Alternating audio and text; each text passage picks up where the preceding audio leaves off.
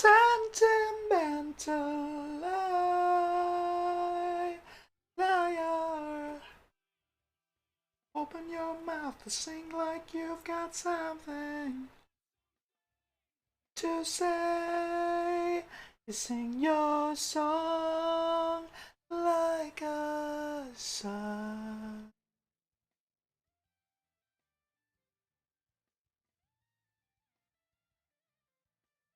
Yo! Hi!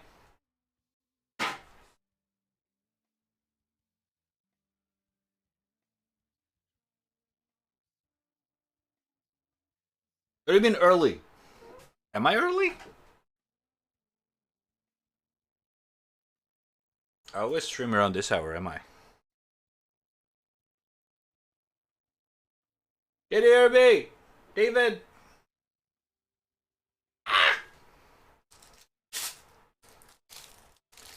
Like a sigh, your sentimental liar. Open your mouth to sing like you've got something to say. Sing your song, 'cause your sentimental liar. Open your mouth to sing like you've got something.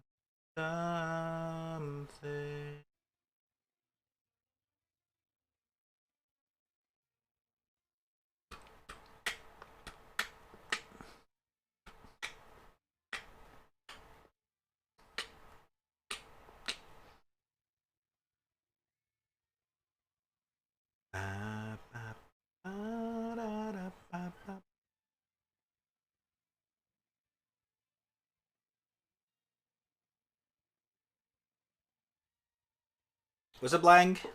How you doing?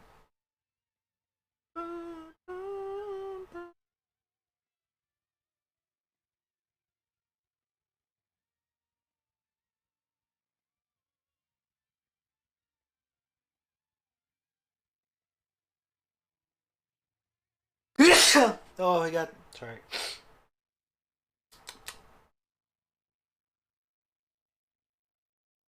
I am release.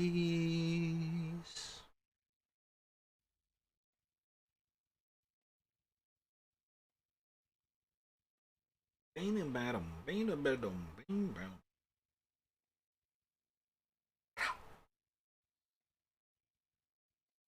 I'm used to being an hour late. Not wrong. Not wrong. Did you sneeze? Yeah? Why? Was it loud? Every time I sneeze, I try to sneeze away from the mic, obviously. So it's not that loud. So fuck this city!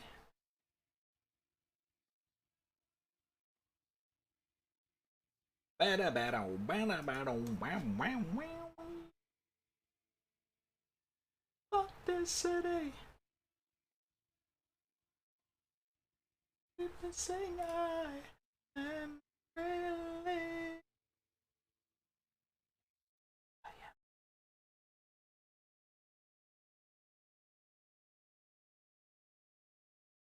Oh, let's listen to that. You're exactly as I shouted in Skyrim and I thought sound bugged. Oh god. You're still playing Skyrim. Wow.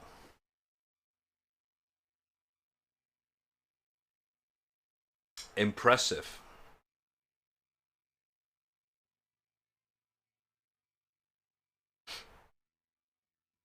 You people actually play games for more than a day, huh?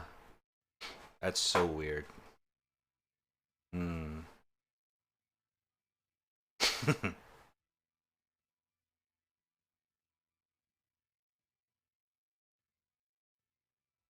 So weird.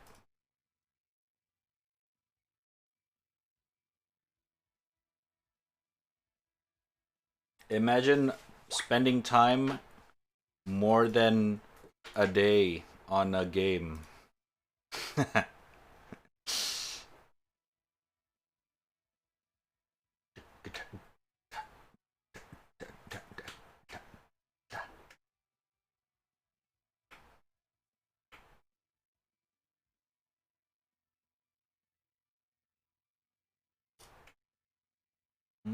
Okay.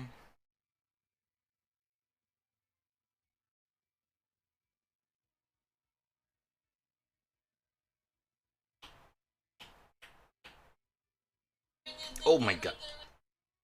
One sec.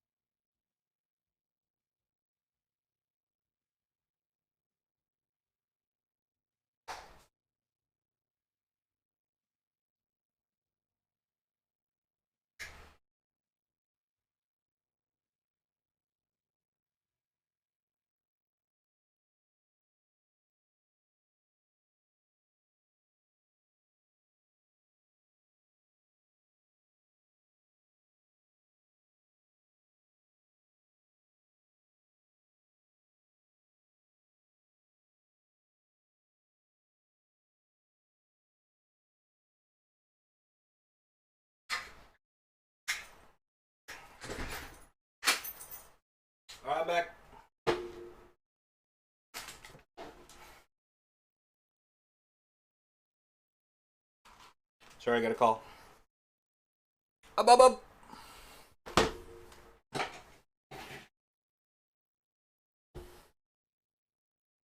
Um.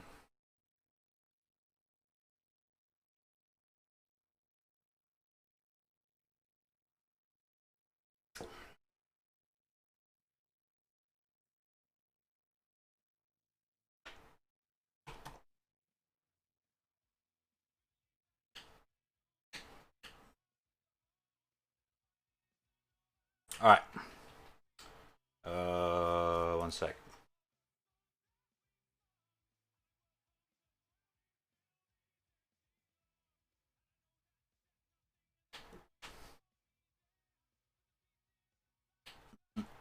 Mm-mm-mm.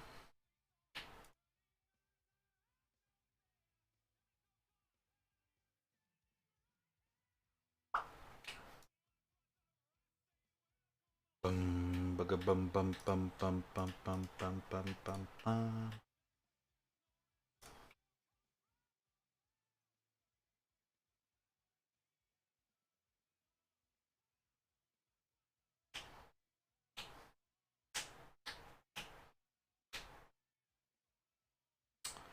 Hmm. Da da da.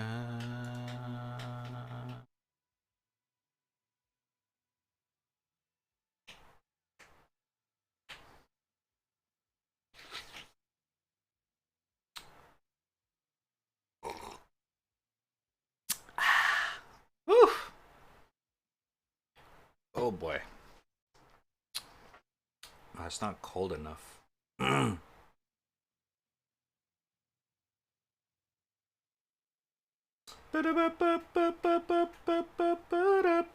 have I told you guys that an ice cream is fucking coming? I decided to get an ice cream. After 64 years. I finally gonna have an ice cream. It's crazy. It's crazy. Where the fuck is my hair tie?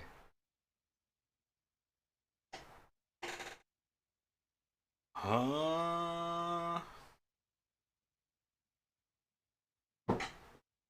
Oh, there it is. Get her. Ooh, I love ice cream. It's funny you mentioned ice cream earlier. I was actually ordering one. It's been a while. Last time I had an ice cream was the gelato one. And even that was because my mom.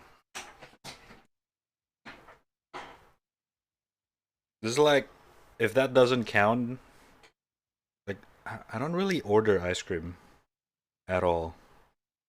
Probably almost a year now. This is the last time I have any ice cream stuff. Oh my god.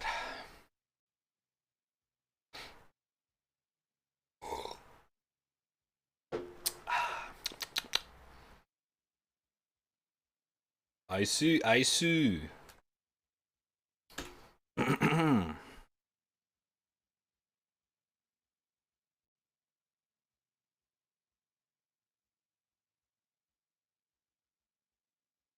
I hecking love ice cream. Honestly, I don't know if I actually like ice cream or not. This ice cream and gelato technically not the same thing, right? Like, I feel like gelato is a lot more chewy. Like when you bite into a gelato, it's like you almost kind of chew it off. Well, ice cream is just like water. It's like you bite through it. I don't know. That's what I thought. I guess. What I think. Kind of feels like that. But that's also based on my recent take on the gelato thingy. Considering I never really had an ice cream before. Uh, the like almost a year now.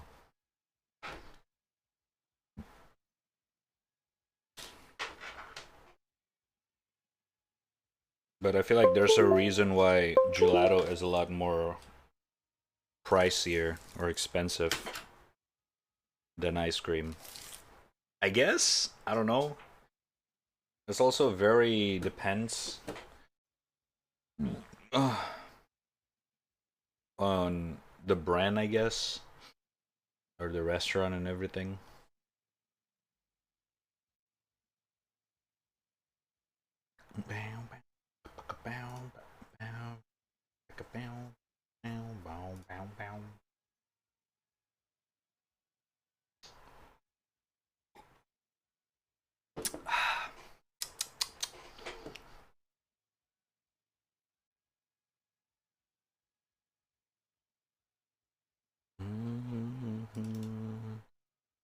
Oh yeah, I can do that one. Wait, where did I save the thing? Hmm.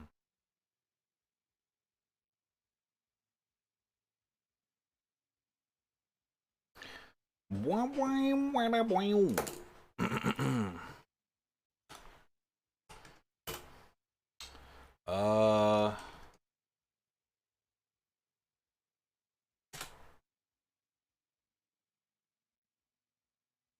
there we go. 1 second, chat.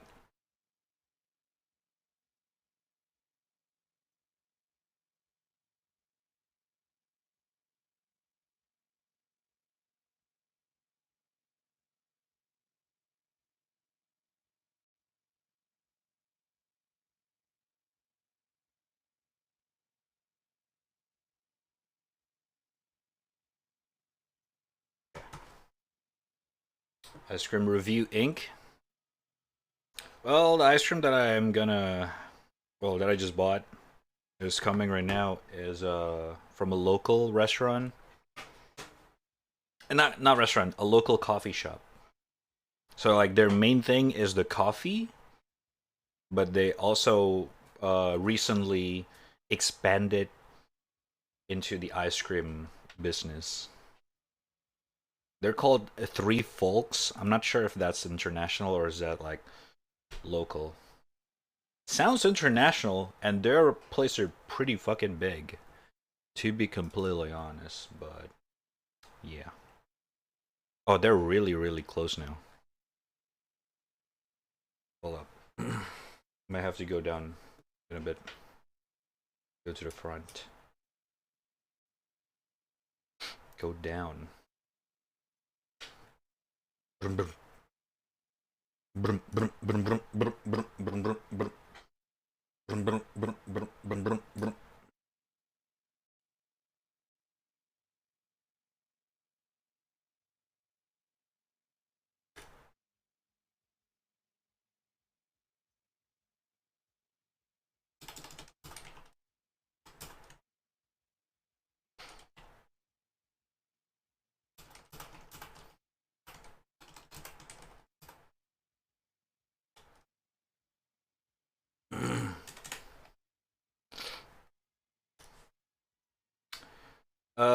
I dropped a game about Indonesian folklore in suggestions. Yeah, yeah, I saw it.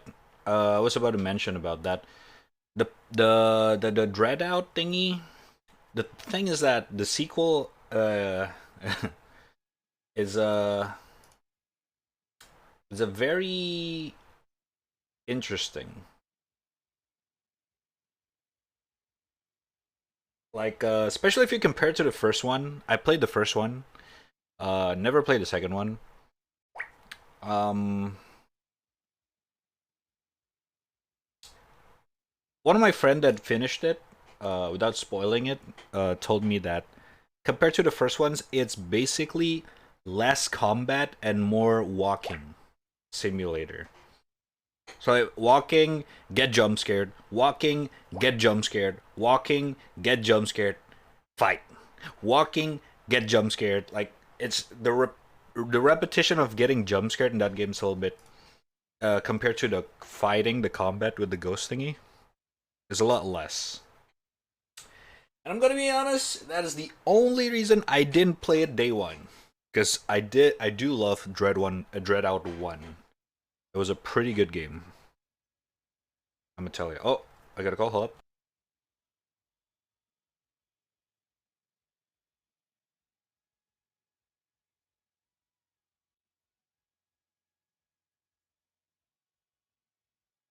All right, my ice cream is here.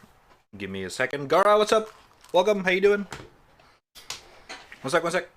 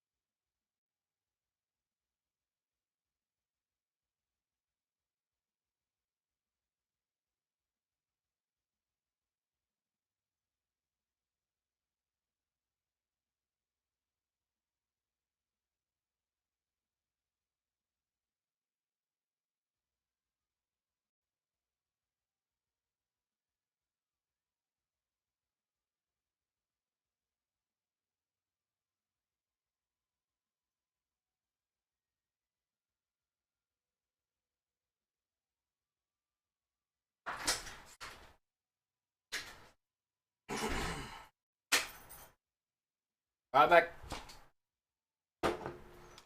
Hey.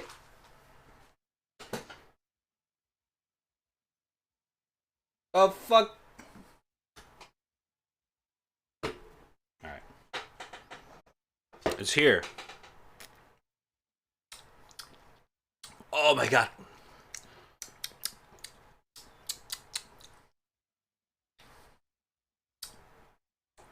I was right. Oh my fucking god.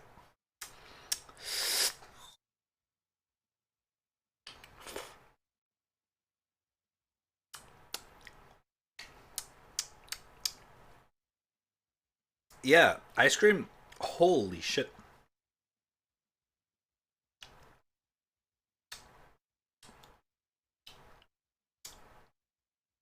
Ice cream is a lot. It's a lot lighter.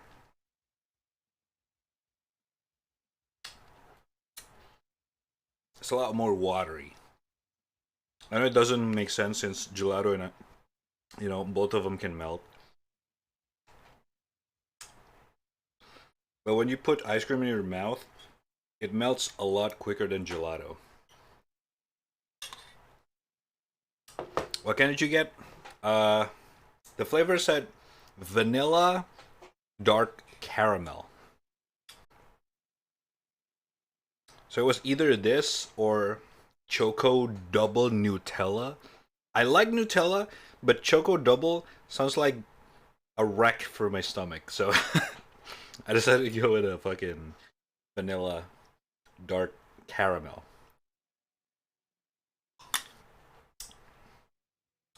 I put it in a bowl. Uh, Even though the bowl's a little bit too big, but there you go. I just scooped out like 2 scoops, and it's pretty good. It's pretty solid.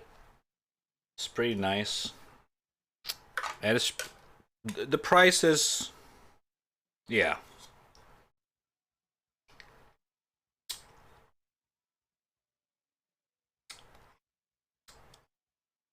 Mm. The caramel is really nice though. The caramel is really nice. Like you can taste the. Oh, that's so nice. The aftertaste is so nice. What the fuck?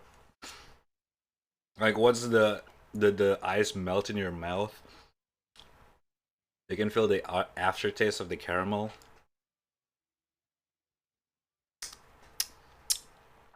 Oh, so good. What's up, Ian?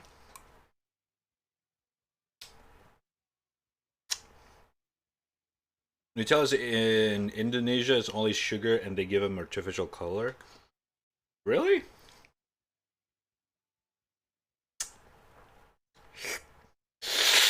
Oh my god, brain freeze. Ah! Okay. I ate too much. I mean, I ate too much too soon.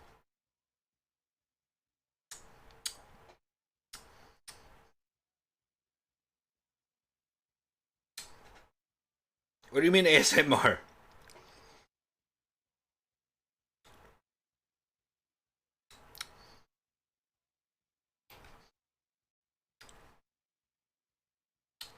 Yeah, this is good. For $10 ice cream, this is pretty fucking good. Not gonna lie.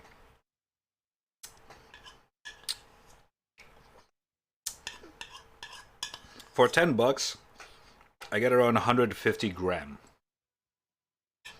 150, 175. 175. 50, 130 in Indonesian rupiah. Well, roughly $9-10. I'm not gonna fucking convert USD to Indonesian rupiah every fucking time. So, oh, it's really nice though, and I'm satisfied with 2 scoops. And you feel satisfied after it. That feels nice. You know what I mean? That means you had a good ice cream. Like I feel like my taste bud feels full right now. So nice.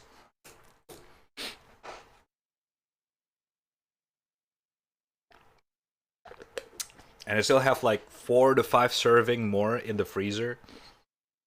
There's 175 grams. Yeah, I can like what, 10 scoops? 10, 12 scoops? That's a lot. So it's pretty big portion, Haitian. Whew. I don't know how long though the ice cream lasts. How long does the ice cream last, Chad? Imagine having your own currency. Okay, Europe. European lul. Oh my god, my fucking.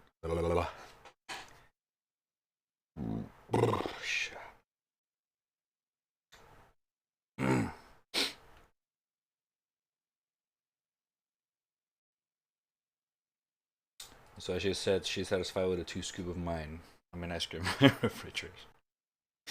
Depends on your room temperature? What do you mean? Like how satisfied you are? I mean, my room temperature right now is 25. And in Indonesia, that's like very everyday. Like 25 to 30 is like everyday temperature. And listen, my city, it kind of depends on where exactly I live.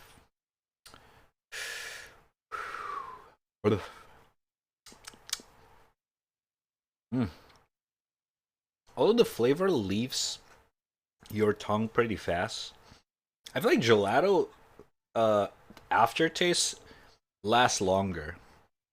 Because last time I had a berry, cheesy berry gelato flavor, which had like strawberry and raspberry. I forgot. Like there's even chunks of the berries in the gelato, and then it's so chewy. It's so weird. The ice cream ish, the gelato is very chewy. It's so cool. It's like you can actually kind of like feel like chewing it. It's kind of nice.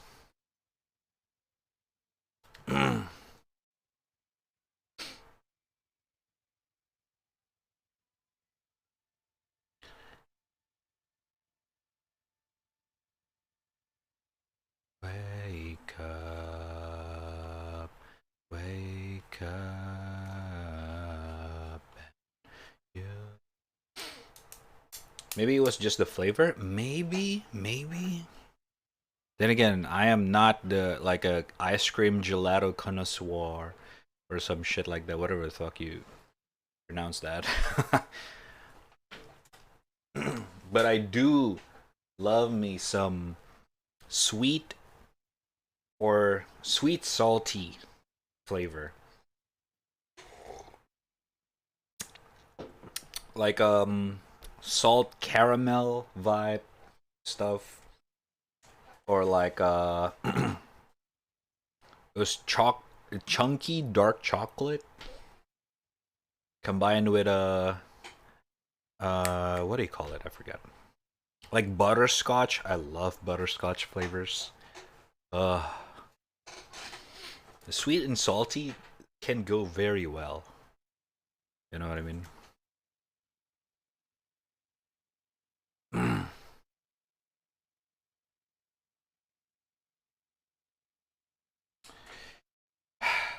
Bastrich rob me? Huh? Who? Who's Bass? What?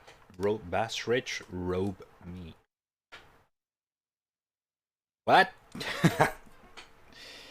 Making me want to eat more ice cream. Is there some left over in the fridge? There's go get some.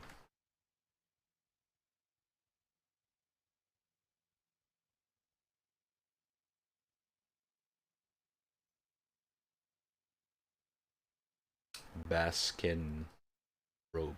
Oh, you mean Rob? Without the E. R-O-B, Rob. Because robe means like the thing that you wear that have the hoodie, the robe. I was like, what? if you're talking about robbery, rob, yeah, without the E. I was like so confused. Robe me?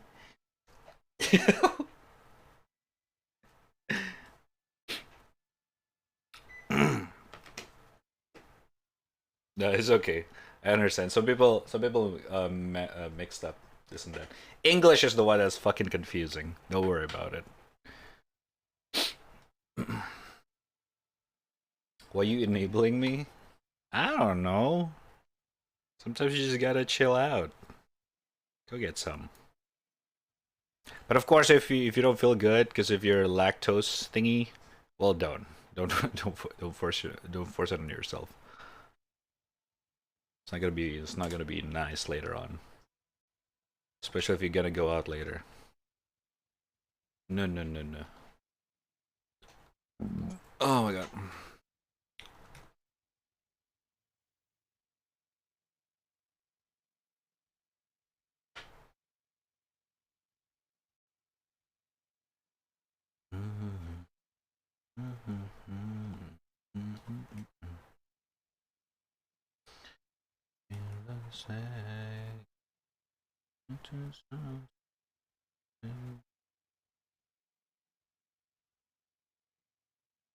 Don't touch me. Oh my god, I forgot. Mute.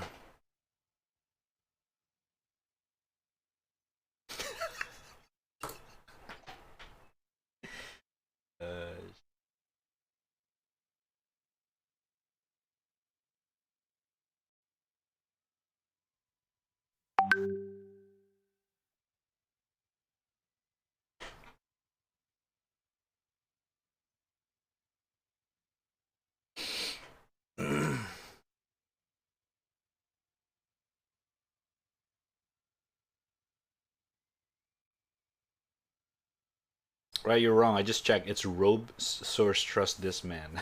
Kidding.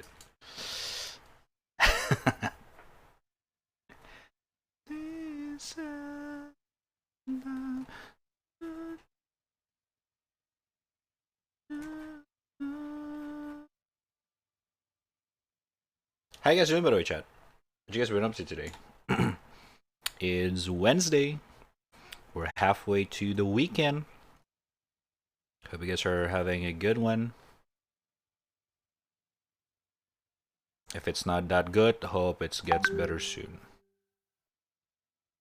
Because we are halfway to the weekend. The weekend. Oh shit.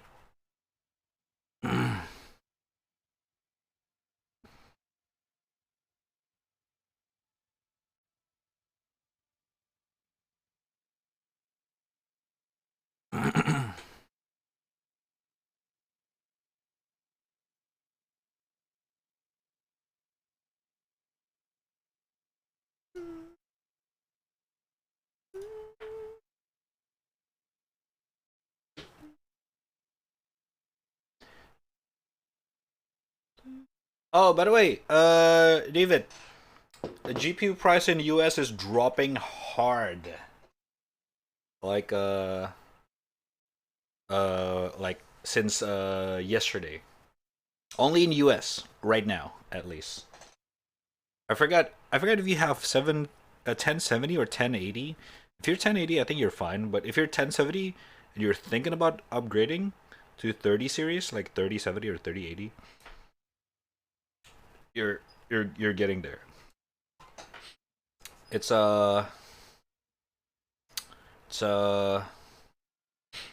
forgot what it was. I think eBay, Amazon, and Newegg is doing a massive rebate, and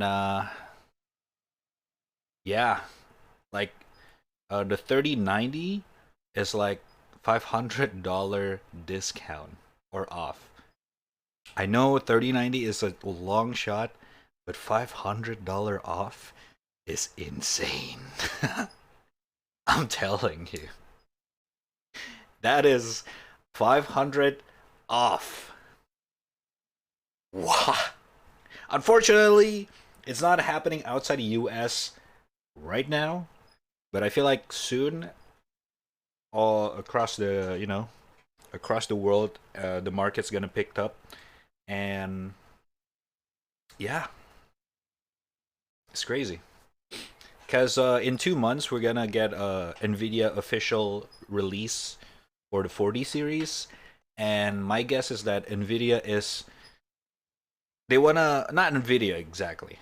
The sellers, the resellers are trying to get rid of the high end GPU as fast as possible so they can, get rid of those things. Because, a lot of people are not going to buy the high end because they're gonna wait for the 40 series.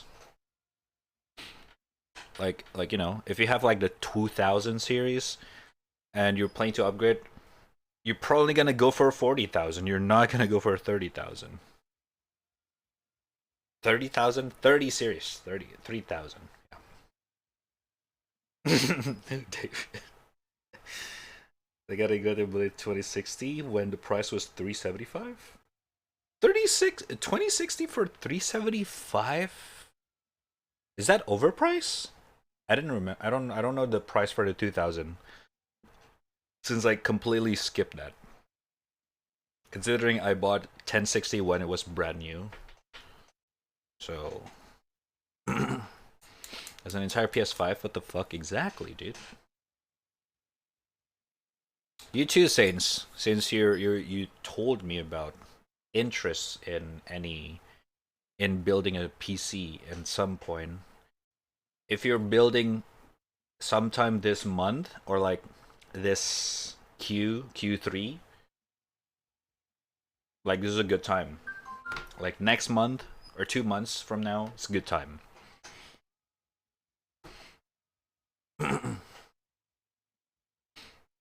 Because you can go for a cheaper 3000 series, or you can get a good price for the 40 series, the brand new one.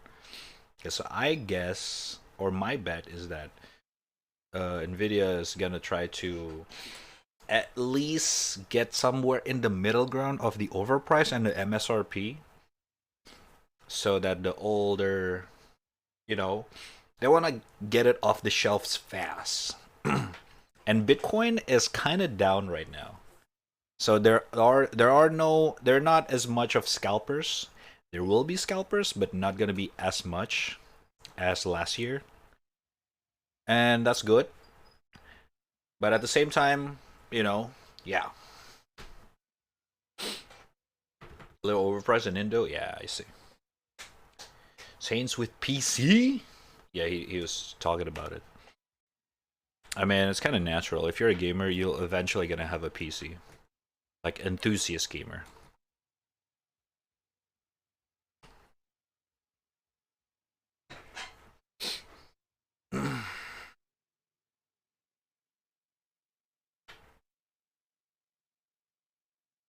No more, no me.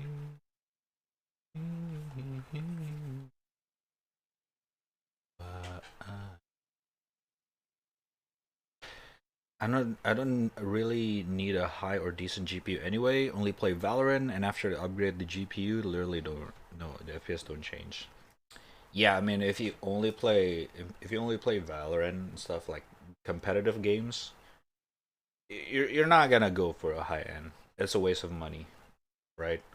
So you're good. You're in a good spot there. I'm only talking about people that actually like buy AAA games, like you're excited about upcoming AAA stuff and all that kind of stuff.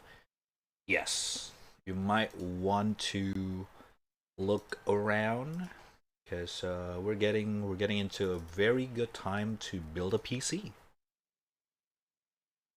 Yeah, it's exciting, exciting. They can just walk up to me on my bed. Oh shit! You have been blessed. You are the chosen one. Valorant whole life? What's wrong with that? Valorant is a fun game. Fuck you.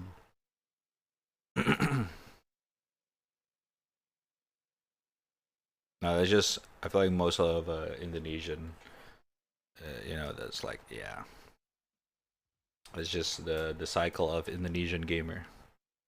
You either gonna stumble upon CS:GO slash Valorant or Dota 2. That's it. And then after that, that's up to you. But yeah.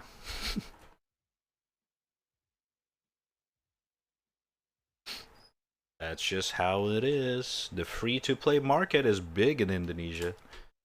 My friend, me and my colleagues only play Valorant. That's it. That's why I don't need to play Valorant anymore on stream. I have enough Valorant intake with my friends.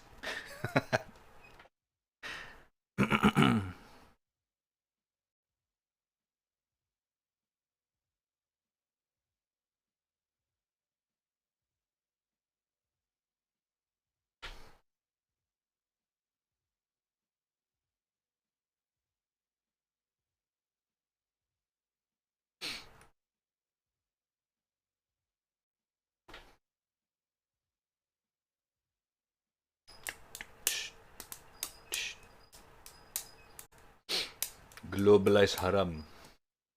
I was checking Indo Twitch. That was horror. You can find Indonesian Twitch specifically?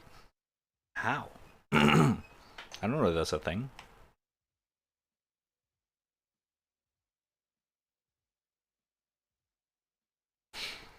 But yeah, Indonesia market for gamers, majority, I'm not saying everyone, but majority is dominated by the free-to-play games. Obviously, fucking third world country. What are you expecting, right? So, mobile games are fucking massive. PUBG is the biggest game last year in Indonesia. PUBG Mobile, not the PUBG PC, PUBG Mobile. And there's like Mobile Legend, which got fucking sued by League of Legends for being too fucking similar for a mobile MOBA game. Yeah. Yes, tag. Oh, the Indonesian tag. Okay, okay.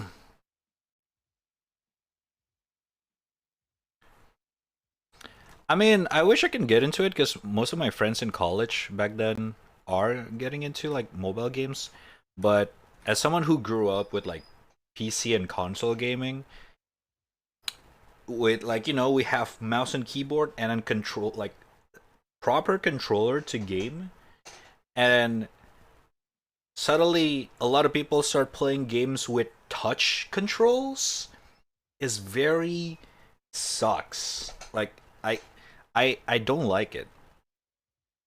I want to get into it because all of my friends are playing it back then. I was like, fuck, I just cannot enjoy this.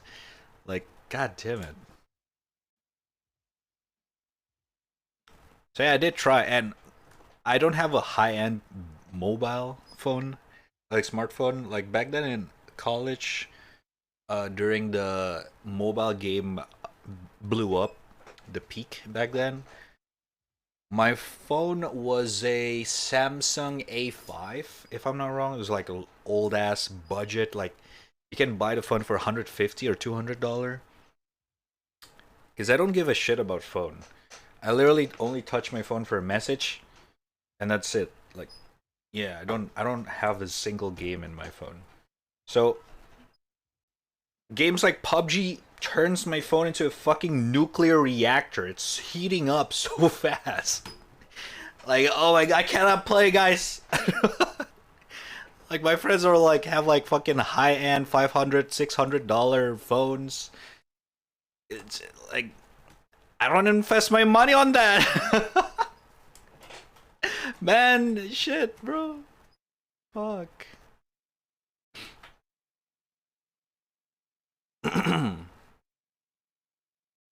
And on the other hand, my laptop back then, it was okay, not super strong. But my laptop and my games are like, other than CSGO, I play a bunch of AAA stuff as well. And when I get into Rainbow Six, none of my local friends able to run it well. Because it was so fucking hard that we had to go to a fucking cyber cafe just to be able to play Rainbow Six properly. So you know how it's. That's just the Indonesian market, unfortunately. But there's a lot of games that I want to play with my friends, but I cannot. Bada bing, bada boom.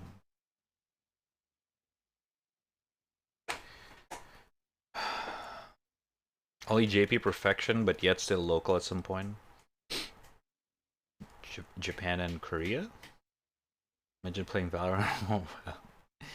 Here, everyone play mobile games too, but on PC. Even when we go to cafe, the manager are probably playing PUBG Mobile on a laptop. What the fuck? Why? Why? What the fuck? If you have a gaming laptop or PC, just get a fucking game. Why do you ever? There is a PUBG for PC. Why do you still want to play PUBG? What? I don't understand. I honestly have no. I don't understand. But hey, and I don't know, man. I'm not judging. But it's very mysterious. Asia, like, what do you like? Okay, to be fair, maybe back then PUBG was $20, right? So it does cost some money. But I feel like when PUBG Mobile released or is a thing, PUBG price is like already at $10, and it goes on sale pretty often. If I'm not wrong, correct me if I'm wrong. But I don't know. Who am I to? Who am I to judge? When Javino kids play Mobile Legend on PC at Internet Cafe. I don't understand. To be fair, for Mobile Legend, it does not exist on PC. And, you buy some skins, right? You collect characters and shit like that on the account. So, they just. Maybe they have a budget phone that cannot play Mobile Legend that good. So they went to Cyber Cafe to play this game. Because, let's be honest here. Mobile Legend and PUBG Mobile is a very social games. Like a lot of these guys play it because their friends at school also play it, or their friends at college, their friends at work also play it. So they kind of want to play together, right? It's a social activity. So in that scenario, I understand. It's literally because you wanna play with your friends. There's nothing wrong with that. That's pretty much the reason why games exist. So, also even for mobile gamers are better than PCs for premises rubbing their nipples at their low settings Apex. What do you mean? Who the fuck play Apex on Ultra?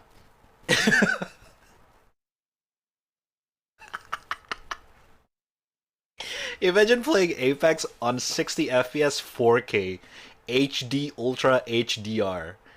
Jesus.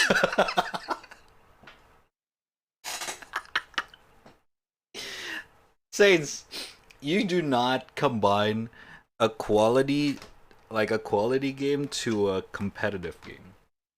Like you just don't. When you said PC supremacists play Apex in low settings, those are tryhards competitive gamers.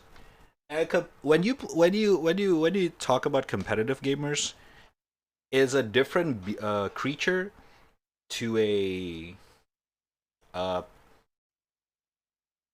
casual gamer, I guess. Right? So, oh,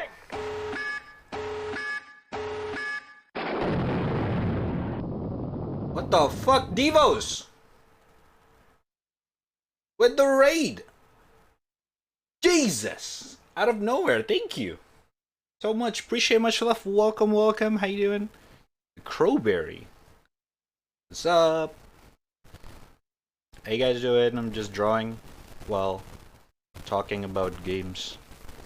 What's up? The Crow Robbery. Oh, Crobbery. Oh, shit. Okay. I figured it out. I read it's like strawberry. Crowberry. Crobbery. Okay. Alright. Gotcha. Gotcha. How you guys doing? What's up, what's up? What's up, Devos? What's up, Lucas? How you guys doing? And everyone else? Hello, hello, Trapper. What you streaming? What you streaming? Wait, is my mic buzzing? Oh. Chotto matane.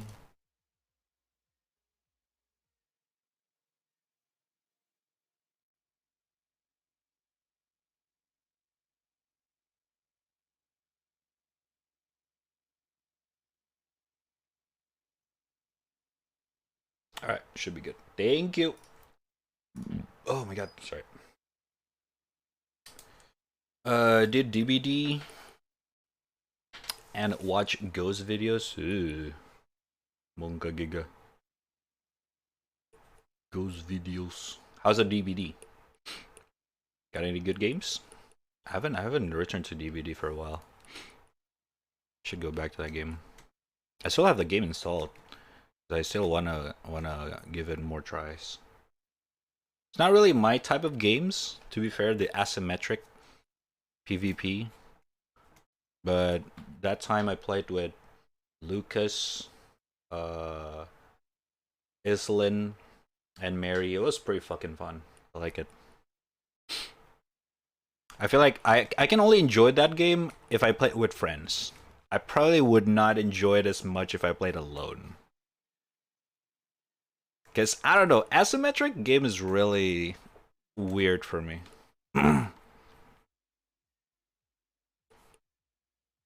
It's not really my cup of tea. But when you play with friends, like, you know, everything is fun when you play with friends. Except Uno. You don't have fun playing Uno with friends, you know. Nuh-uh. When you play Uno, you're not friends. Back off. I got a gun.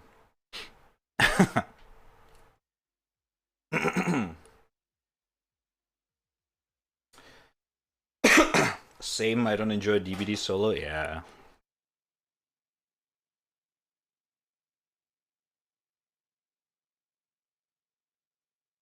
What? Am I wrong? Back off. I got a gun.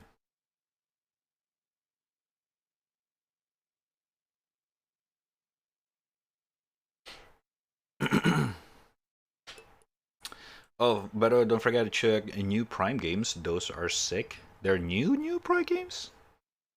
You mean the games that you can get for free if you subscribe with Twitch Prime? What? So you can connect your Amazon Prime account to your Twitch account and you can subscribe for free to your favorite streamers? What? And you can get free games in Amazon Prime? What? Okay, what's up? Are there actually new games? Hold up, let me check.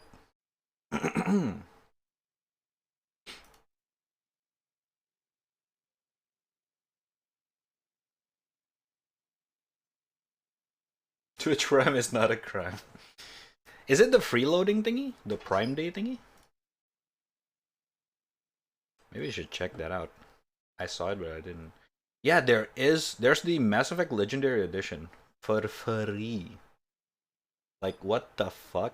And a bunch of other games on Origin. Like, I'm not even joking. Need for Speed Heat, Grid Legends, Star Wars Jedi Knight Academy, which is one of my favorite Star Wars game. Republic Commando, Jedi Outcasts. I never played that one, but I heard it's pretty good. Like, for free?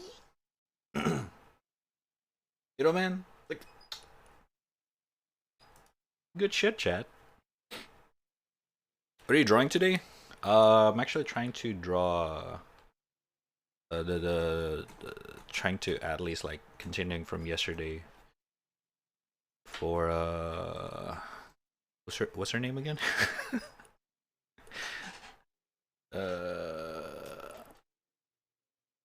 This the Katie. Keep forgetting my OC's name. I gotta take care of something, so I'll be lurking. Have a good stream, mate. Thank you. Appreciate it. Good luck with your things, Devos. Thank you once again for the raid. Appreciate much love. I'll see you on the next one. Good luck. Or I'll see you later, I guess. Your return. Oh Jesus.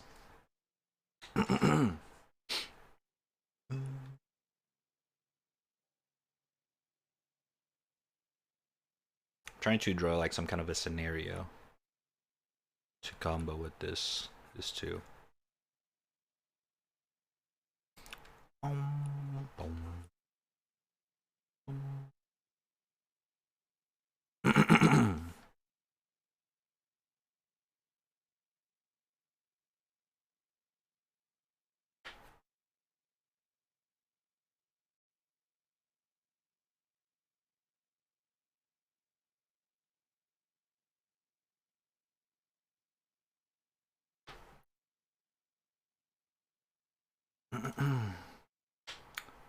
The girl that has a cool name but with a wrong pronunciation. Katie? Is that a wrong pronunciation? Katie? Katie? How do you supposed to pronounce Katie? Kati?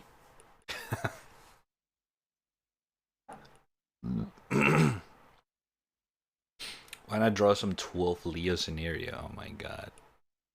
I'm gonna draw some Leo again soon. I need to draw him more. It's been a while.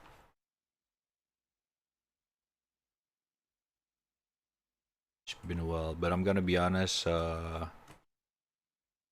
drawing Leo is not easy. I'm gonna be honest.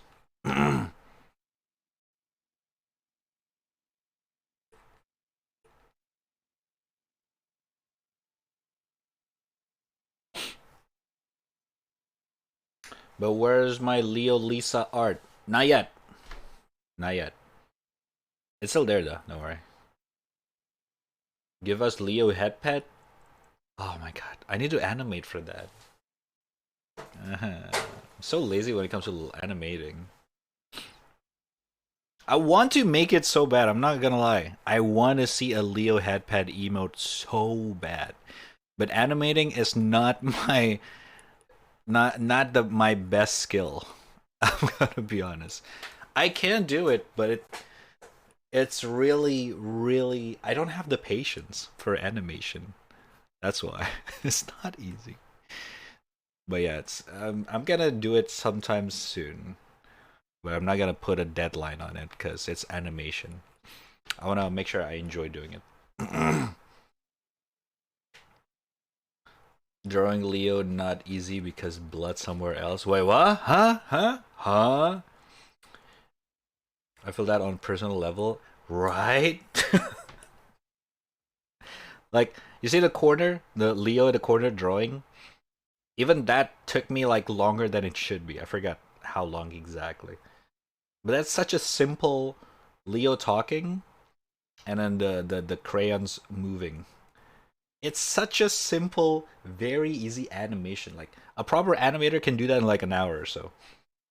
But I just can't do it fast for some fucking reason. It's so annoying. Like, oh my god. This is not perfect. I need to remake it. Oh my god, it doesn't fit with the layers, the frames, the next one frames. I need to readjust it. I need to redraw this. It's so, oh my god. It's just different, man. I guess it's just because when I draw, right? I make sure this exact drawing. Oh, I just banged the mic. Did I fucked it up? This exact frames, like drawing, you only need one frame, like one paper, one layer. So you only need to focus on this exact thing. But animating, you need to consider literally every single frames of the whole animation and make sure all of them looks fitting. It doesn't have to be perfect, but it complements each other's. So it works as a flow.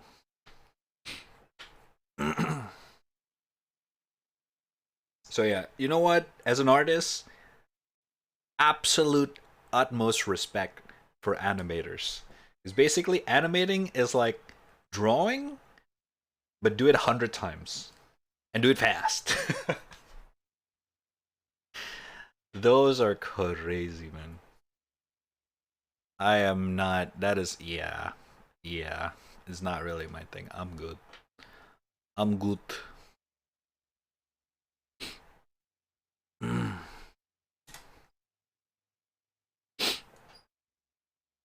What's up, by the way? Astarte.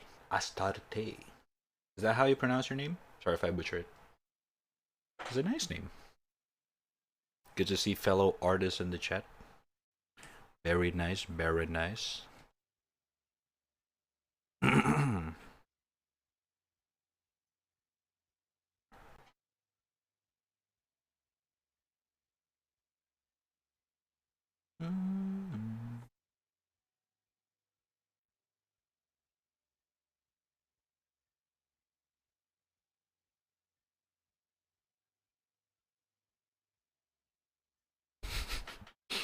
This face is very...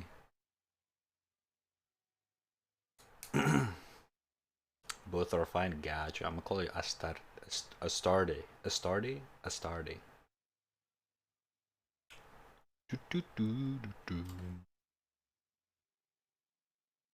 If I could do the face better. Hehe.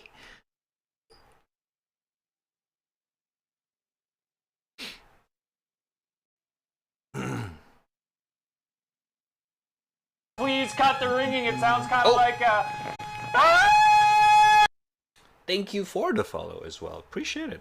Welcome.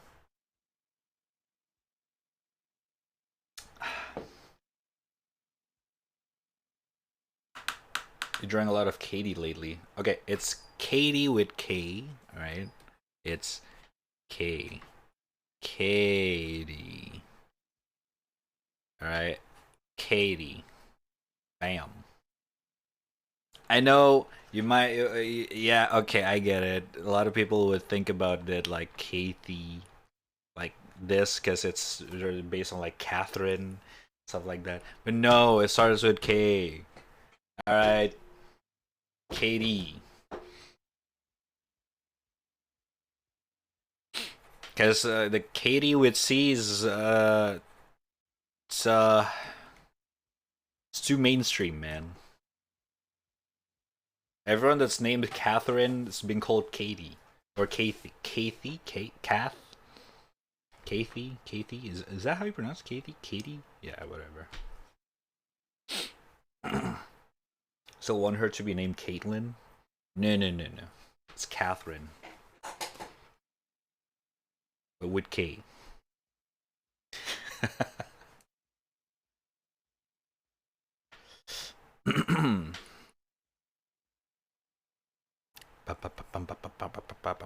Yeah, I'm gonna do the face better.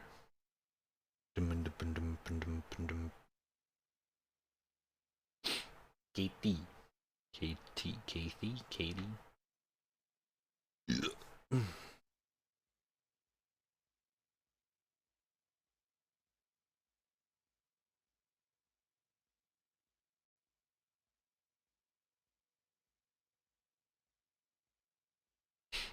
I mean, in German, it's Katharina, so I'm used to the K. Yeah, exactly.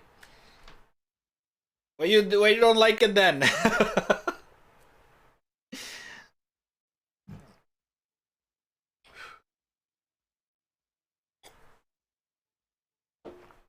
It makes sense.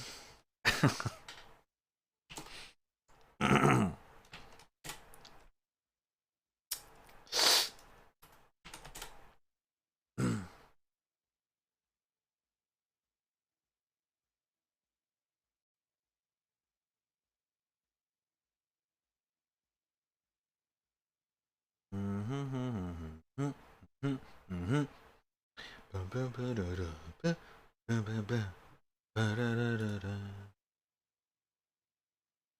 just love the name Caitlin for her. Hmm.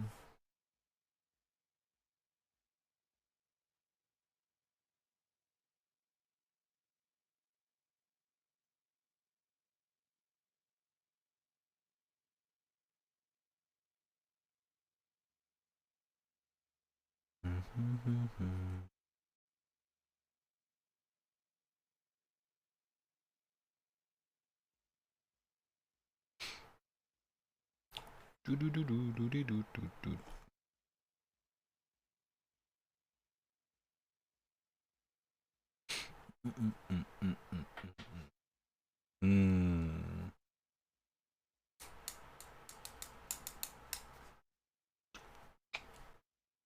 Okay, where are we going with some very chill house right now?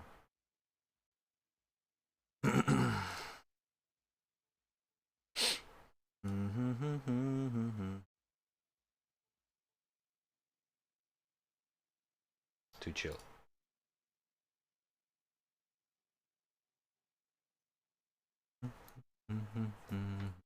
To be fair, I'm not really good with names either. But whatever names I come up with, it's kind of like, you know, it is what it is. It's very generic.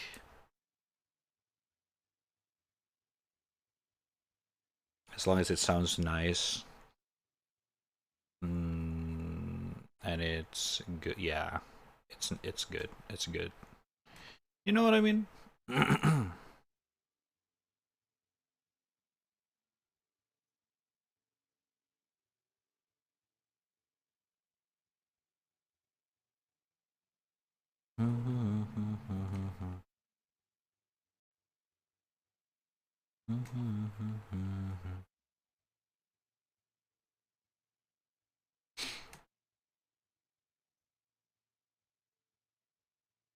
Let's actually draw her in her normal outfit. It's been a while.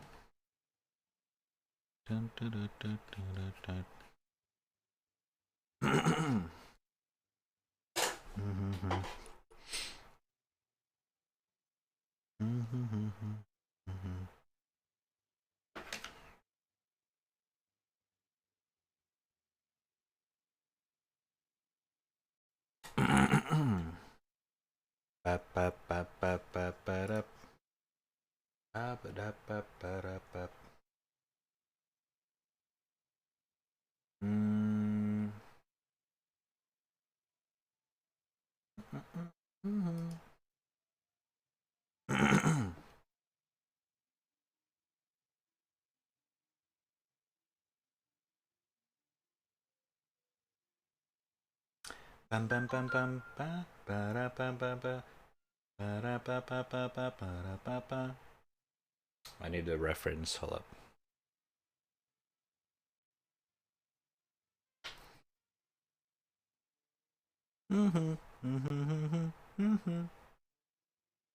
There she is.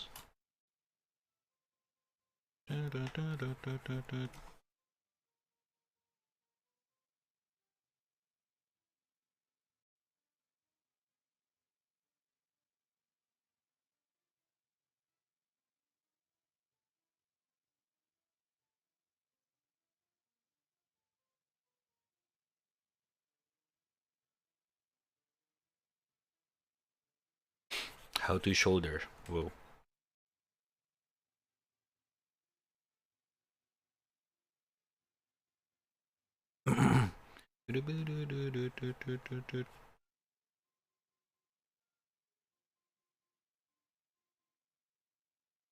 Bam bam bam bam bam ba da ba.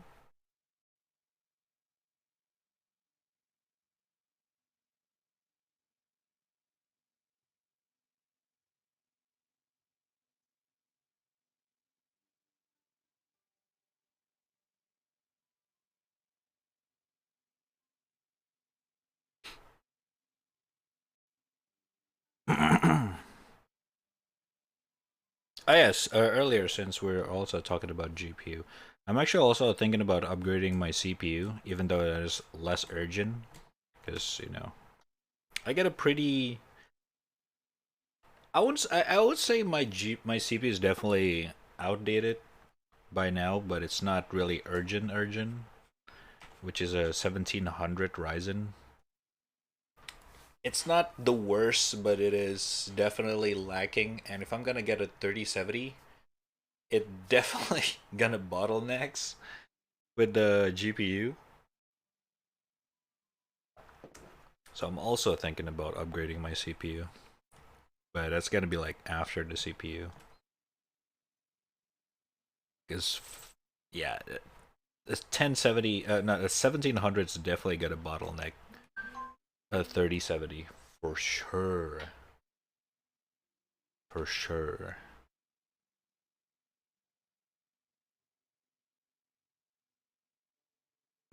Especially games like CS:GO, which I don't really mind as much. I'm not like competitively gaming that, but I feel like Valorant's also a CPU based game, so I'm more worried about those. But as long as I can get over 144, I don't mind, which I do. CPU good for colliders? Huh? Oh, in VR chat? Yeah, VR chat is also a CPU based game, right? True. So I guess if I upgrade my GPU to 3070, sure I will get more FPS, but it's not gonna be. Definitely gonna get bottlenecked by my 1700, I suppose.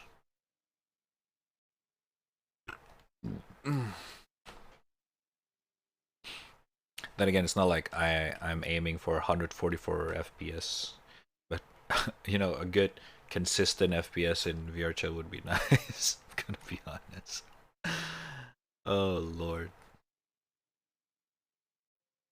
I feel like in VR chat my eyes are getting used to playing the game on 20 FPS. I was like, I don't think I don't think that's a good thing. But I mean, that's just how the game is. Like, there's not much you can do about that. It's a social as well, so it's not. I don't really have a problem with that.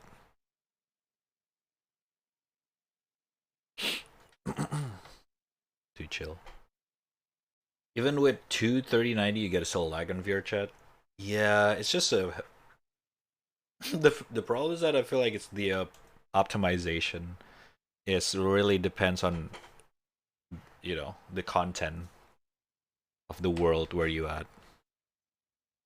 The avatars, the worlds, how optimized are those? So you cannot, yeah, you cannot really get good performance in VR chat. That's just it. That's just how it is. You just like, how can you get at least somewhat good so that your ice doesn't melt? I guess. Oh boy.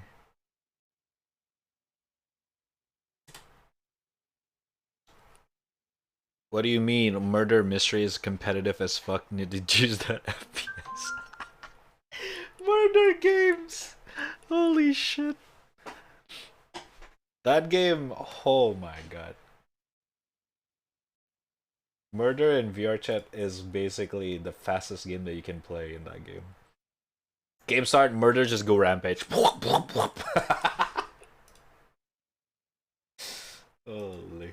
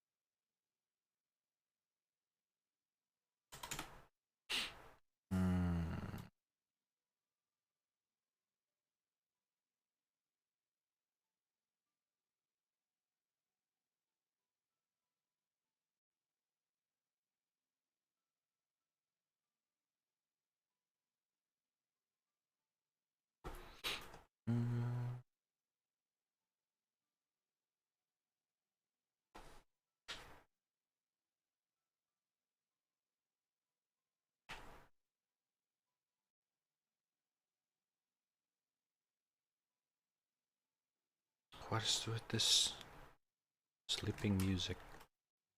Too chill.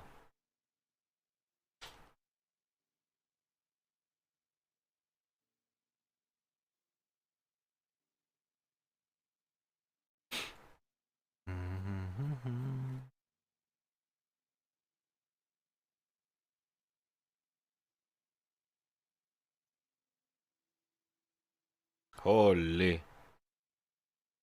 Give me upbeat. Oh, this one's good.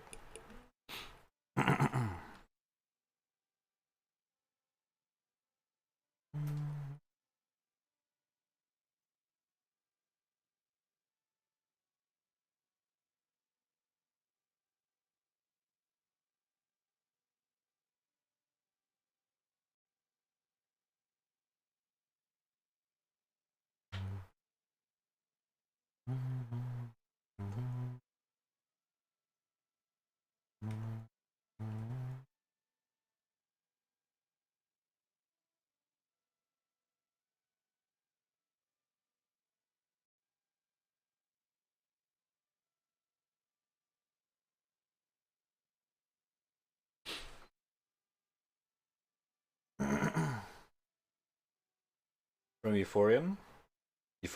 I haven't watched that. But yeah, this composer have a lot of good stuff. It's good stuff.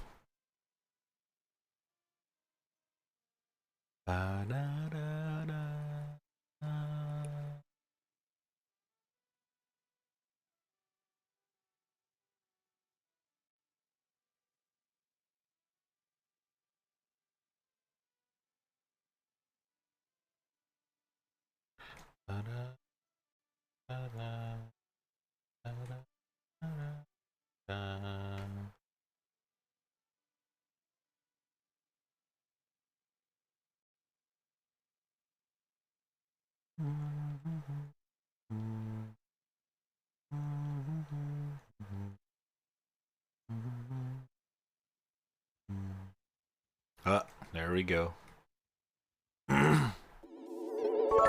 Whoa! Does your cat ever just stare at you on the table, like a lurker from the abyss? Cat not like this, meow. Yeah, I mean, what else does cat do? What do you mean? That's what cats do. You know? That's what they do. They just stare at you, judging every single decision that you do. Yeah. It's fun.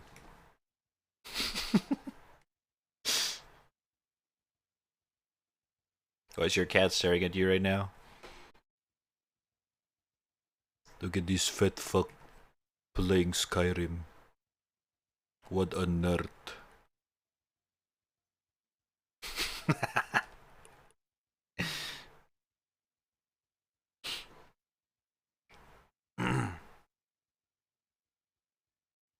Pam pam para pam pam pam pam pam pam para para ba pam pam para pam pam pam pam pam pam para para pam para para pam para para da da da da da pam.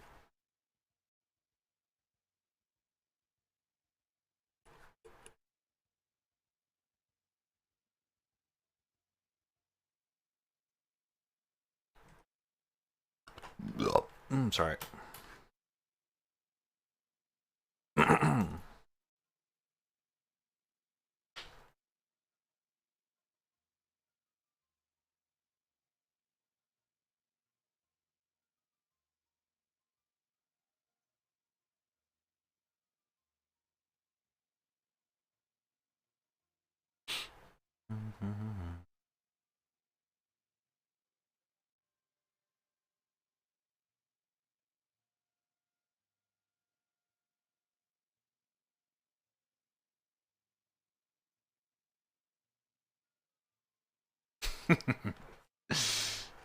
This is perfect.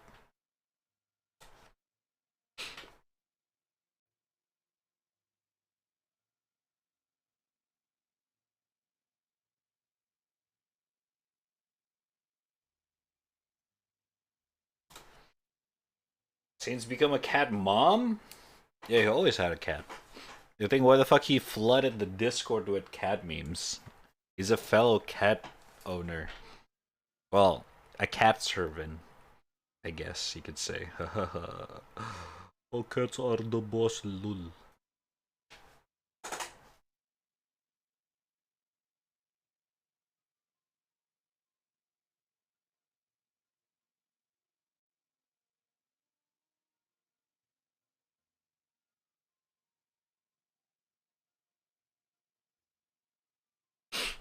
Oh shit,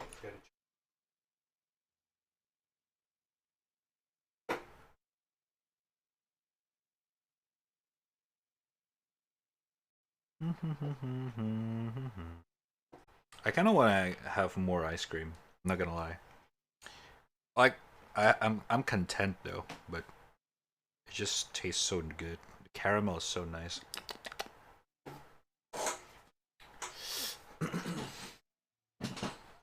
Hey, stop bullying phone user. God damn it.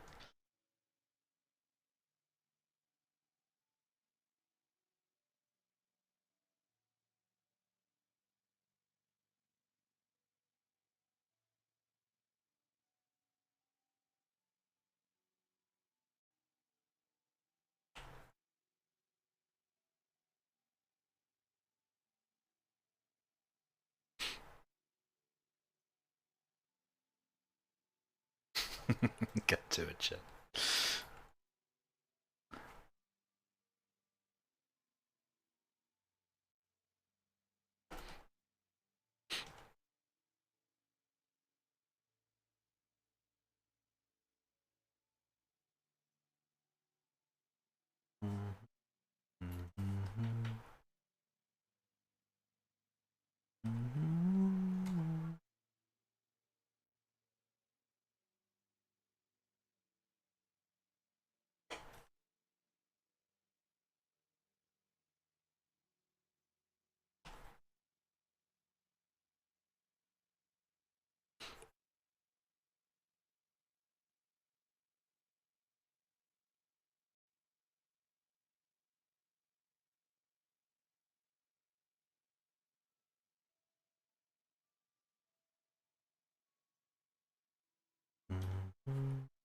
Too sleepy.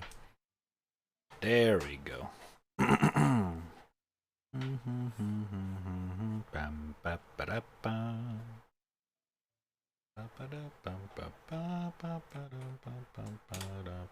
Fuck.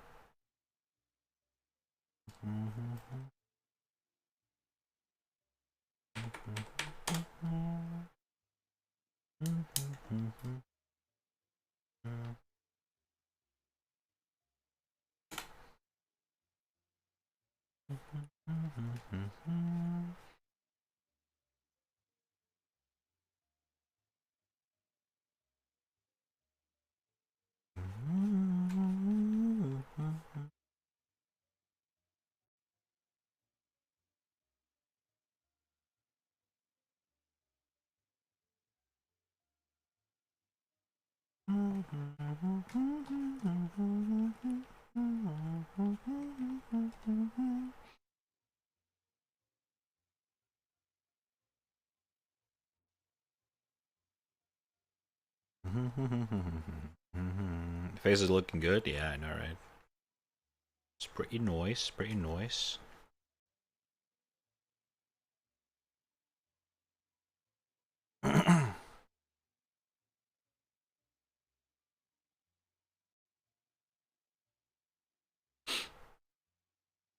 The initial idea is that it's gonna be like a date kind of thing scenario, but at least that's how it's going to be right now, or going towards. It's like there's something off though. There's something off that I haven't drawn yet.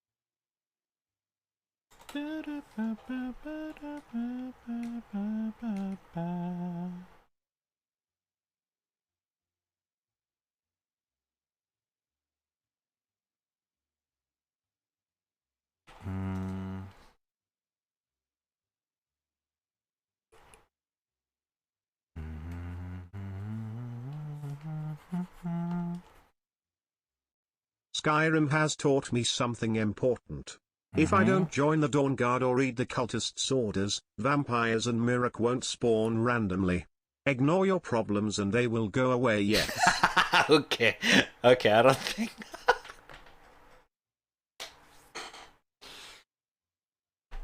Okay, you shouldn't take that too literally, alright? That's not how it works. No. Bad. That's a bad lesson to learn. No. Maybe they're not showing up because they have to go to work. You know, I don't know, man. Maybe they're attending some stuff. You never know. I don't think. Ignore your problem and they go away. Oh god. Bad advice.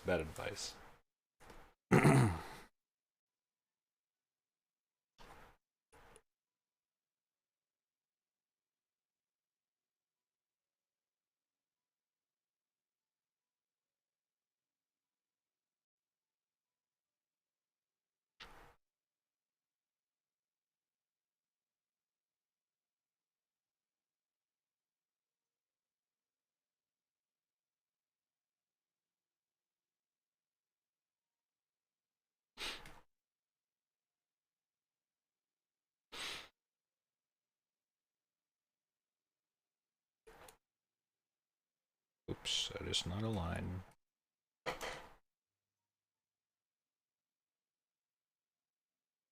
Oh, this is really nice. To my playlist you go. What is this from? Wow. Wow, this is from The World God Only Knows. That's old. Does anyone still remember that show? That was a really good one. It's a really good show.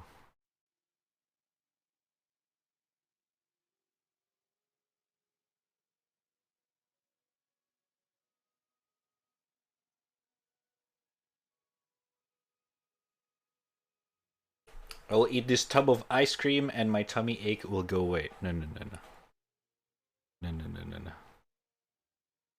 Not how it works. Yeesh.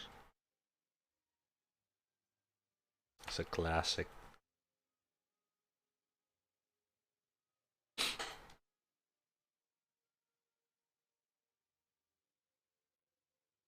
Oh my god, I get to finally draw her outfit in HD!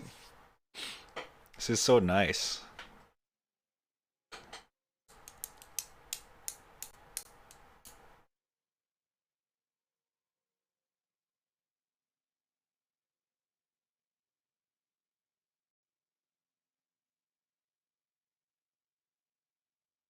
Crawls out of Mr. Trap's basement. Finally, you escape. I didn't kept you there, what the fuck? Mods stay there though. Hey, go back. Hey! Mods, go back basement. Yeah, mods stay in basement. Keep working! Yeah. What's up, you? How you doing?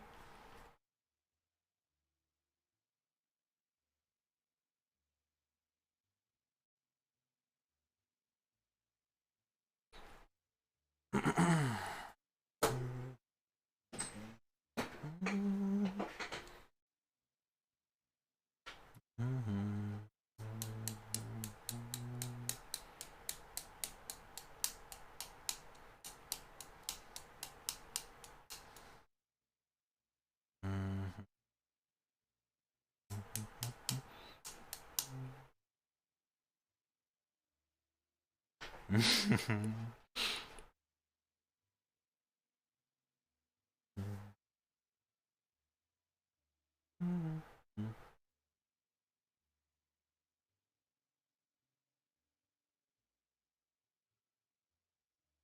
tribe has a lot of stuff, special stuff in the basement. Whoa, whoa, whoa, whoa, whoa. What do you mean?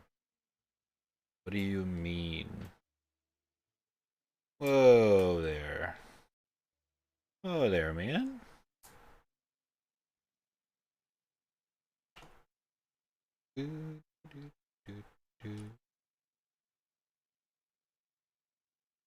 Oh there, partner.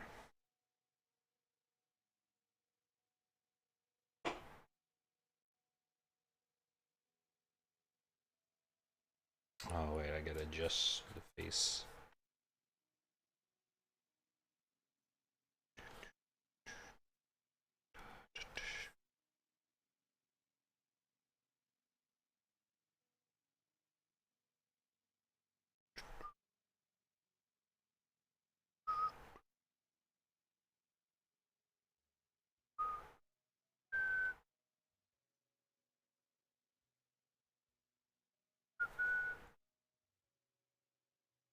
See those person's outfit?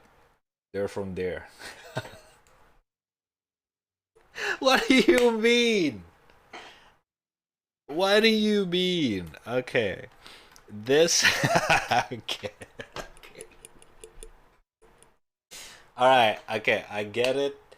It can look a little bit like something else. I get it.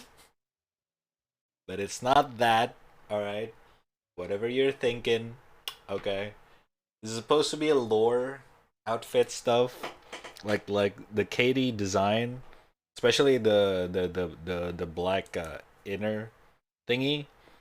That has something to do with the lore that I can't really quite talk about right now.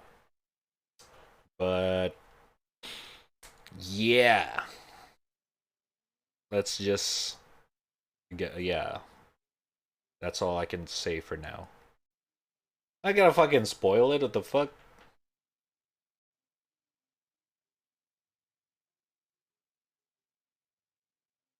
Nani? Ay, shiba. Wrong layers again.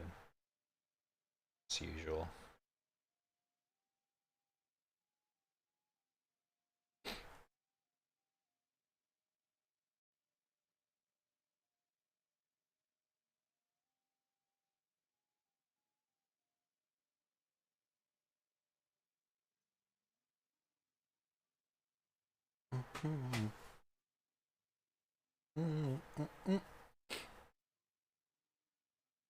Lore.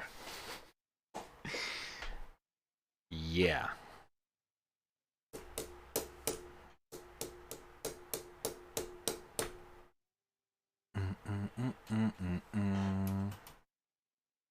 I guess I could. Hmm.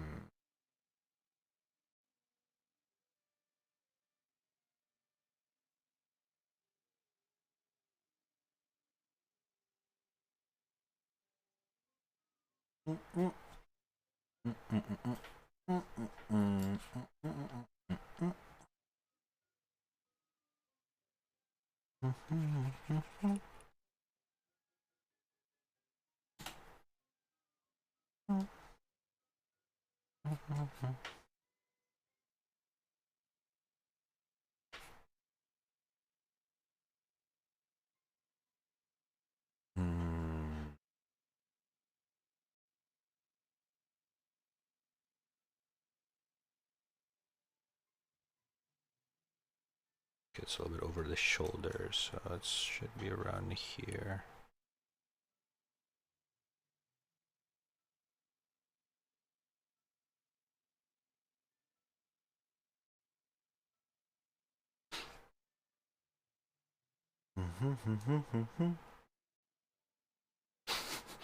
Now that you mention it, I swear to God, I didn't even think about it that way. God damn it, you are.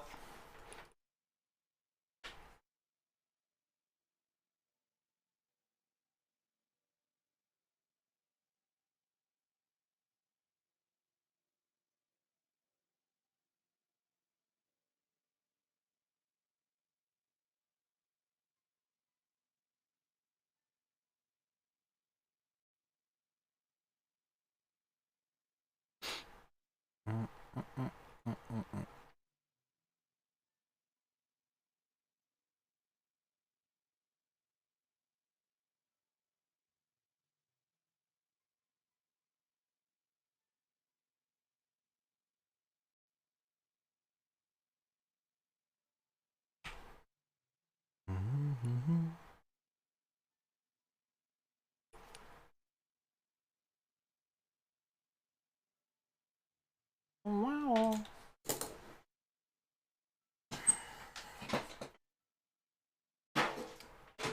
I come back to see you, Northern again. Oh my god. It's called sleeping. Ah, good one.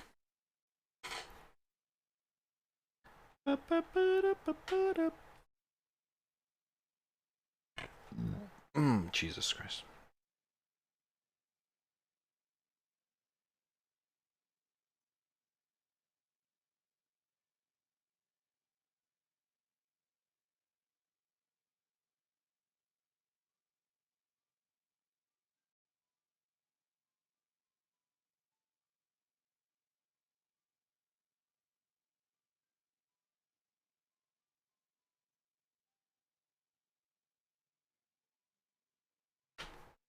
Okay.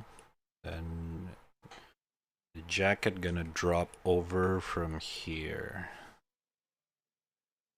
There we go. Very nice, very nice. It could drop even lower, like so. Okay, cool. Oh, let me slide them a little bit over.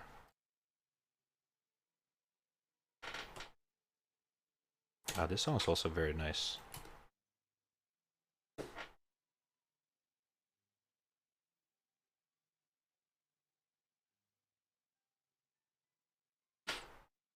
How you doing, by the way, you? What's up, what's up? What you up to?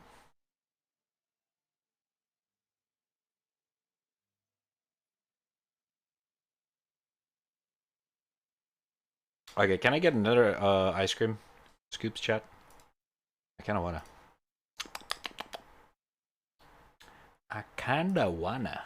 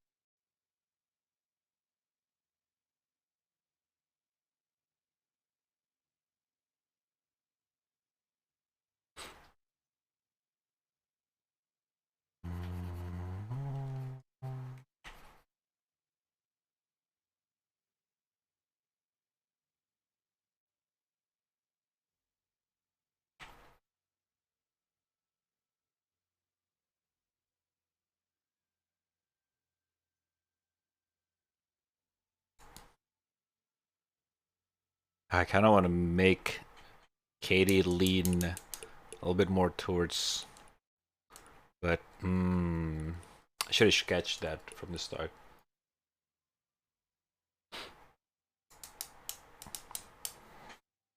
So, you guys haven't figured it out. Nah, actually, no. I'm not gonna talk about it right now. Ah! I want to talk about stuff so bad. But it's lore. No ASMR, please. A little more ice cream, but had to be under calorie deficit for a bit. Huh? What do you mean?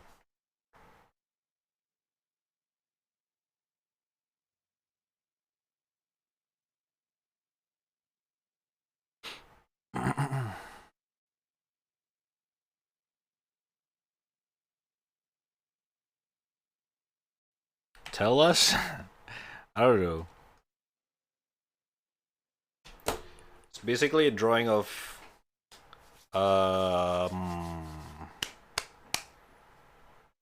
some kind of a, like, you guys remember that I kind of build up some drawing some stuff behind the stream, off stream, about this too, like try to build up the lore.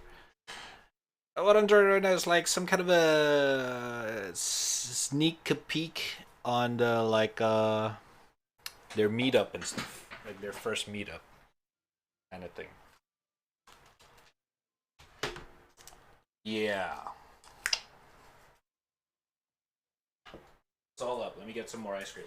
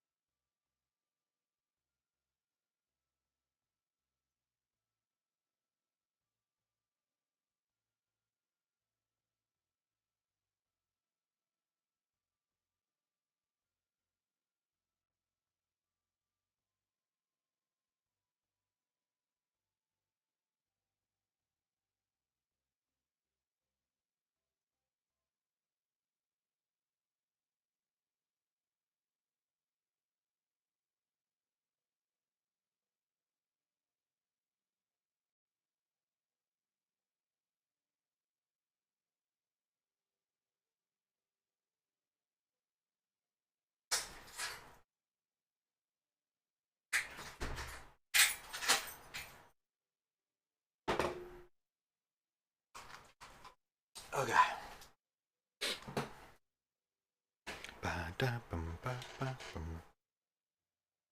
Look.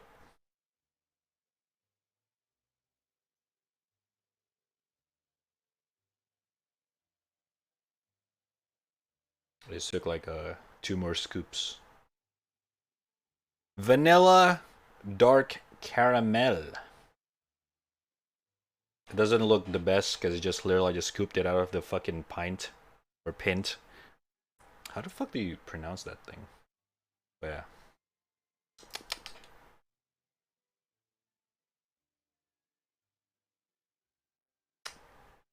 Ugh.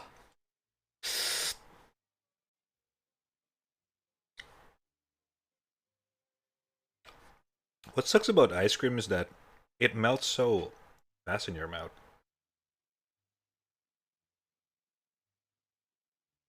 You know what I mean?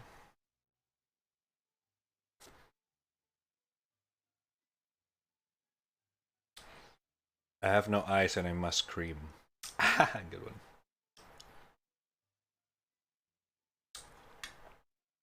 Add banana and some sprinkles to it. Oh, banana would be so good. But usually if it's like banana split, I would use chocolate or something a little bit more punchy in flavor if it's with banana. This, the flavor is very light. Like the vanilla is not sweet, like it's just enough. And the caramel is salty. Like the saltiness, oh, it's so nice.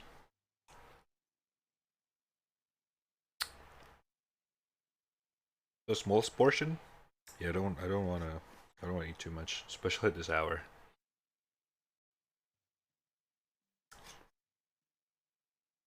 I have like a 5 portions worth of ice cream in my freezer right now for the next couple of days.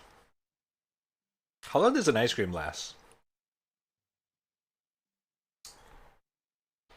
This is like I ordered this from the like restaurant that serves coffee and ice creams.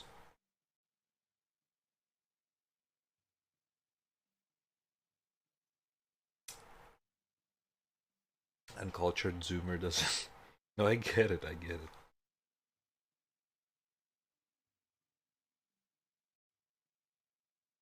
In a whole bucket? No, I cannot.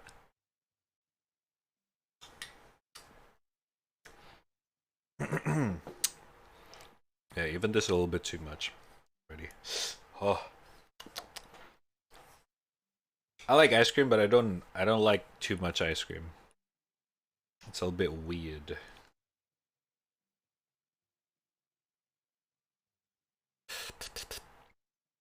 Your mouth feels a little bit, I don't know. Yeah. I'm not a huge fan of ice cream. So, eh.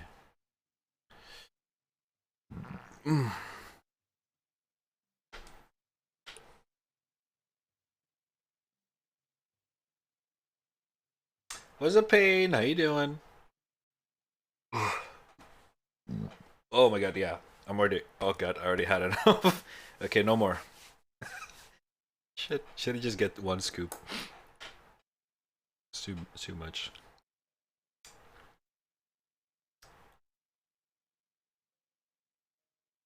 I just wish I can have the flavor without feeling full.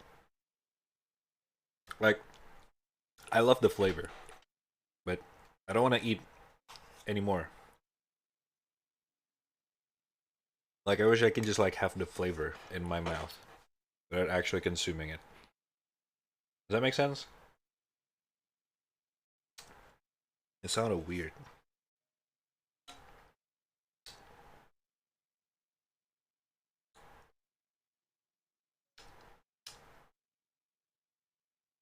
Ooh, the caramel on this one is so...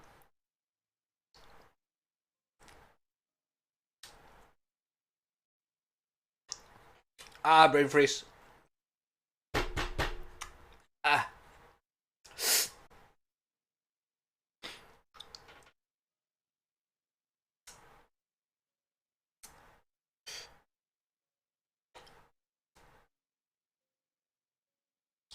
Ice cream is nice during hot days. That usually that time I'll go for ice cream. True. Hot days I'll just get a cold coffee. I don't really order ice cream. Before this, last time I ordered an ice cream for myself is like a year ago. It's also because my friends next door want some. I don't generally go for ice cream. I like milk, but I think coffee satisfies me enough that I don't really need anything else, which is good. Eat a Wumpo lollipop of the flavor? Is there a lollipop of like vanilla and caramel? I don't think so. So specific. Oh my god. Okay, too much. Yeah. Just My go throat. for coffee flavor cock.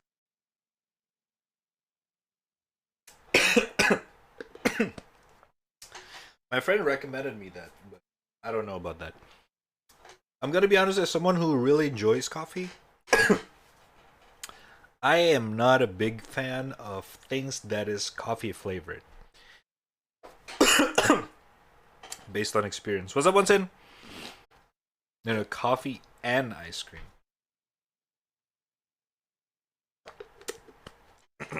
I'm pretty sure there are some coffee flavored stuff out there that is really good, but based on my experience, there's some, I'm not gonna say the names of the brand, but ice cream with a coffee flavor of that brand is really shit. Uh, it's like I don't know. It's just bad. And then what else? There's like a coffee flavored milk. I've had that. Tastes like shit. There's coffee bread, which is okay. I feel like it's just like, I don't know. I wouldn't pick that up.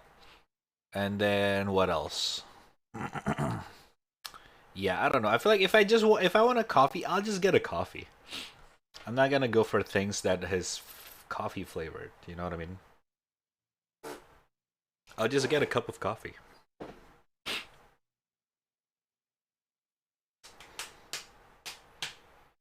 Coffee ice cream in a frappe? I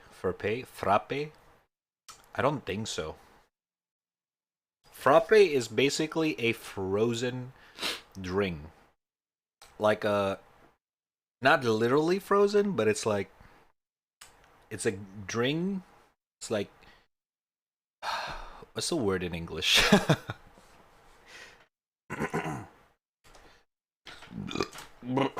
Jesus Christ.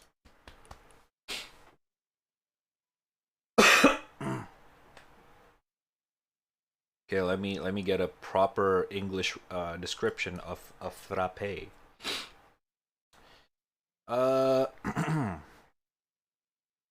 a frappe is a commonly to the blah, blah, blah, blah, instant coffee, sugar, and then a little bit of water, and then blended it until it makes a thick foam at the top. And then you pour in the glass with ice cube, cold water, and then sometimes you add milk into it, and then voila. So it's basically like a very thick coffee. Very thick, very milky. It's almost like you drink a frosty, but not quite really. I don't think I've ever ordered a frappe from Starbucks, so I have no idea what this is Starbucks frappe is. Things that I've ordered at Starbucks are like literally like cafe latte, mochaccino. It's like literally just like straight up coffee. So I don't know the frappe one.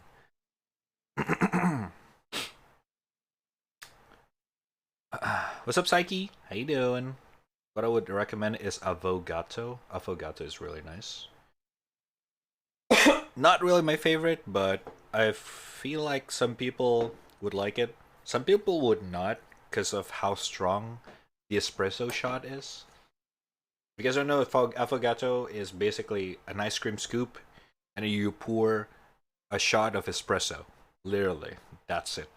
There's a shot of espresso, poured on a scoop of ice cream. Preferably vanilla. So you get that very strong flavor from the espresso, like that bitterness, but helps with the sweetness of this ice cream. It's pretty nice. Not really my thing, but I can see a lot of people would enjoy it. Faux show, faux show. Oh Lord.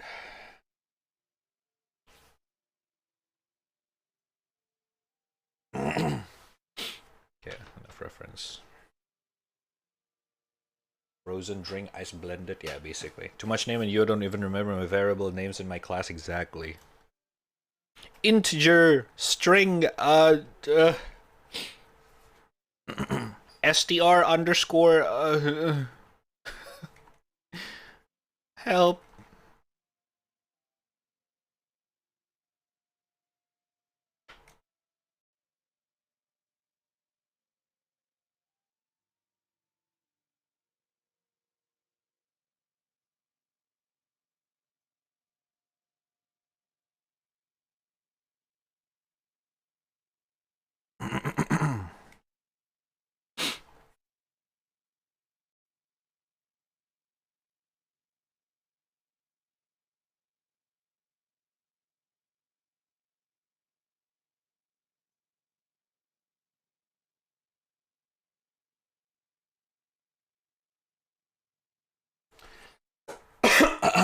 Jesus Christ.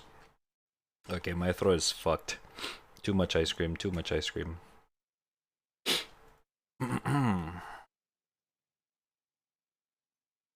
Yeah, I really wish I can have the flavor of an ice cream without actually eating a lot of ice cream. I think that would be really nice. Oh God. On God, on God. For real, for real.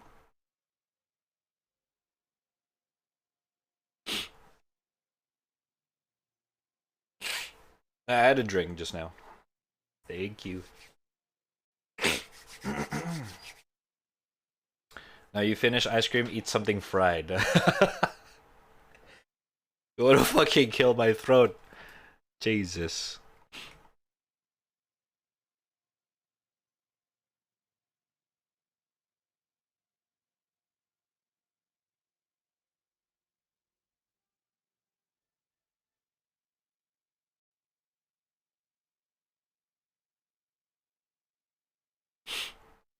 Do you drink the alcohol? No. Why does it say like that? Alcohol. I used to, but I've been sober for like 5 years. I don't know, for a while now. Last time I drink was 2016, like proper drink. I'm pretty sure I've touched some stuff that have alcohol in it, but like proper drinking, no. Not a fan. I'm not a fan, but I do love soju. I do love me some soju. Soju is addicting. Jesus fucking Christ. Soju is dangerous. But other than that, nah.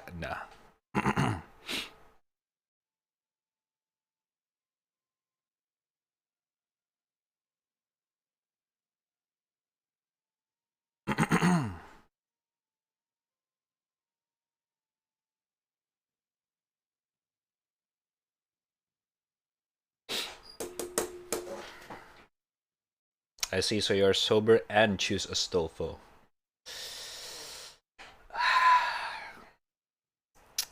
Venti. What? Mojito? Yeah, Mojito is right. Mojito is refreshing, I would feel like. Like, that's the right word for it. It's pretty nice. It's a drink that just like straight up refreshing feeling when you drink it.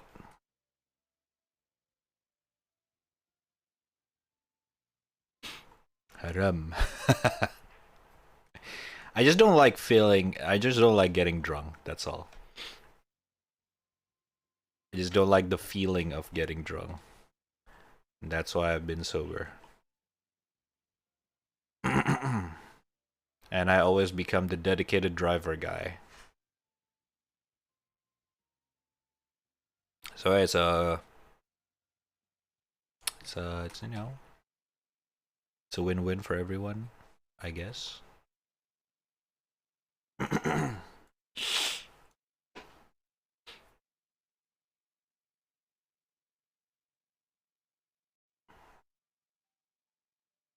Our shop is a non-alcohol version of Mojito. It's pronounced Mojito, right? Mojito or Mojito, I forgot. It's really non-alcohol for it. It actually tastes nice. Ooh. Never had a non-alcohol Mojito. That's interesting. I guess it's just it's wait. If it doesn't have an alcohol, so it's just like straight up. They're probably gonna use carbonated water, right? Mojito. Is this a Spanish drink? It's like saying what's the other one? The J pronounce it's H. Drunk bat since never getting drunk again. Wait, how old are you? I'm kidding. Mochito. Sprite. Oh, okay. That makes sense. Things originated in Mexico, but Spanish word, yeah. Ah, okay.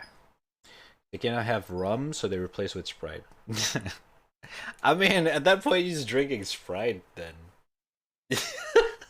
Sprite flavor is very strong. No? I don't know. I forgot.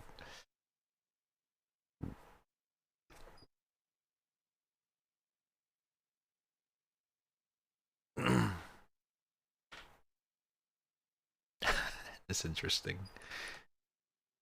I'm pretty sure some of the cafe also in here also serves non-alcohol mojito as well. I can see that being actually just a straight up refreshing drink on a hot day. Yeah. Yeah, you know what? It's actually not a bad idea at all. I would want some. That sounds nice, actually.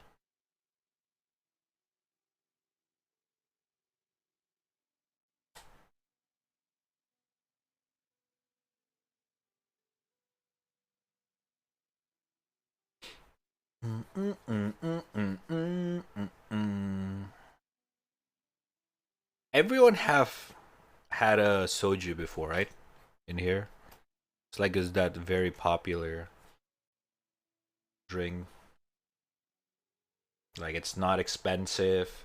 It's available in a lot of flavors. It's a good anju. They can combo it with literally a lot of stuff.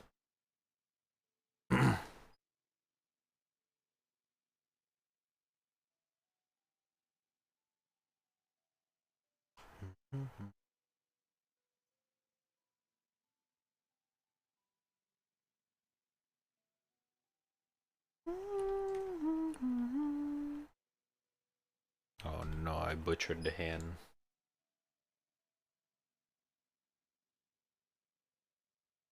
How do you hand? Hold up. Bing bang. Kablam kablam. Okay.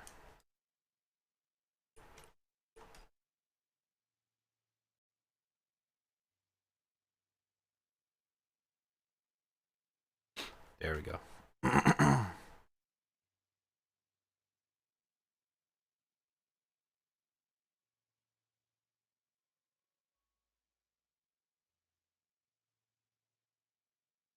Boo. Boo. Nell, how you doing? Welcome, welcome. Start drawing hands. I know. Oh my god.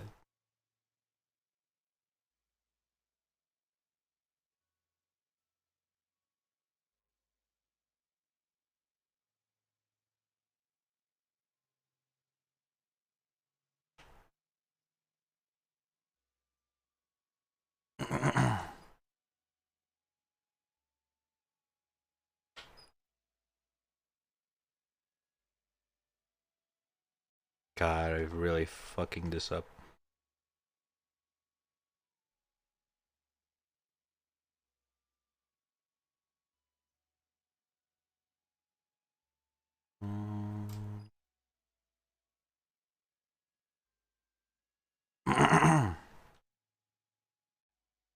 Boo.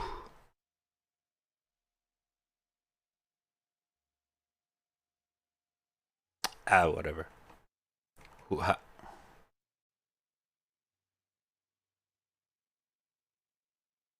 Was supposed to be saying bruh, but with W, buh. Well, Brian doesn't say so, so. Anyway, how you doing? What's up? Okay, this song is way too chill. Yeah, that's what I'm talking about.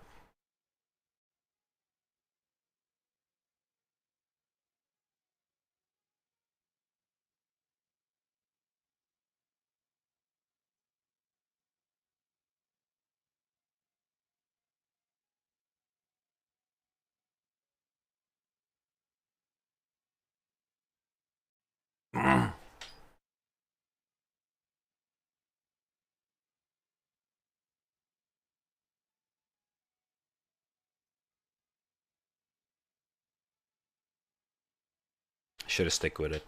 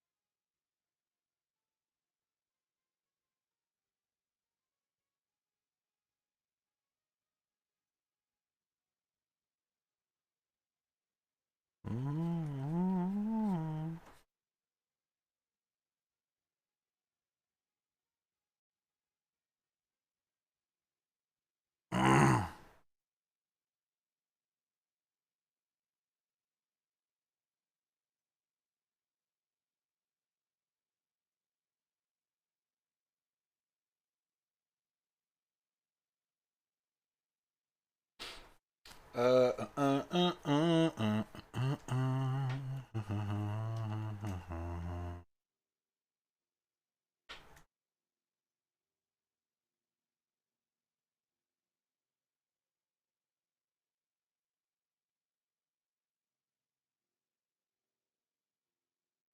this piano is so good. Every time I listen to like a piano track, I really want to get a piano right now. Gotta be patient.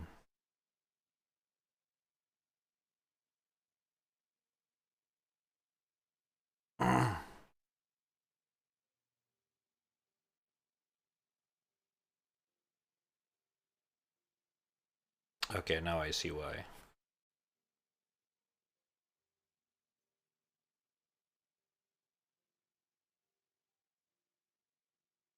Holy!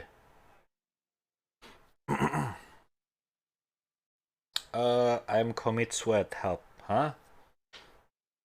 Shower. Or just think of cartoon hands, then realisticize. What? I had a motherfucking dengue fever 3 days ago. I don't know what that kind of fever is. That I could shit. I sweated, and got headache randomly. Muscle hurt here and there, and so on. But me good now. That's nice. Good to hear. It's good to hear. It sounds like a very bad kind of fever. Shit, man. Well, glad you're good now. That's good shit. That's good shit. Now stay that way. Don't get shit. Again.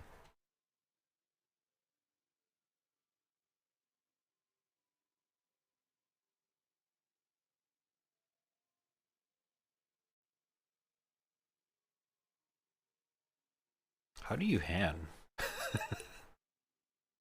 I give up. I'm just gonna draw this. I'm not even gonna bother.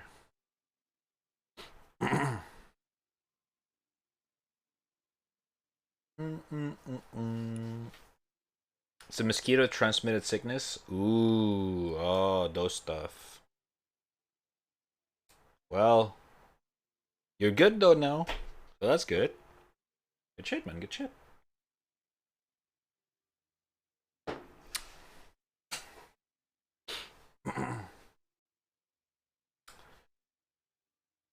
Now stay healthy, and you know those mosquitoes. Fuck them up. See mosquitoes? Pow.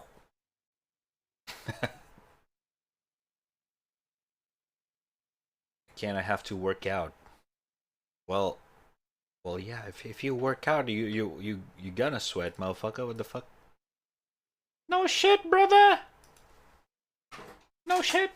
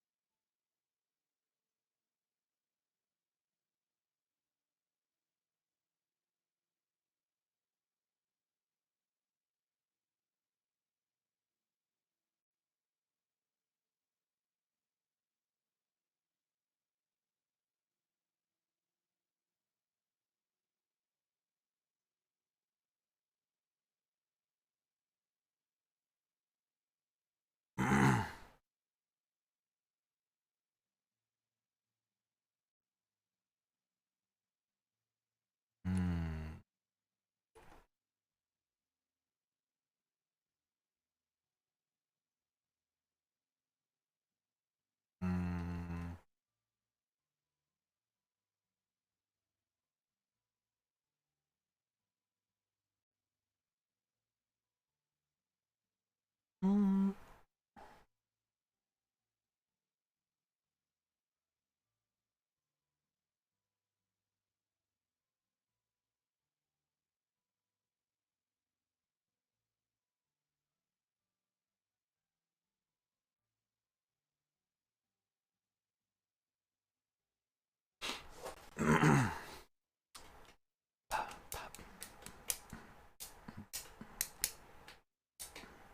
This mosquito-borne tropical disease can be fatal to some groups, but not as deadly as malaria, which I had it once in my life. Jesus Christ.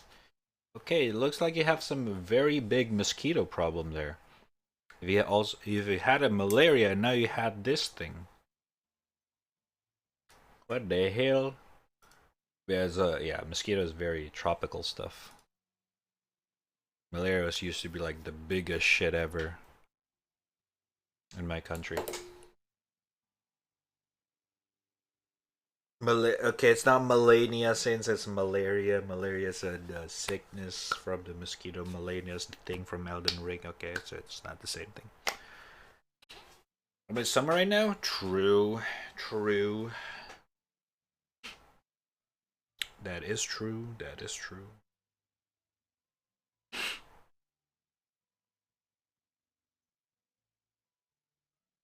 Okay.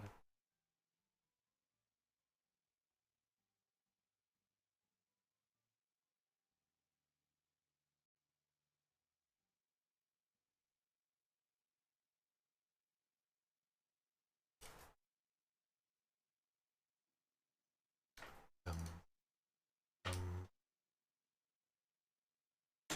dun.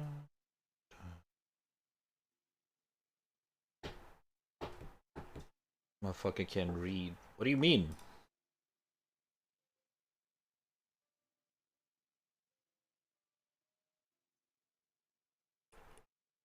Oh my god, no wonder.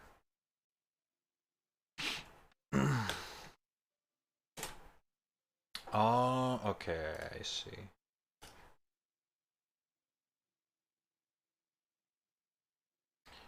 Okay.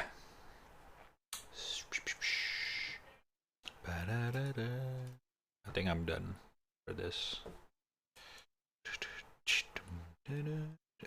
The hand drawing's really putting me off there. Malaria. I know. Wait.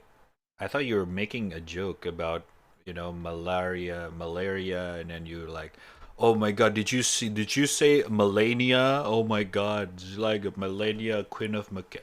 Because the joke is that you fought Melania so much, you keep hearing her name saying Melania, Queen of Michaela. Is just like Melane. Whatever, man. God damn it! That's the punchline. Oh my fucking god, Chad.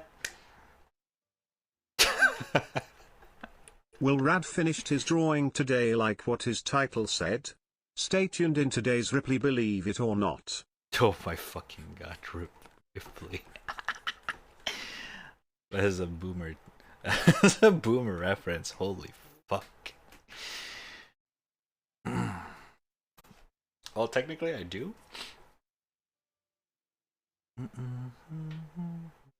Except the arm, the hands. I don't really, yeah. Yeah, we don't talk about the hands. We do not talk about the hands. Oh, fuck me.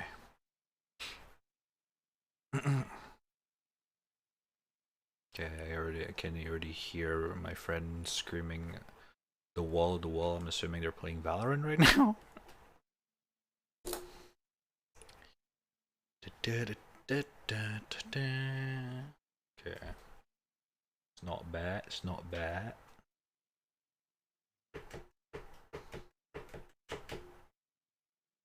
Hearing that high octave string reminds me, how's your ukulele?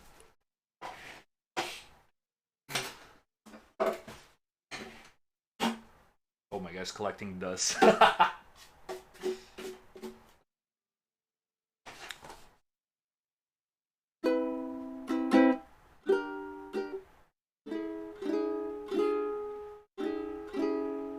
It's out of tune. I gotta tune it.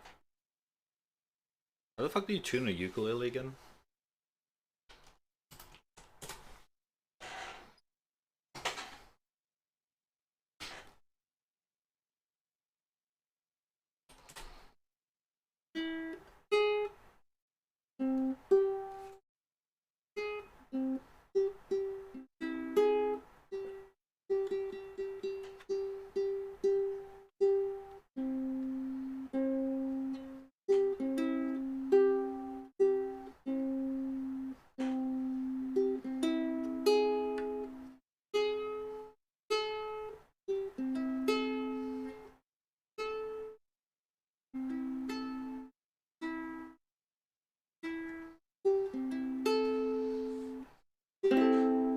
I think that's it. Based on my memory.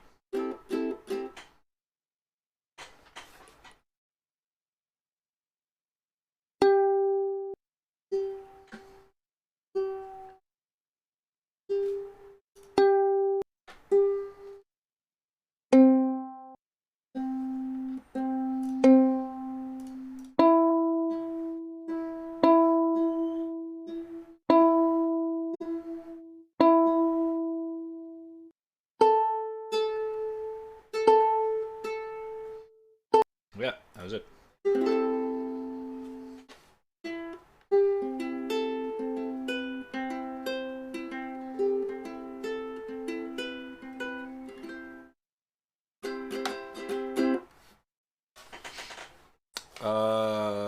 To answer your question, no, I have not touched my ukulele ever since I picked up metal thanks to Jigs. Yeah. But I still can play like some of the basic stuff that I learned during that time.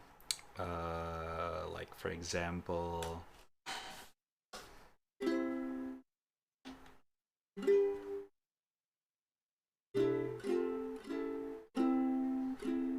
yeah, I forgot. Wait. So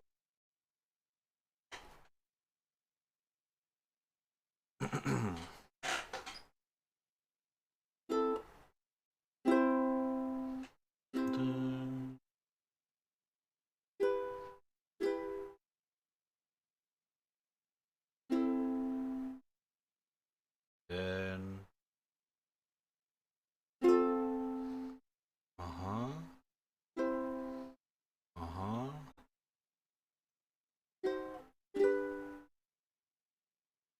And then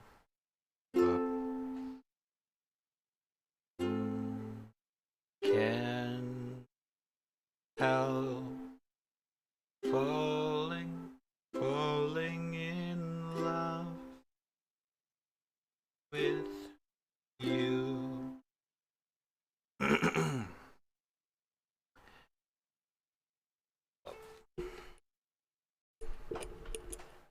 Is my mic fucky? Okay.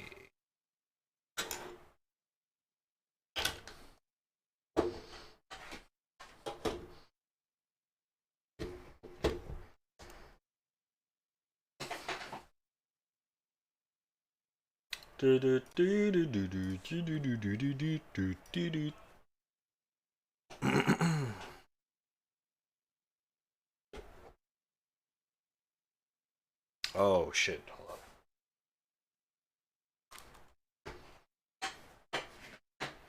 One second.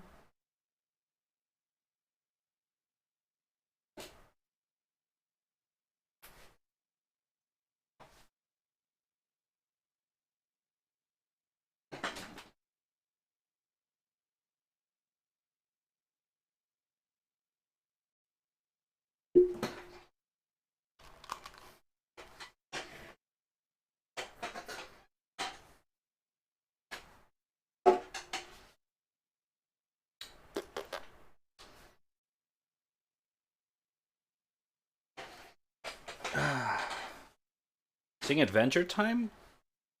Oh shit, I forgot. I know what you're talking about though. But the one that I remember is this. This! Okay, sorry. Wise men say only fools rush in, but I can help. Wait, but I can help falling in love with you. Shall I stay? Would it be a sin? 'Cause I can, if I can help falling in love with you. Like a river flows. Whoa. Oh, this is hard. Okay. Like a river flows surely to the sea. Darling, so it goes. Some things were meant to be.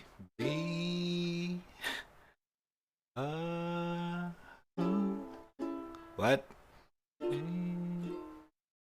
Oh my god, the chord's so hard.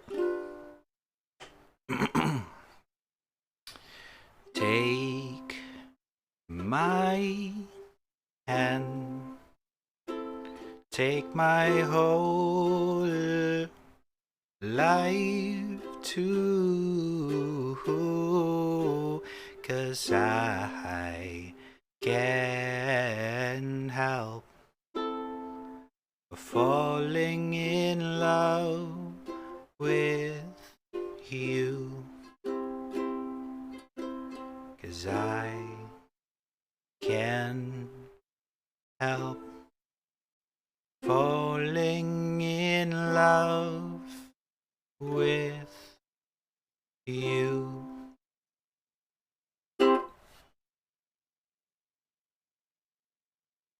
Yeah, that's the only song that I can kind of like play, cause I like the original song. It sounds cute on a ukulele, and it's like, yeah, it's pretty nice.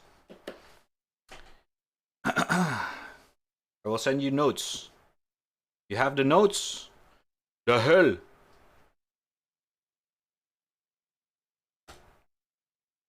All right.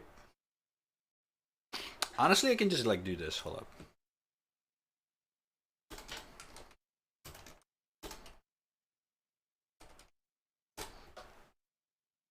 Oh, okay, I got it.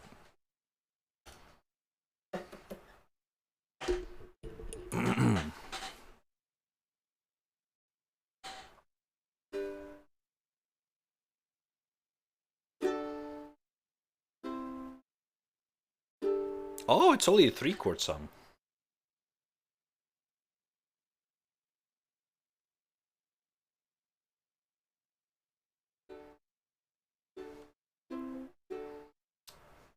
Adventure time! Come on, grab your friends. We'll go to very distant lands. Jig the dog and Finn the human. Fun will never land. Adventure time. Voicemail. Voicemail. Boys. Boy. Huh? I love voicemail. I love boys.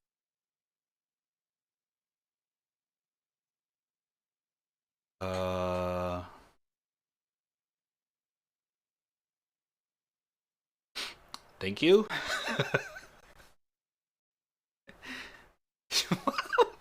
They come out of nowhere. Thank you for the 200 bitsies now. Appreciate much love. Why does it sound so perfect though with the TTS?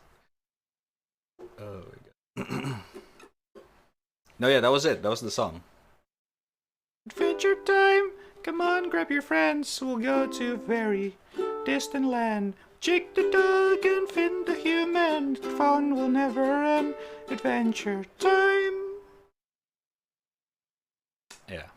My hand reflects on moving the knob here to turn down the volume. Actually, there's like the outro, right? The come along with me. Come along with me.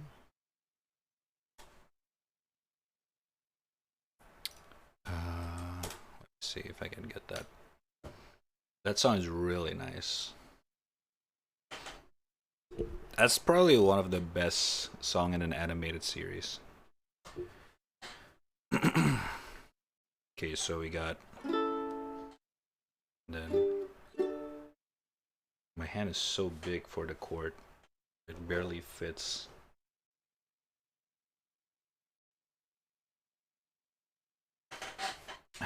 So.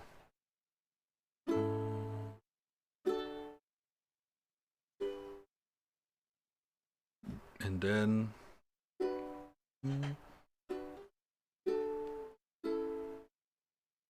What? And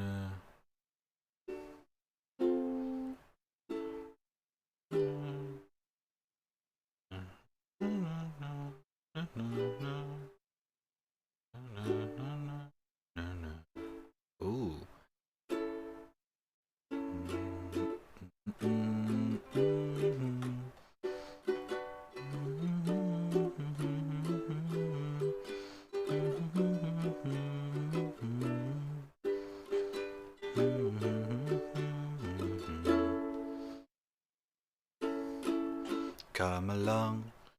Come along with me.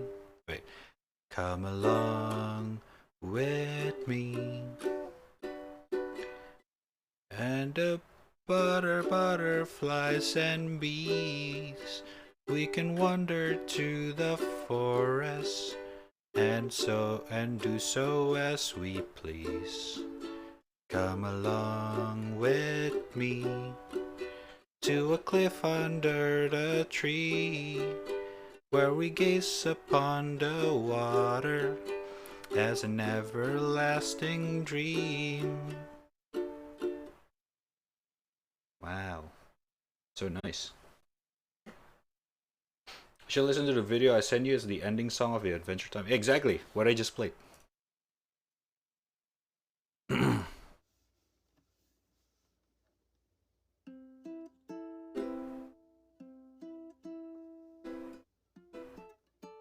Oh, this one's more advanced. Huh? Okay, hold up. Okay.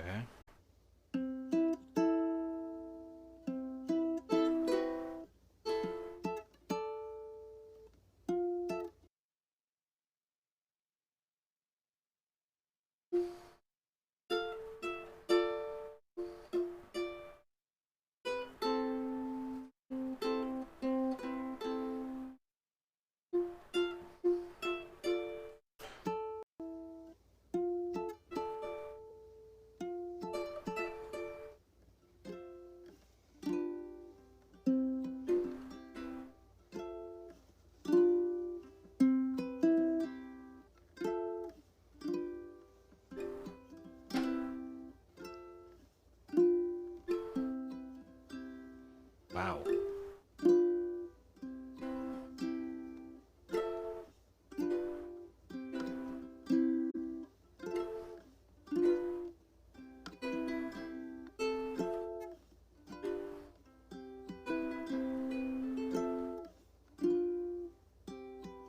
Why does this sound different?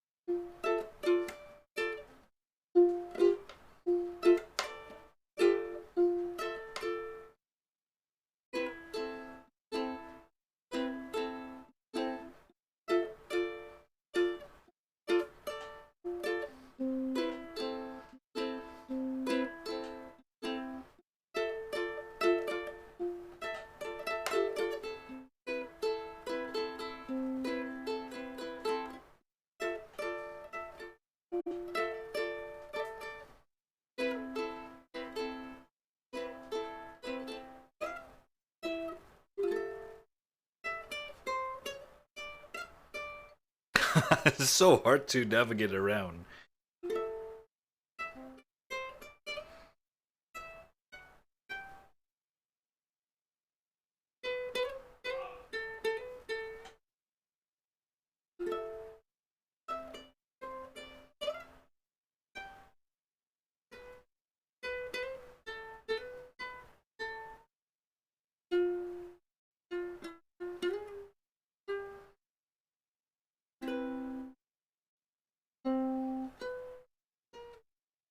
Okay, whatever. I was trying to do something. Yeah, ukulele. I mean, I feel like ukulele is a very fun instrument to get into.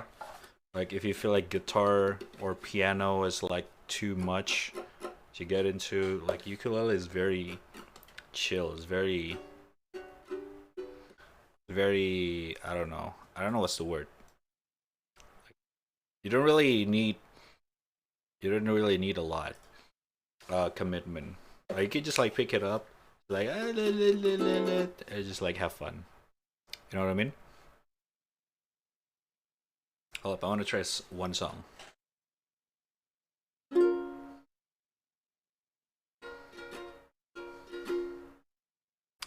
Uh,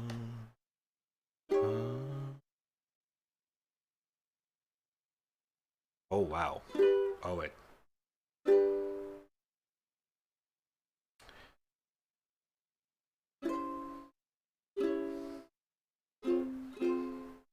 Wow, this is hard. Okay. So, the transpose is so hard to read. Uh,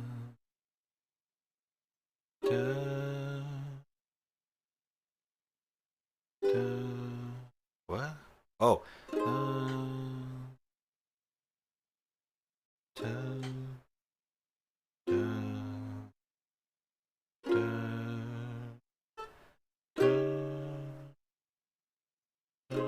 Sing the furry song a woo. What is the furry song?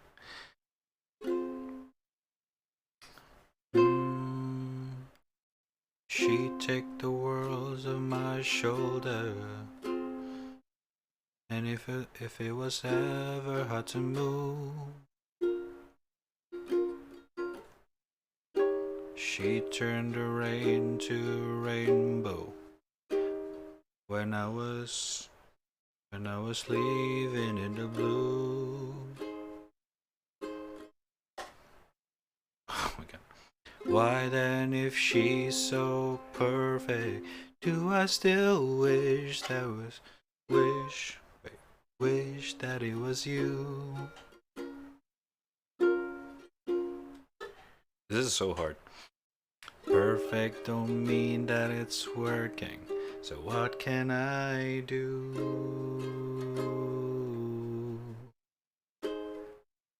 when you're out of sight?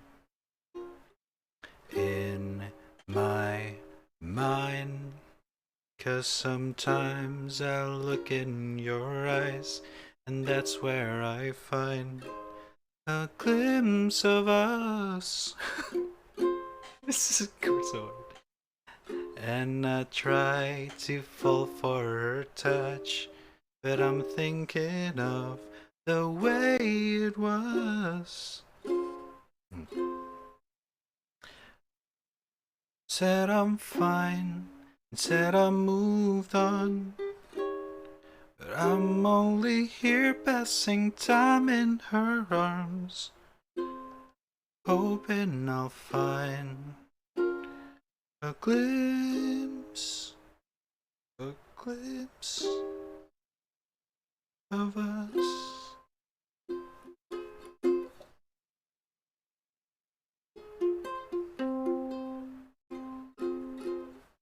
Why is it so hard? My my head's actually getting cramped from playing a ukulele.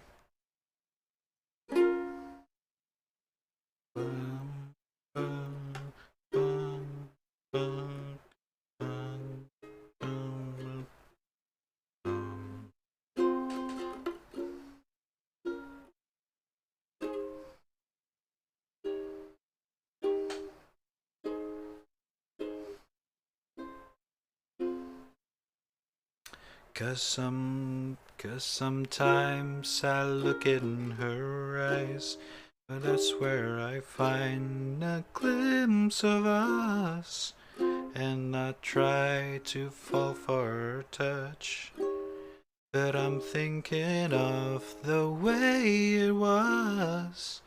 And said I'm fine, said I moved on. I'm only here passing time in her arms, hoping I'll find a glimpse of us. Hoping I'll find a glimpse of us. That sounds very not very ending-ish. The end there. Dun, dun, dun, dun. Dun, dun, dun, dun. Dun, dun, dun, dun.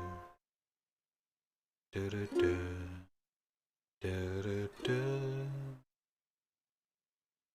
Okay. What have you been doing, huh? Oh, playing?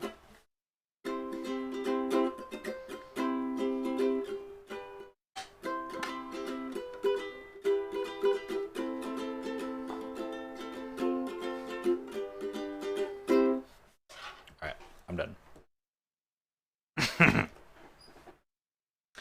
Ba-da-ba-ba-ba.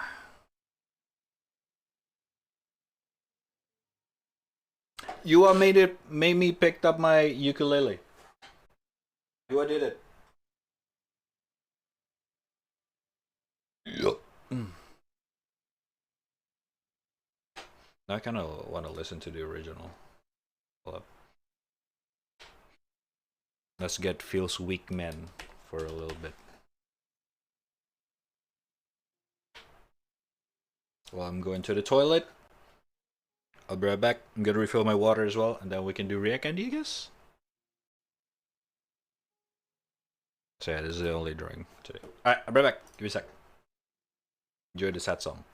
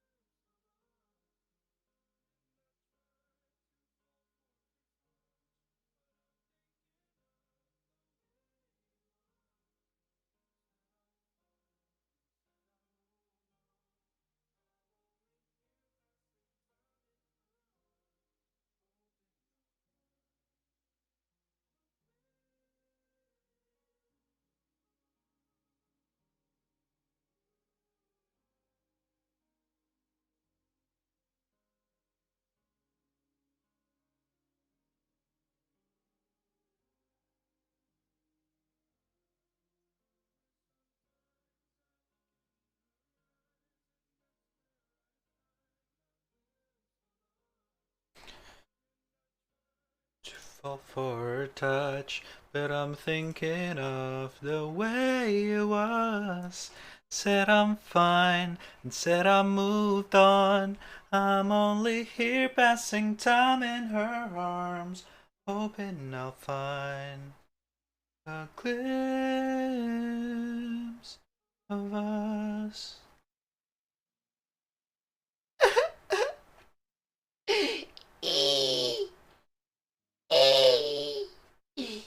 Oh my god.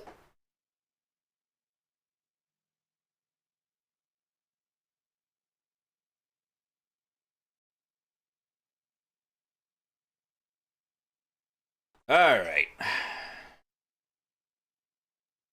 Riak and the time. Yeah, you guys like that song?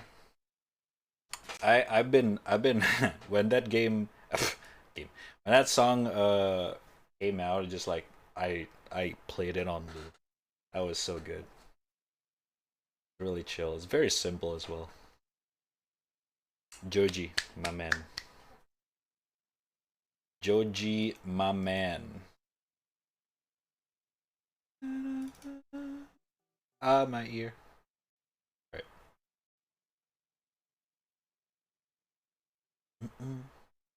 Alright, let's see. What is in the YouTube nowadays? What did we miss recently, Shibal?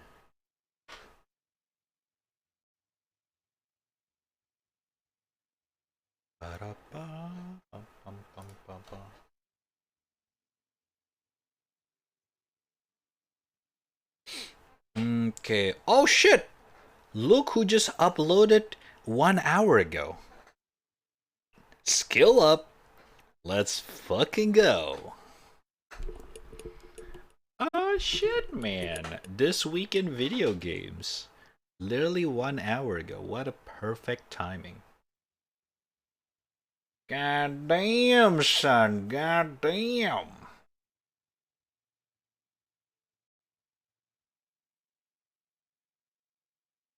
Alright. Alright. Yak Andy time? Yes, sir. Ba, ba, ba, ba, ba, da, ba.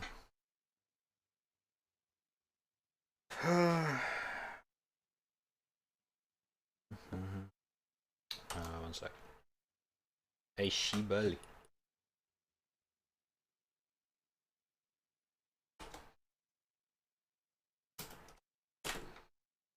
Bum ba bum ba bum ba da bum ba ba ba da ba ba da ba bum ba bum ba bum ba da bum ba bum ba bum ba bum.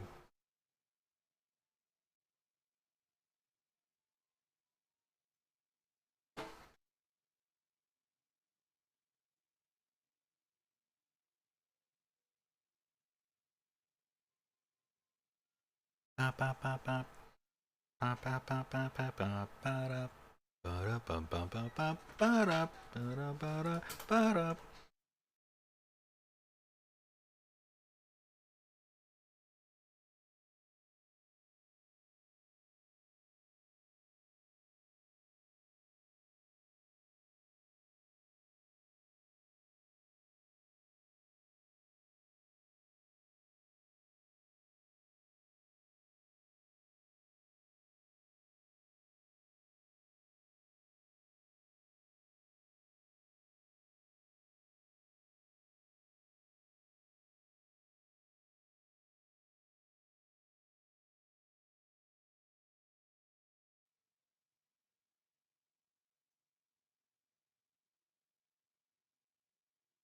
Ba ba ba ba ba.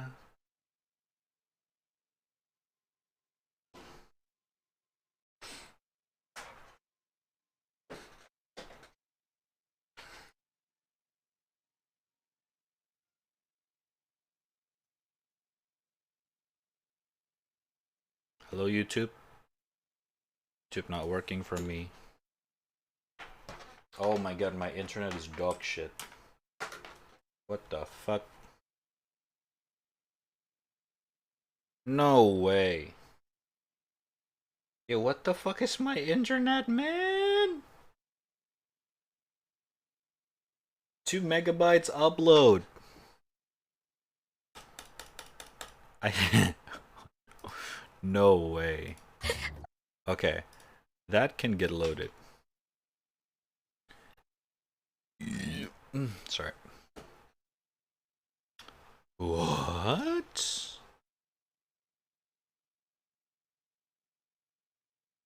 Okay. I think the internet just buffered. Oh. Wow.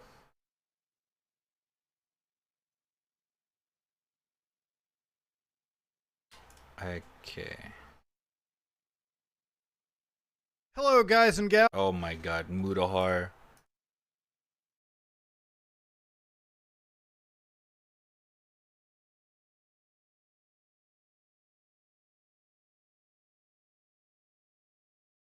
Valor.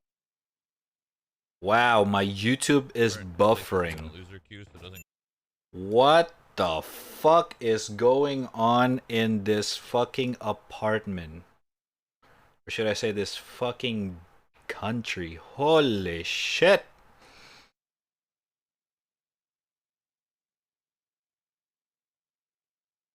I literally have to play a video on 480p. Once you start losing, Valorant places you in a loser queue, so it doesn't get better till the next day. There's literally no shot. That's how that works. That doesn't make any sense. There's no way.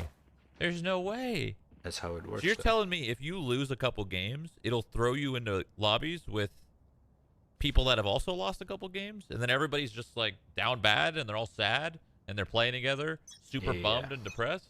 Yeah. That makes a lot of sense, actually. That I makes, feel like fuck. That makes a lot of sense. It's a myth, but I feel the same way. Loser queue's huge even on late. It's so they get you addicted and keep playing so you can get that win. Yeah. What? Loser queue is something people will talk about. There's no evidence that it's a thing. Let's ask these guys. Hey, have you guys lost a game or two recently? I lost 20 in a row. Yeah, we lost last game. Wait, is that Shroud? Yeah, I'm just trying to see if Loser's queue is real? yeah. It is. It is. I can't win. Yo, it's poppin'. Remember me? It is. It is. Zerky is real. Oh, she guys didn't see the video. It's all making sense. Oh my god. Yeah. Oh my god. I mean, is it shocking though that loser queue is a real thing? Right? I feel like that's just part of the formula on why Valorant is such an addicting game, even for casual gamers, because you know it keeps rewarding you for keep playing until we win kind of game.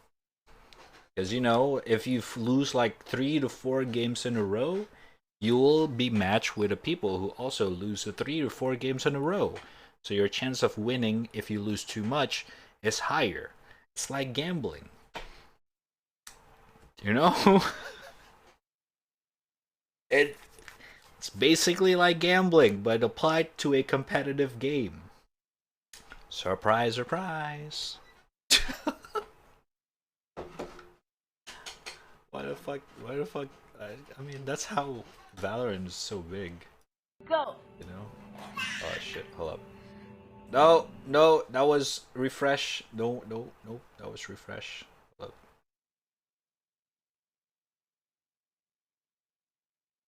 Although I can see that being a shocking news for some players in the top ranks, I guess. It kind of makes sense. We still have I a think my goal today is to see how, like, demonetization speedrun. Yeah. Oh, it's okay. That's me every stream, honestly. Did you guys want to I introduce have- yourselves, by the way? Oh, hi, I'm Shopal. Hi, I'm Shoto. I'm Sho. I'm the bottom. I'm Val. I'm Pearl Princess. Please bring me, please bring me. I want puppies. I want puppies. I expected this already. Shoto, do a bow introduction. Yeah, a proper. Uh-oh. How do you burp again? What the Like, fuck? Yeah, that's bow, actually. it That's goes really well like... done. Whoa there. That reminded me of the grapefruit challenge. Oh my gosh, you were all in on it. That's nice. Wait, what is that? You've never seen it? No. The grapefruit? Is that appropriate? Okay, actually it's not really a challenge, it's a method. A method of What is what? a It makes a grapefruit certain challenge? thing taste more delicious. Oh. It makes it feel better for somebody else. We're talking about food, by the way. Oh, okay. Yeah, you have to take Okay. a grapefruit and you cut a hole in the middle of it, and I think you know where that See, goes. I play League of Legends, so I don't know Oh. anything about that actually.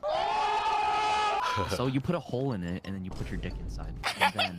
And then it's supposed Is to this still taste my better, impression? apparently. So was that the And bell then- introduction? Hey guys, I'm kind of a pillow princess. The way I want to strangle your ass right now! Wait, is this true? Just delete the VOD. She literally admitted it on stream before. I'm sorry. What do you mean Who delete wears the the dog VOD? ears? Oh shit. I can't say anything. There's literally like hundreds of videos. Like, it's just incriminating. Incriminating know. clickbait It's- SFW videos. No. You know, every it's- time I go on it's YouTube, I always no. see clickbait videos of Shoto all the time. Look, if you keep talking like that, I'm about to grapefruit you. Oh my god, what is going on? Damn. How much for me to go second? I don't know. You have to ask Fish. What are your rates? 69 an hour. Oh. Pretty good deal, I must say. Yeah, that's a pretty good deal. Yeah. It's a limited time only. Chat. You heard the price. Cough it up. Cough it up.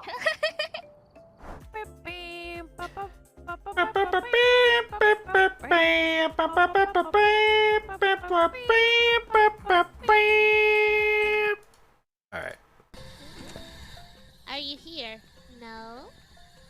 You wanna play 7 minutes in heaven? Greetings! What's up, Young Easy? You know, I've never done it before, so I might need some guidance.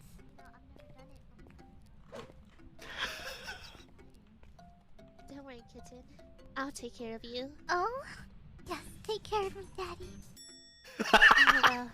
First What the things fuck first is that going you on? put your legs around my waist, and I'll carry you around. Okay.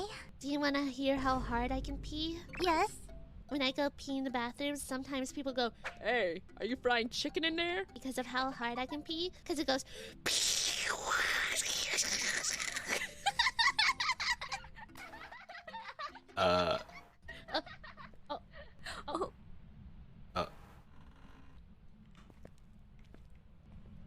Anyways.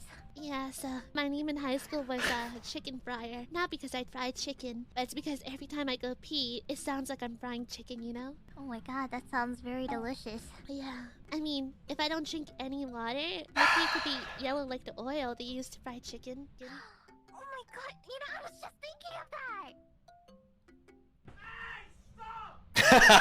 that! Wait, oh, that's a classic meme. I haven't seen that for a while. No, come on. Get inside. No, come here with the chicken fryer. You want to hear how hard I can pee?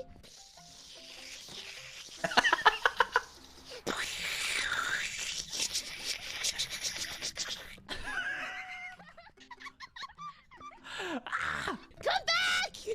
Get away from me with your chicken piss. Chicken piss. What the fuck?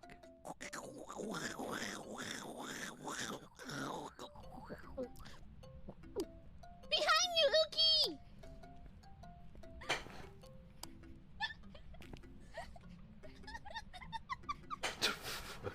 Anyways, back to it.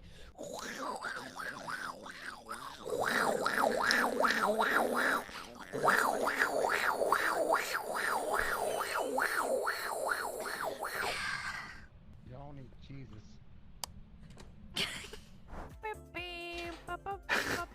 Play this game? Gato Roboto.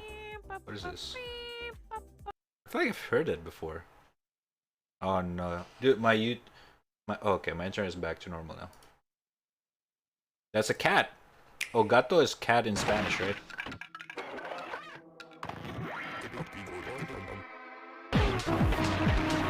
Oh, Jesus Christ.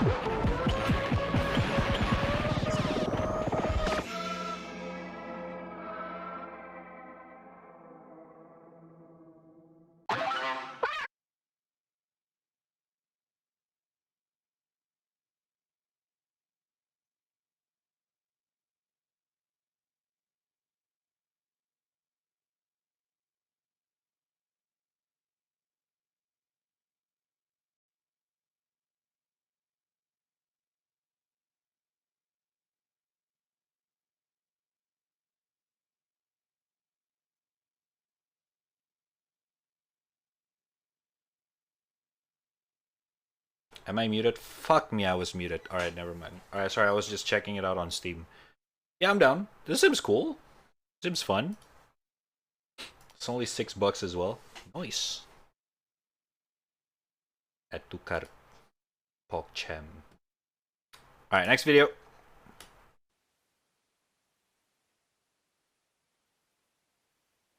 The following is a non-profit fan film. Legend: A Dragon Ball Tale. Okay. What is this? To every child who believed that they could train in 100 times the Earth's gravity, and to every artist who taped Dragon Ball Z and paused it to draw their favorite heroes, is dedicated to you. A lifetime of appreciating the craft of manga, animation, and storytelling has led me to making this film. Mr. Toriyama, please accept this small token of gratitude as a grand love letter to the world's created, shared all of children in the 90s. This inspiration will forever remain immeasurable. Nasir Pasha. Ooh. Okay. This looks legit. This looks fucking legit. What the fuck? Okay, what? My son. Stay strong. Okay, how? Your crown is here, and your kingdom awaits your return. Oh shit. You're even trying to simulate or emulate the 90s anime, which is like a lower frame rate and limited color. Oh my god. Just how stupid can you be? Have we ever met? Have we ever met? If you don't mind, can you just tell me what I forgot so I can remember? Unbelievable! And did you forget the promise you made me as well? You promised to marry me, Goku! Well, his life's over. Is that all you can say for yourself?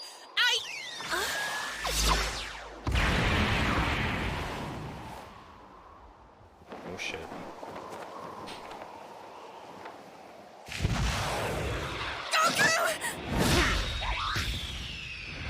Ooh.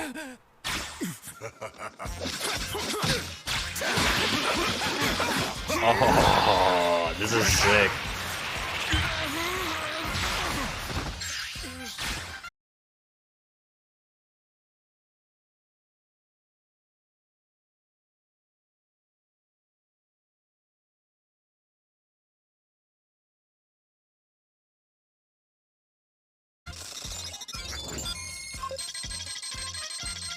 It's over. Oh, it's not over 9,000.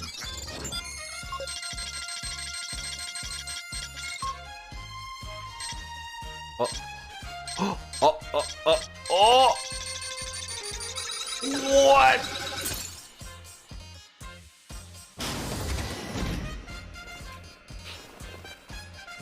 The green light, the gold you fashion. It's not every day that a king leaves his throne, but for you, I make a royal exception. Oh my god. The old school style is so cool. This is so fucking sick. This Brawly design is very cool, bro.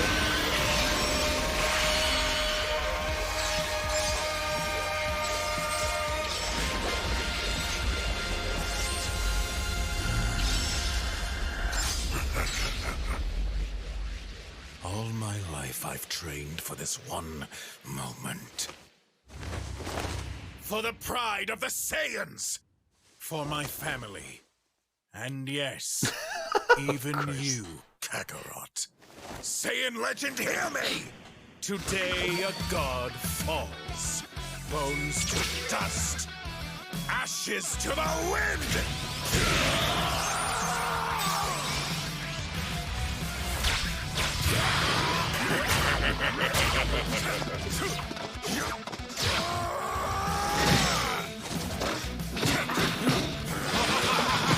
Yeah.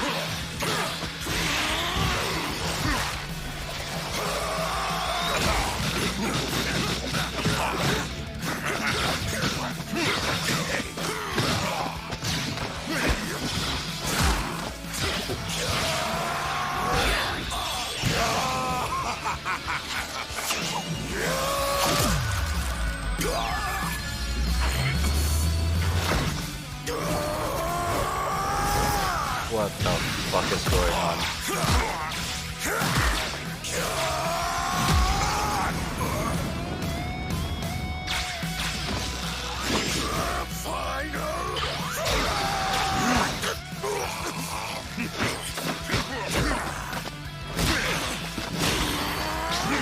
Oh my god, he's going in and out of Saiyan mode.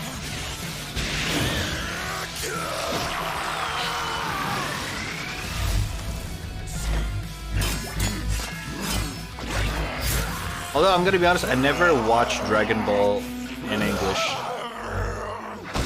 There's always been sub.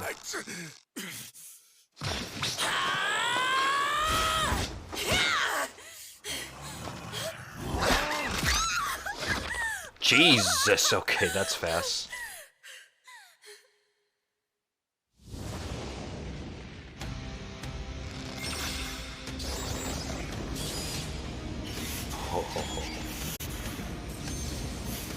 Where are we going with this?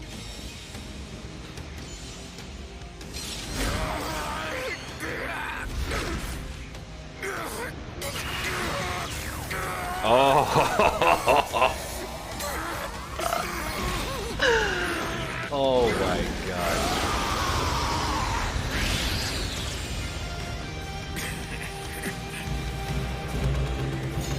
Oh, that's so fucking sick.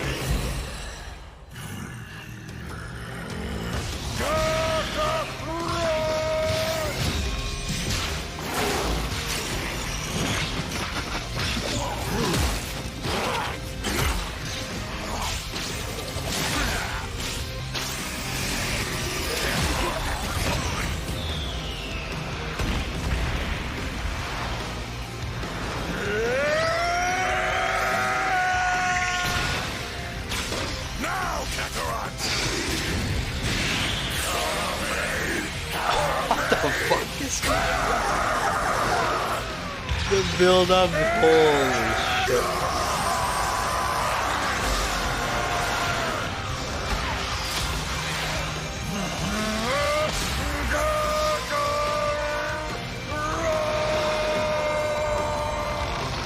Oh, it's very trigger.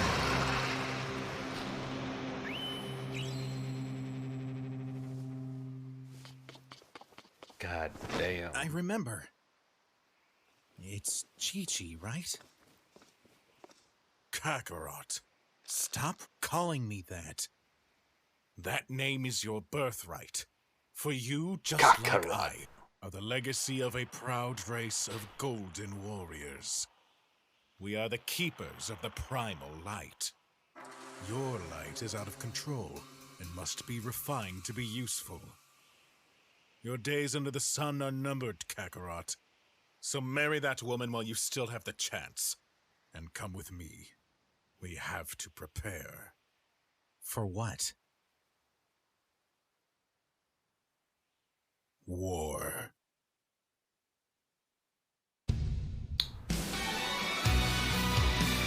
Voice could be, you know, but other than that, it was fucking sick.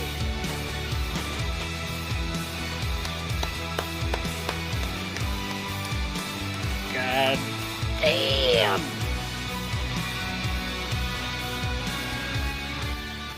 Good shit. Good shit. That was pretty fucking good. That was pretty fucking good. That was pretty fucking good, mate. Pretty fucking good. Legend. Oh. The old school frames effects as well is very cool. They nailed that. They nailed that. It makes it actually like came out in the 90s. That was really cool.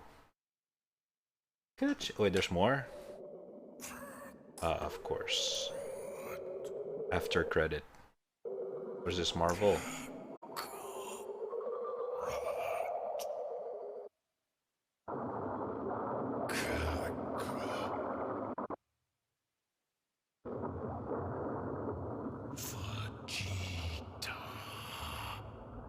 Really.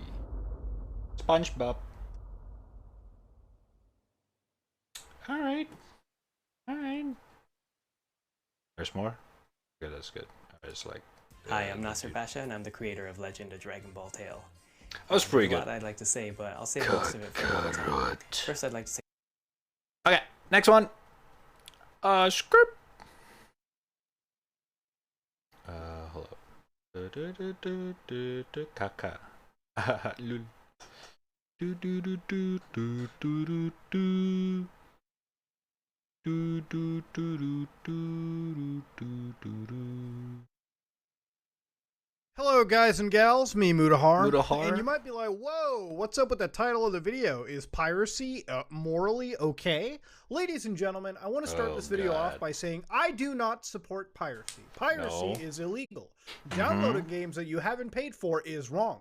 Would you download a car? Would you download a handbag? Would you download a spaceship? Honest to God, I actually would download a spaceship if I could. But point is, you should not download movies, music, video games illegally. You should always pay for this kind of software.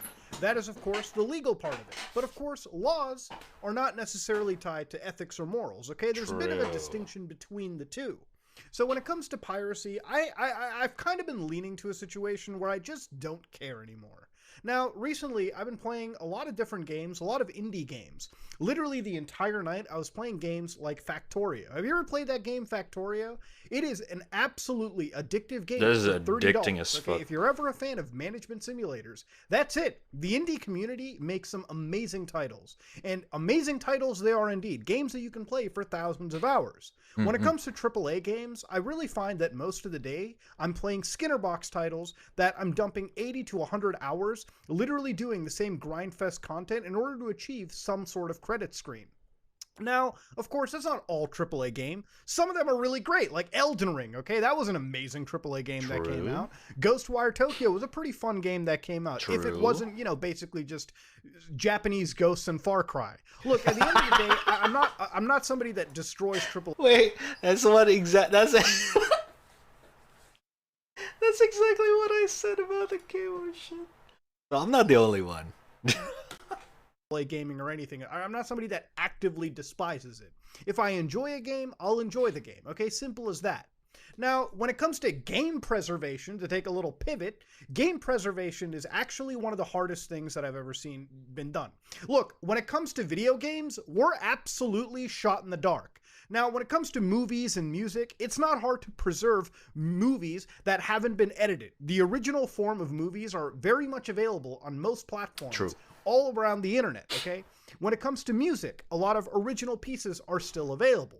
When it comes to video games, we are marred with anti-DRM. We are marred with so many forms of copyright protection that trying to preserve the games that we love is sometimes straight up impossible. There's plenty of Nintendo games that come out with online-only requirements that never get patched out, or are basically hanging on a fulcrum point, and we have no idea if the company even gives a crap about patching it out at some point. I don't like Metal Gear Survive, okay? I think it's a pretty shit Metal Gear game. Agreed. But there's no reason Metal Gear Survive should be tied to an online-only server. I don't know if Konami, the devil itself, would actually patch the game for offline play when they're done with it, when they shut down the servers, but that's a single-player game, basically, that's hanging on a thread, okay? Who knows? When it comes to most games, I don't buy them digitally. Because when it comes to digital purchases, who knows when a company yoinks it away? Who knows when a company takes it out? Remember when GTA Definitive Edition launched and all of a sudden Rockstar was like, yeah, let's just pare back people from buying the original versions of the game so you buy the dog shit definitive version. Drew! Why is it that any company thinks that they can just take away older versions of titles? Why isn't it that we can have both titles available? Is it because they want to sell you a more expensive remastered version versus original titles that with a few patches, community fixes, work just as well and you can save like 80% of the cost? I don't know. But of course, when it comes to PC titles, it's all up in the air.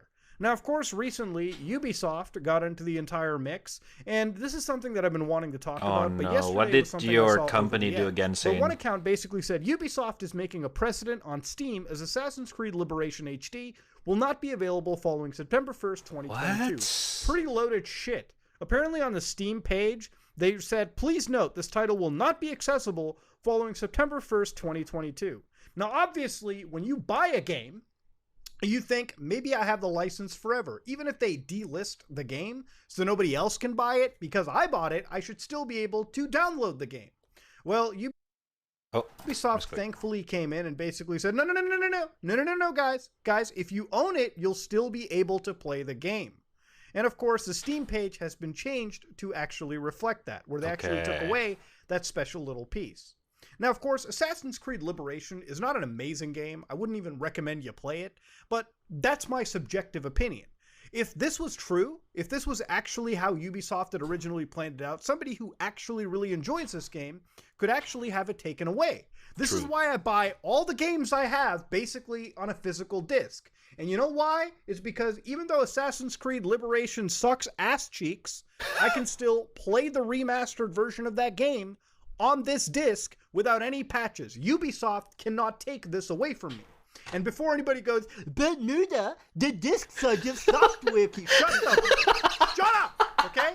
I'm going to dispel that goddamn rumor right here. Every time I talk to some dipshit online about that, they always have to, no, let me dispel it. When it comes to physical discs, 95% of them are complete out of the box, okay? Yes. Unless you're trying to play something like Destiny 2, which is an online-only game, yeah, no shit, the disc isn't going to work for that, okay? You're about to say something else there.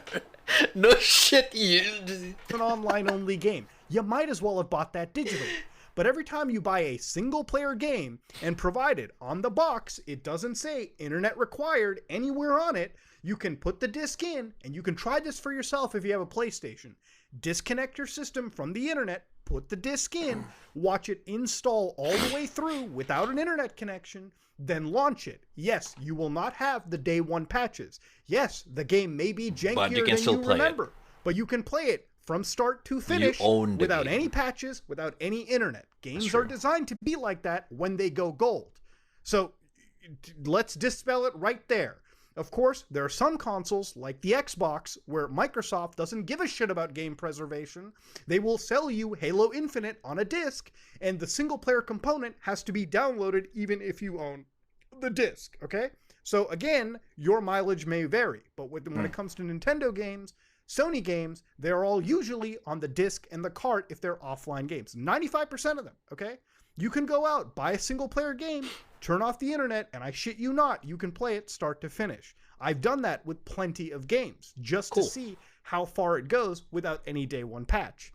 Again, though, to understand, that's a physical disc. When it comes to buying games for $60, $70, in my opinion, I buy the physical disc. Because in my opinion, I'm not going to pay the same price for a digital license that at any moment could be changed, modified, or possibly revoked. Makes sense.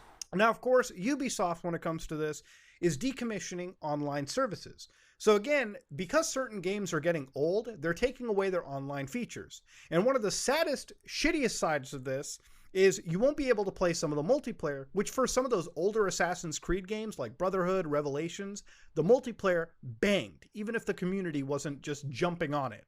But beyond the multiplayer, you may actually lose access to some of the DLC, some of the single-player DLC, because it requires online servers to activate. Lord knows, Ubisoft makes billions of euros a fucking year, and they could actually go out of their way to patch some of this and make sure that the people who have the original PC versions can actually keep some of the DLC for those games. Because some of the DLC for single player is actually pretty good. It's a shame it's being taken away. But again, if you have the physical disc, like I do, for the PS3, Xbox 360, you can get away without Ubisoft ever taking away anything. Because once you buy it on disc, it's yours. Okay, the license and everything. Cool. So, of course, inside the decommissioning, they had Anno 2070. You'll be unable to play multiplayer, okay? AC2, you'll be unable to play multiplayer, which Assassin's Creed 2 did not have multiplayer, thank you. Assassin's Creed 3, the original 2012 release, not the remaster, you'll be unable to play multiplayer. They even took out the multiplayer from the remaster. So even when it comes to these companies remastering games so they can preserve them for later, tons of content can be removed. Multiplayer features entirely cut out. In fact, when it comes to even older games like Metal Gear Solid HD Collection, great HD remaster, but if you played Metal Gear Solid 3, surprise, surprise, they took out a fair bit of content. The entire multiplayer feature for that game was taken out. Hey, there are games so old like Metal Gear Solid 4 that Konami, PlayStation do not care about, that frankly had their entire multiplayer components preserved and ready to be emulated even on the PC so you can play online with friends. Hell yeah. Yes, the community cares more about preserving these games than these game companies ever will. Let's fucking go. Assassin's Creed Brotherhood, you'll be unable to play multiplayer. Liberation, unable to link Ubisoft accounts or use online features. You get That's the actually point, cool. Okay? If you're an old Ubisoft game, you're on the chopping block. Now, at this point, I think when you buy a game for $60, I understand games get so old that terminating online services makes sense, okay? It costs money to keep servers up. True. They can't be up forever.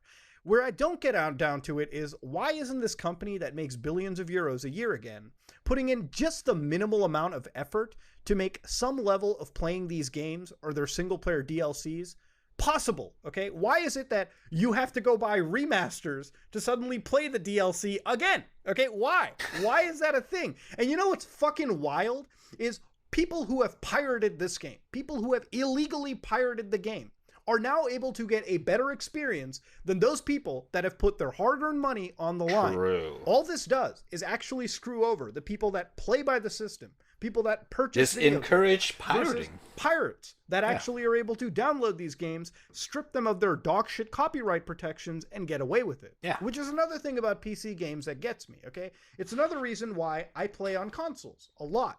It's because when I buy a PC game, I don't like to be treated like a fucking criminal, okay? I don't like to sit there, go through activations and DRM passes, and God forbid the game trips up and suddenly it thinks I'm a dirty pirate, so it suddenly bans me or trips something up.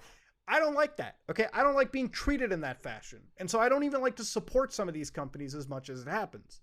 So yeah, when it comes to the beginning of this video, is piracy morally okay? You know what, guys? Piracy is illegal. I think everyone can agree on that. But when it comes to these AAA gaming companies like Ubisoft, which have turned some of these great franchises like Assassin's Creed, by the way, I recently played Valhalla, finished it after 90 hours of playing, can tell you God how many times it felt like a fucking Skinner box, how many times it felt like I was doing the same meandering shit over again. Let me tell you something, how far the quality drop has happened. You can load up Assassin's Creed 2, Brotherhood, Revelations, finish all those games and their DLC in less time than your Valhalla playthrough, and have a far better experience from a story, gameplay, technical perspective, whatever, okay? But of course, when it comes to, you know, that original question, is piracy morally okay? I genuinely feel when it comes to a company that will outright reject access to certain services and then outright reject you to content that you basically own simply because they don't feel that they want to spend the time in trying to fix or mitigate things like this. Yeah, at this point, you know what? If you're getting a better experience by pirating the game, I can't blame anybody for doing it. I don't support it, I don't endorse it, but goddamn, does it seem like a more alluring thing to do every single day. Ladies and gentlemen, AAA gaming has its moments, okay? It really does. But when it comes to stuff like this and it comes to game preservation, it's honestly a losing fight. And it's something that I wish more people actually cared about, you know? A lot of people play a video game for a few hours, they get their fix. But for people that genuinely care about the hobby as much as I do, you know, to the point where I've been playing a game since I was a kid. And, you know, I go back to playing some of those older games. Literally, you know, one of the games that I've been playing recently on my cell phone is not something new. It is literally Chrono Trigger. I am literally playing Chrono Trigger on my cell phone. A game from the SNES era. Yes, I go back and play older games all the time. So I wish, you know, these games that we're getting nowadays were preserved a little bit better for future generations and for me if I want to go back and play them from time to time. True. You shouldn't have to buy remasters and remakes just to keep content that you've already paid for. It's a wild day indeed, ladies and gentlemen. If you like what you saw, please like, comment, and subscribe. Dislike if you dislike it. Let me know if you even care about this. I am out. Okay. Actually good. Actually good. I mean, it's practically, you know, he's talking about how fucking... So it's not like he's encouraging piracy of video games, but it's more of a like how shitty AAA company has become lately, that pirating a game almost seems like morally okay because of how fucked up how fucked up this company's doing with our fucking money. So things like Ubisoft, like what Ubisoft did, or like Nintendo literally not allowing you to legally, no matter what you do, legally play their older game. The only way you're able to play their older game is to literally emulate it. So in those cases, you literally have no other option. You literally have no other option. They themselves, as the company who owns the games, does not want you to play their older games. What other legal option do you have other than emulating it? You know? Like, Jesus Christ. But yeah. I never really condone pirating. I do know we've all been there. We've all did that, you know, but right now, personally for me, I earn my own money now. You know, I have my own income. I have stable income and shit, and I feel obligated to support the developers. They need money to eat as well and shit like that. So if you want to support the peeps, you know, in this gaming industry, please do buy the game. It's simply just, especially indie developers, it really just helps them make more games, make more cool games, right? It just makes sense. So yeah, I guess except like shitty AAA company. All right, moving on. Next video. Video game sound by Donkey.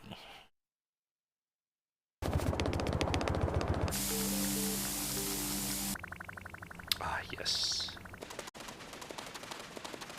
Have you ever heard about sound before? When people talk about video games, they usually fixate on graphics and gameplay. This is what sells a game. You're never going to see a trailer emphasize the game's sound design. It's the underdog element, the one most often taken for granted. But without sound effects and music, video games would be incredibly lame. To help me illustrate what I'm talking about in this video, I had to bring in one of the all-time greatest masters of sound.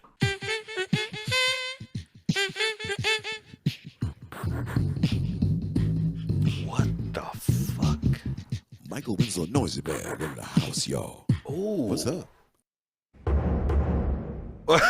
Okay, that's really cool. Now, back in arcade times, video games would only have 6 or 7 sound effects. Holy. That's it. That is nothing. So you really had to make them count. Look at Pac-Man. Now with Pac-Man, Michael, this is like the serious part. Okay, don't come in yet. This isn't supposed to be the funny part yet. Okay, that's him powering down. Limitations. Good. Early consoles like the NES only had 5 sound channels, right? And this is where the term mono sound originates. Yep. Mono being French for 5. Charmander. No. Everybody knows Charmander. Michael Winslow, can you hit me with a Charmander growl? Charmander! If Charmander was a real animal, it couldn't do its own voice better than Michael Winslow. But you know who sucks at doing Charmander? The original Game Boy. Now this console only had 4 sound channels, okay? Stereo sound. And this is why Charmander on the Game Boy sounds like this. Oh! That's it? Oh, wow. Your typical cartridge back then could only store around 400 kilobytes of data. Okay, and some games were much smaller, like Galaxian, which was only 10 kilobytes, so the developers had to be very strategic in choosing how much space do you dedicate to sound. And, most of that space on any cartridge... Most of that data is just sounds like the ones Michael Winslow keeps making. Remember when they put out Titanfall 1, it was like 60 gigabytes, and then it turned out that was just 55 gigabytes of uncompressed audio files? In the modern age, sound is unbound by memory limits, as long as you only have 2 other games installed on your PS5. It's true. Dance, but instead a question of how far will a developer go to make their game sound great. Oh, Demon Souls. Okay, now this is where I'm gonna need your help, Michael. Are you ready to make some sounds? Michael? No! As video games become more atmospheric, they've also become quieter, more nuanced, and more serene. Michael! Holy shit. Soundscapes have come a long way in the previous generation, but you probably wouldn't even notice until you look back in time. BioShock. In its time, this was revered as one of the most immersive experiences in gaming. When you think BioShock, you think destitute, isolation, and then you play the game today. I do not remember BioShock being this loud. Sound design gets rough when the audio turns into a chaotic battle of sounds yelling over each other. Way too dang! Ironically, it's often those slower, more quiet moments where the player is most focused on the sound design.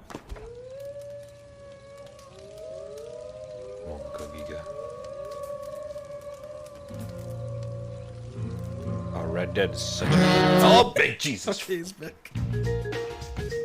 Can you imagine playing Zelda without the iconic chess sound?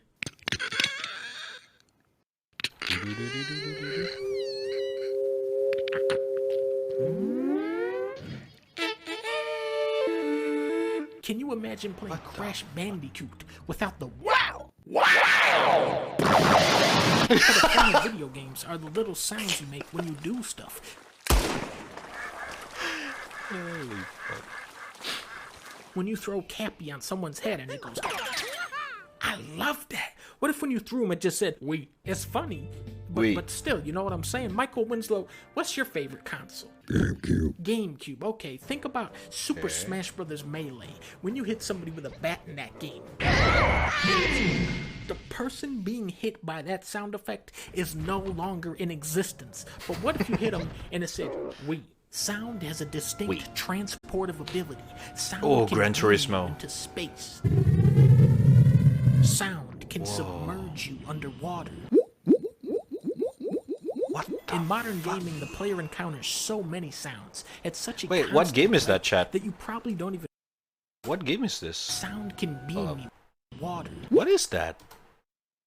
Space. Sound can submerge Is this like Uncharted or something? you underwater. Seems cool. I need to know what game is this, but I got a feeling it's Uncharted or something. In modern gaming, the player encounters so many sounds at such a constant rate that you probably don't even process a fraction of it. The last video game I did was, that was like 3 altogether. Hold up. I just need to. Sound can submerge you underwater. In modern gaming, the player encounters so many sounds at such... I just needed to take a screenshot. I was like, I could have been about 3,000. Oh, sorry. process a fraction of it. The last video game I did was, that was like 3 altogether with the tracks and everything else. I could have been about 3,069 and change numbers of tracks. 3,069 1,069 tracks. You know, it's not just people fighting, right? It's their feet. It's the onion. It's the boots. The web. It's the ground. The bullets. It's the dust. The goggles. It's the wind. Kangaroo. Don't forget the horses. Then I got to do the horses' hoofs. I'm gonna put all that in there. Real quick, I'm gonna show Michael Winslow a clip from Donkey Kong Country, and then he is going to break down every layer of sound that is happening.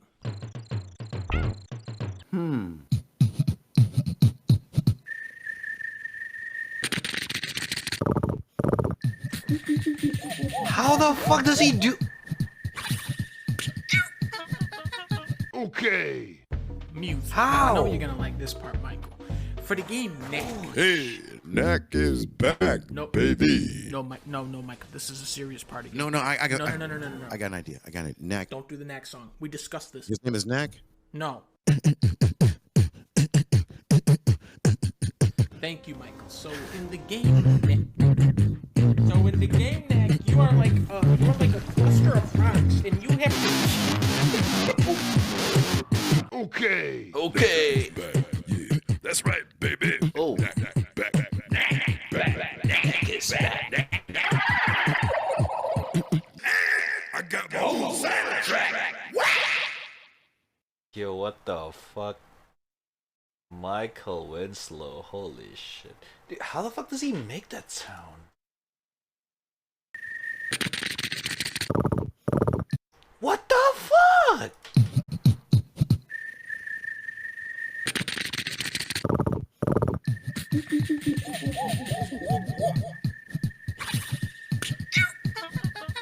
Okay. That's crazy.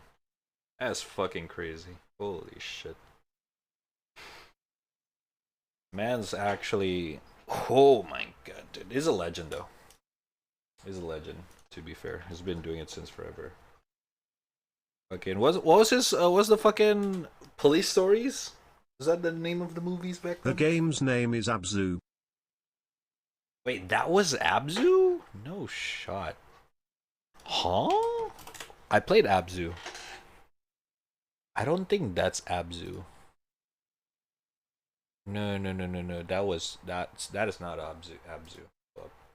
Wait, was that Abzu? No, that was not Abzu. It's a realistic game. Abzu is not realistic. It's like a more sci-fi stuff. I played Abzu. I didn't finish it. This is more realistic. It's almost look like an underwater level for Uncharted or something. Beyond Blue? Beyond Blue. Game.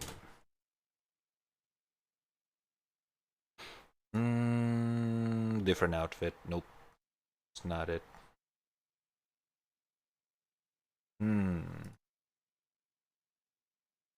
Hold up, what if I do this?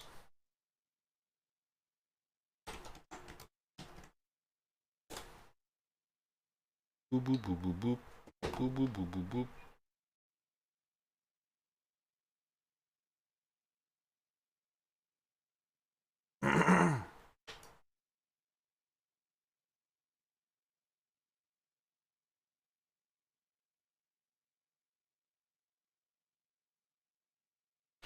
Okay, I was right. According to Yandex image search, it is Uncharted 4: A Thief's End.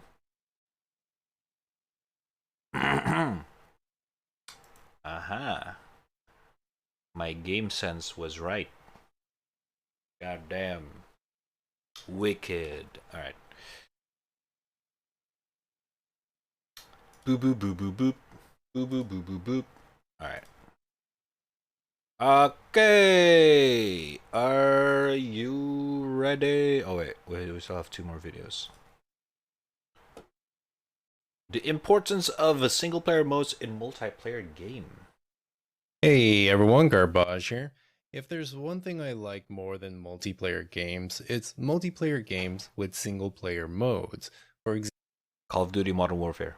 Example, right now I'm playing Insurgency Sandstorm in single player mode up against bots instead of human players. Oh, Now for many players, that's the a only campaign. time they ever interact with single player modes in a multiplayer game is at the very beginning when they're learning the game, either through the tutorial or in bot matches that they might be required to do in order to progress to the quote-unquote real games with real humans.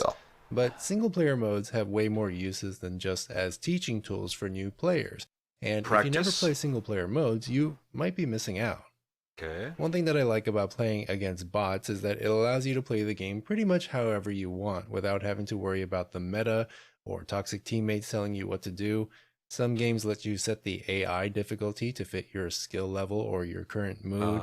You can experiment with different weapons and playstyles than you normally would in human matches. Okay. And if you want, you can just get in a game and destroy hordes of bots for no other reason than to have some mindless fun. Beyond that, if the game supports mods or custom game modes, you can even create your own single player experiences for others to enjoy. True. Having that AI support in the game opens up so many avenues for creativity. I also like that single player modes can be designed around fun and immersion rather than strictly on competitive integrity. In a competitive human versus human match, you wouldn't want your character to suddenly scream out loud and reveal your location to the enemy. But in a single player mode, that doesn't really matter, and NPCs can be programmed to talk and behave like they would in a real battlefield, which can, ironically, make for a more believable experience than playing with actual humans. It's almost like as if you're playing a campaign mission, except each playthrough is unique and kinda unpredictable. And let's not forget the benefits of single player modes that can be played offline. Yes. If your internet goes out or if the servers are down for maintenance, you can still... I used to do this a lot back in the day when I was like high school or some shit. Like my internet was so shit is that most of the time I just play single player mode of like Quake or single player mode of like CS 1.6 just because like I just want to shoot some shit, but I don't have internet. God bless bot match, you know. It really play the game and have an enjoyable time. If the developers abandon the game outright, or if there just aren't enough players left, at least you still have something to keep you going. In fact, it saddens me that a lot of games require an internet connection to play single player modes because it kind of defeats the purpose in my mind. Overall, I feel like single player modes bring a lot of benefits with relatively few downsides, and I hope that games like Apex Legends consider adding single player modes in the future as well, since it gives players more ways to enjoy and engage with the game. But what do you think about single player modes? Let me know your thoughts in the comments. Like, subscribe, and bell. Links to my Twitter and everything else down. Good shit. Actually, talking about the something that not a lot of people talked about anymore in this current age of everything is online, which is kind of dog shit sometimes. Sometimes, in some cases, it's understandable. Like Apex, I get it, but you know, if you just like want to shoot some shit in your game that's happened to be a multiplayer game, consider make a single player mode, like offline mode. I don't know. Is really good. Wait a minute, what is this? Is that CSGO? Let me click this. Hey everyone, Garbage here. God damn it. Let me know if you've ever thought about this, but in games, there is something I've been calling an average silhouette size. For example, in a game like CSGO, where the maps tend to be on the small side and fights usually happen in close quarters, enemies you see will tend to take up a decent amount of space on your screen because they're physically closer. Whereas in games like Battlefield and PUBG, where the maps are large and the distances between players is greater on average, the enemy silhouettes will usually appear much smaller on the screen. A game like Apex Legends is interesting because while the maps are large, they're sectioned off into smaller areas, and most fights happen in close quarters, and so the average silhouette size is bigger than you might expect. This is something that can be influenced not just by map design, but also things like weapon optics, weapon accuracy, and damage fall off, because all of these things influence the optimal engagement distances in their respective games. All else being equal, pointing a crosshair at a small thing on your screen is harder than pointing it at a big thing. And so my question to you is, do games with small average silhouette sizes require better aim, or does it depend more on other factors? Let me know your thoughts down in the comments. Like, subscribe, and bell. I think it's other factor. I guess. I mean, killing in Battlefield is a lot easier than killing in Apex. And I don't think that's because of the silhouette of the character model, but it's more of like the TTK. So yeah, I think it's more of like other stuff. Just stretch your resolution easy. Oh god, the CS:GO stuff. Oh my god, dude, garbage always have like a good clickbait. I want to click this now. Why don't FPS game use this aim mechanic? What is this about? Let me click it. Hey everyone, Garbage here. For a variety of reasons, in first-person shooters, when you shoot your weapon, it's very common for the bullet to originate from the center of your screen. True. However, more and more games are choosing to go for a more realistic approach and have the bullet originate from the barrel of the gun, which creates a small problem. Because the gun is held slightly off to the side rather than in the middle of the screen, it's never any bullets center. originating from the barrel will hit off-center of the crosshair, which is exactly what happens in games like Tarkov and Insurgency Sandstorm if you're not aiming down sights. The other option would be to have the bullet come out of the barrel at an angle so that it hits the center, but this seems to make people uncomfortable, and so every time I mention this in a video, I always get a bunch of comments asking why not just point the gun towards the center of the screen? And that's actually a good question. And so I quickly threw together this project that does exactly that. As you move your camera around, the gun automatically points at whatever your crosshair is looking at. This is most noticeable if you look at something close by, then immediately look at something far away because the angle of the gun changes based on distance. And if we fire the gun, you can see the projectile hits the exact center of the crosshair every single time. And it occurred to me that I've never actually seen any first-person shooter use this type of system before, and it makes me wonder why, because it's definitely not a new or unique idea. Initially, I wrote it off because I figured it would cause too many fringe cases where it wouldn't work correctly. But the more I mess around with it, the more I realize it's actually a pretty robust system that's hard to break. And so if any of you are experienced first-person shooter developers, let me know why this isn't a more popular game mechanic. I feel like Apex have that. It's just that the gun animation does not do that. It's just that the center of the crosshair changes, not visually, but gameplay wise. So you just always do that. I'm 100% sure Apex do that. Just they don't bother animating it because no one would notice. It's very subtle.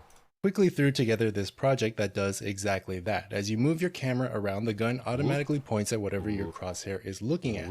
This is most noticeable if you look at some... I feel like this would work well with Tarkov, but then the developers gotta be like... Nikita gotta be like, not realistic. So you're probably not gonna do it. Alright! Alright, I got a call as I was about to start the video. One sec.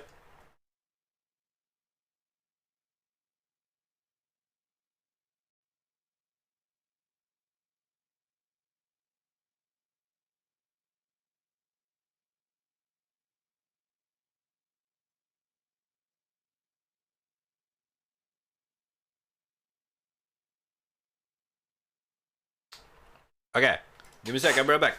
Enjoy this one more video, and then we go for this week in video games.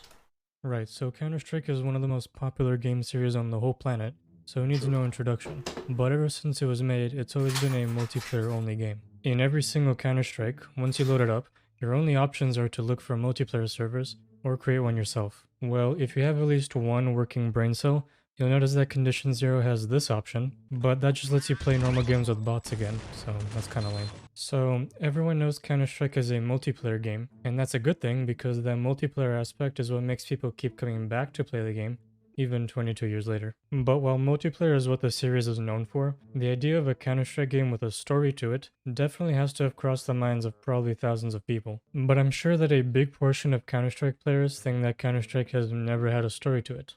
Well, those people, you happen to be wrong.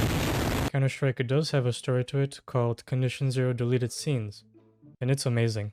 Deleted Scenes is its own game, and is bundled with Condition Zero, which is also bundled with 1.6.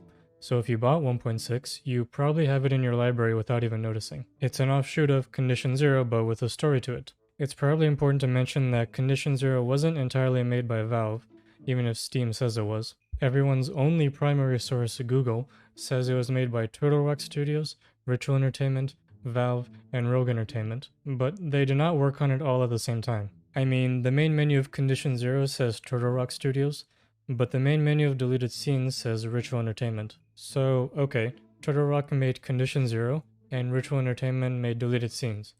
But then who the hell is Rogue Entertainment? So the timeline of this game is, Condition Zero was first started by Rogue Entertainment, but after only a month, their CEO left, so Valve yanked the game from them. So sucks for them, I guess. So then they gave it to Gearbox Software, but the project became so big, they started missing like 40 deadlines. So then Valve took the game from them as well.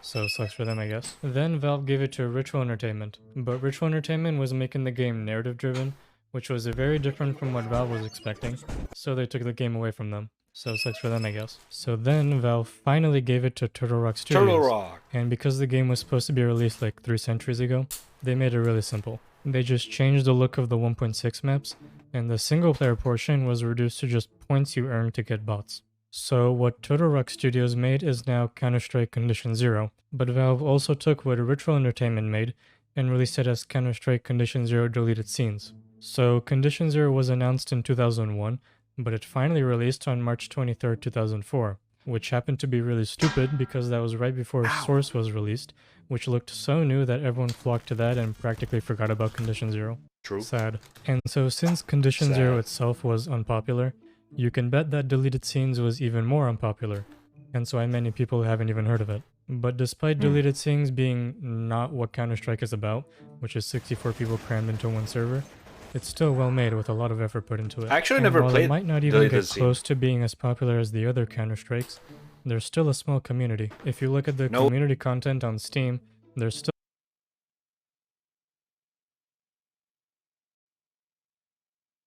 I was muted.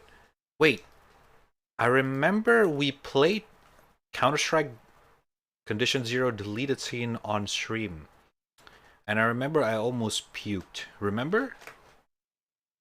Like, for some fucking reason, I got extreme motion sickness from it. Yeah. I remember. still stuff being posted on there. I don't know like why. Stuff from in-game and some epic comedy for everyone to enjoy. So I did say that Deleted Scenes is basically a story mode, but that's not entirely correct.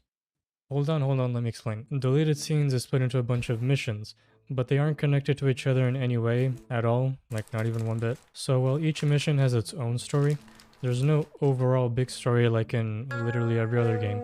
Regardless, it's still pretty cool, I might say. So this being the only single player Counter-Strike, many aspects of it are very different from normal Counter-Strike, but because it's still Counter-Strike, some parts, as you can imagine, are still the same. You know how in Counter-Strike, you can only carry one primary weapon, one secondary weapon, a knife, and up to 4 grenades? Well, in Deleted Scenes, you can carry multiple primaries and secondaries. In one mission, you carry up to like 6 primaries. There's only one knife though, so no variation there, although you do hold it differently than in Condition Zero. And grenades are the same, I believe. But besides being able to carry 20 guns like Gordon Freeman, a new thing that Deleted Scenes has is tools. The tools are mainly used to do important things. There's a blowtorch, which is used to break locks, and that's about it. There's a radio-controlled bomb used to blow stuff up, a camera to take pictures of important things, a radio so you can call your buddies to do stuff, and finally a fiber optic camera so you can look around corners and through vents. The fiber optic camera is especially weird because when you use it to look around a corner, your character model just disappears completely, and the fiber optic part that I assume it has is also gone, making it look like it's just floating in midair. What's most important is that these tools cannot be used wherever you want. You can only use them in their corresponding zones. You can tell if you're in a zone because the tool's icon will appear at the top left, and the game just straight up tells you. I assume they have zones because of gold source limitations, but they're put in places where you need to use them, so it overall feels pretty seamless. Just like any Valve game, every place is split into maps, and let me tell you, the design of these maps are amazing. All of the maps in the game are super detailed. Like, look at this place, mate. I almost want to say they're more detailed than any source map. If you take the time to look around, you can see how good each place looks, and sometimes even find extra stuff. But they're not perfect as well. Sometimes I get lost because I don't know where to go. I should also mention the AI in this game. It's clearly different from traditional Counter-Strike AI. They're no longer running around the map trying to look for the other team with the most horrendous aim I've ever seen. If they're not aggressive, they now just stand in one place. When you're fighting them though, it's different. These bots are surprisingly good for 2004. Like, I don't know if it's because I'm expecting them to act a certain way, or if it's just because I suck. But there were a few sections I had trouble with because the bots would always get me, and I was playing on easy mode. They sometimes make it easy and stand in one place regardless if you shot them in the face or not. Or in the case of the pistol guys, just run away from you, I guess. Other times though, they run straight at you, especially if you go behind a wall or try to reload. And while that sounds kind of primitive, it somehow works and makes it a bit more difficult. It's kind of hit or miss because you can get a section where they're really difficult, but then later you realize that it's still Gold Source bots. You'll also notice that sometimes enemies make a cool appearance by sometimes doing a barrel roll, only to die moments later, or running back when they see you, but in an animation that's smoother than normal because they're scripted. They also sometimes die in extravagant ways, like getting pushed into boxes, or falling off a building and getting impaled on a gate. It happens at least once in every mission, but also quite often, so get used to it. Now let's go through the game together, shall we? So starting from the main menu, you can easily tell it's still condition 0. There's no option to find a server, cause remember this is single player. There's a new game, which starts a new game just like Half-Life, but also world map. The world map is a map of the world, obviously. It shows the locations of all 19 missions in I the kind of want to game, try this. unless you choose which one to play. It tells you which mission you're currently on, and which ones are locked and unlocked. Clicking on an unlocked mission will give you some backstory, and tell you what you're supposed to do. It also tells you the time, location, and organization, which are all irrelevant, but add to the story part. Overall, this map is cool. It does have one bug though. If you noticed, I'm showing you the map in a 4:3 resolution, because you're supposed to play this on one of these back in 2004. You can set the game to a 16:9 resolution, but if you do, the map won't scale at all, so you'll be left with a huge black rectangle on the side. The location dots won't adjust, which leaves them in straight up the wrong place. Like 3 missions that are supposed to be on land are now in the middle of the Atlantic Ocean. Awesome. So you can select and play individual missions through the map, but starting a new game from the new game button will play through the missions sequentially. So what I'll do is go through and give you a little tour of each mission in whatever order is provided when you start a new game. So first we have the training course, which shows as an actual mission on the map. The training part teaches you everything you need to know, which is its whole purpose. It plays oddly similar to the training course in Half-Life, definitely not a coincidence. It shows you the basic movement, weapons, and tools. Apparently pipes can be ladders. Never seen that before. Your final training is to defuse a definitely real bomb. When you defuse, you can hear ruffles and clicking, while also seeing how incredibly slow this is compared to every other Counter-Strike. Like, they could have gave us a defuse kit at least. Then the first actual mission is Recoil. You start in a helicopter like in a lot of missions in this game. Then in literally 10 seconds, you get shot down, making the whole scene oddly similar to Opposing Force. You wake up and are instantly greeted by 50 people, some with machetes that run right at you. You run through a series of corridors and buildings until you meet up with one of your buddies. You make it to a helicopter, but oh no, your buddy got captured because he insisted on staying in a tower like an idiot. So you go back and find him and bring him back to the helicopter. Along the way, you develop a headache because this dude won't want to go down some stairs. No way, I'm not going any further. No way, I'm not going any further.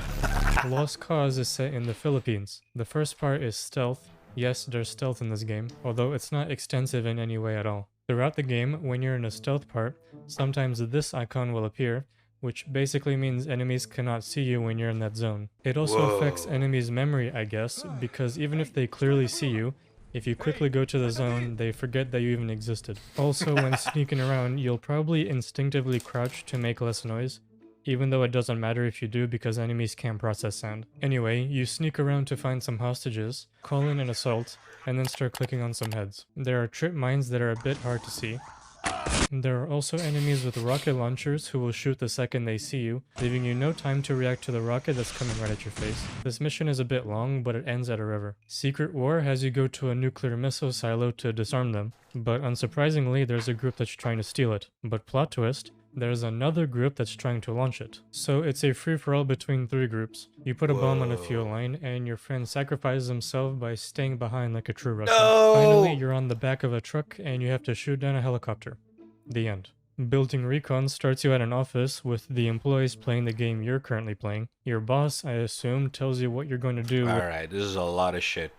I'm gonna... You know what? Counter... Strike condition 0 delete. I'm gonna download that later. Seems fun. It seems like a content to go through. You know what? Seems like a content to go through. I'm gonna do that. Yeah. No, yeah, I'm done with the video. It's too long. It's literally we can play it. We can play it. All right. We can play it. All right. Last video.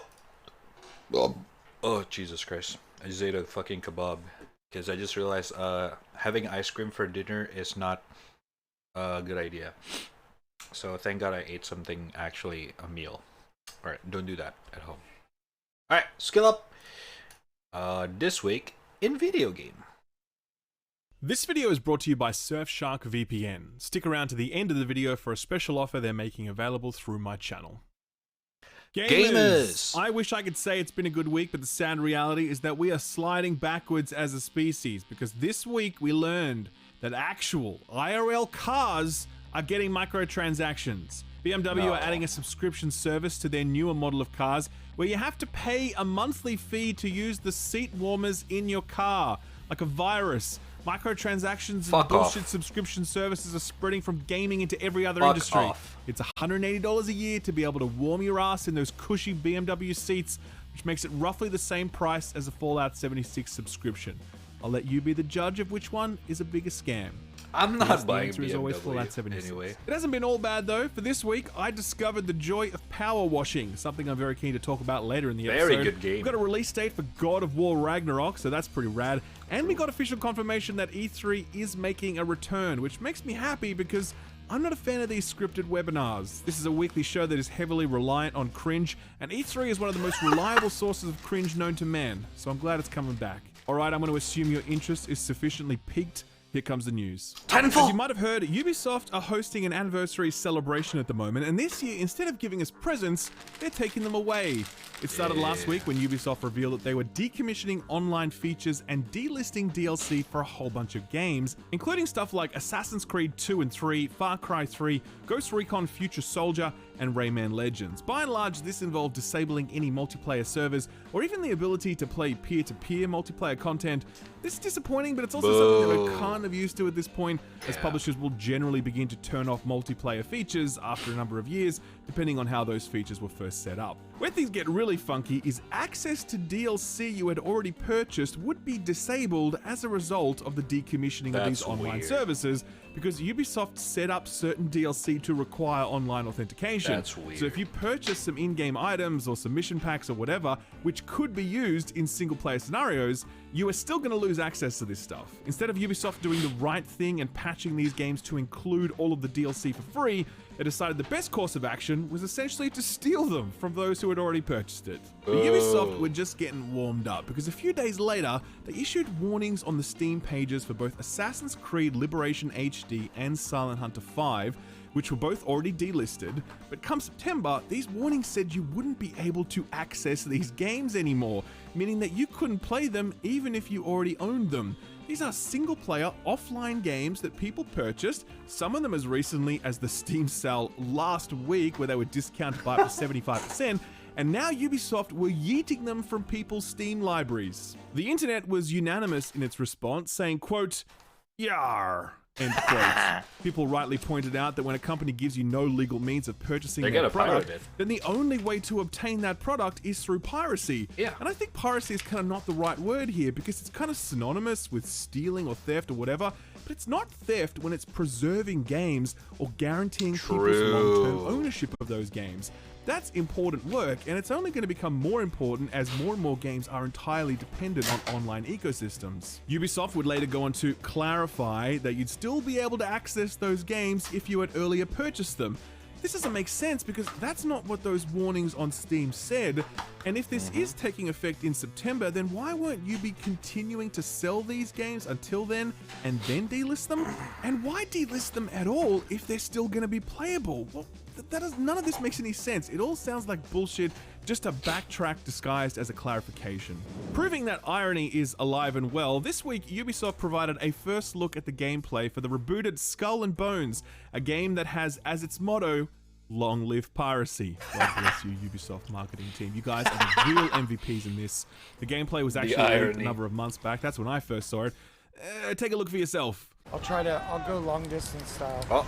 Oh, I don't have an auxiliary weapon equipped. Okay, it's okay.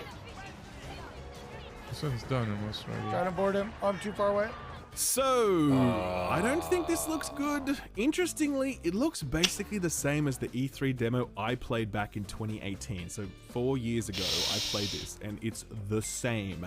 And even then, when I played it, I was like, this is just Assassin's Creed Naval Combat. You've just lifted and dropped this, only now I can't get out of my boat?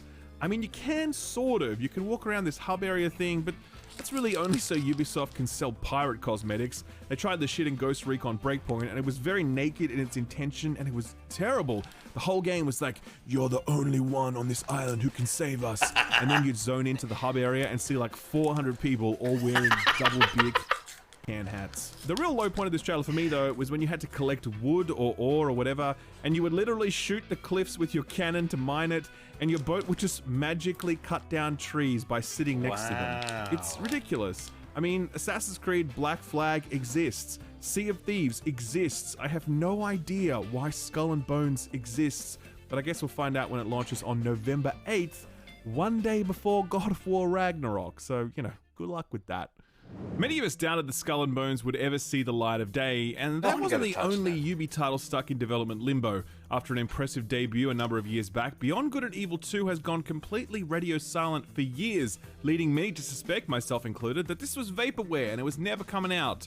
Well, hopefully I was wrong about that, because this week Tom Henderson is reporting that Beyond Good and Evil 2 is alive and well, and it's about to enter external playtesting this month. Apparently this will be a fairly extensive playtest, more so than usual, so hopefully this means that the team has made good progress in development, but that's a very optimistic reading of the tea leaves. Ubisoft has announced a Ubisoft Forward webinar thing for September 10th, which is really far off by the way, so if we're going to get any answers about Beyond Good and Evil 2, it's probably going to be there. One final bit of Ubisoft news is that The Division is coming to mobile. Ubisoft announced this last week with a cinematic trailer that they claim was using in-engine footage captured on mobile. It's looking to be a sort of port of The Division 1, but with a twist, I think. That could be cool, I'm definitely interested, but Diablo Immortal has made me very gun-shy about discussing mobile games until we get full visibility of their monetization model. So while I hope that this is just a cool Division game with reasonably priced microtransactions, I'm really bracing for the worst, and I won't be doing any actual coverage of this until I know how Ubi plan to charge us for it. All right. Division on mobile? Division... I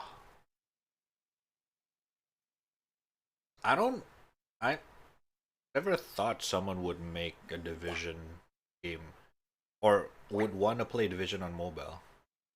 I'd be wrong. Alright, so that was a lot of Ubisoft news. We need a palate cleanser. How about a first look at gameplay for that RoboCop game? Roll it, Austin. Well, I want to saw it again.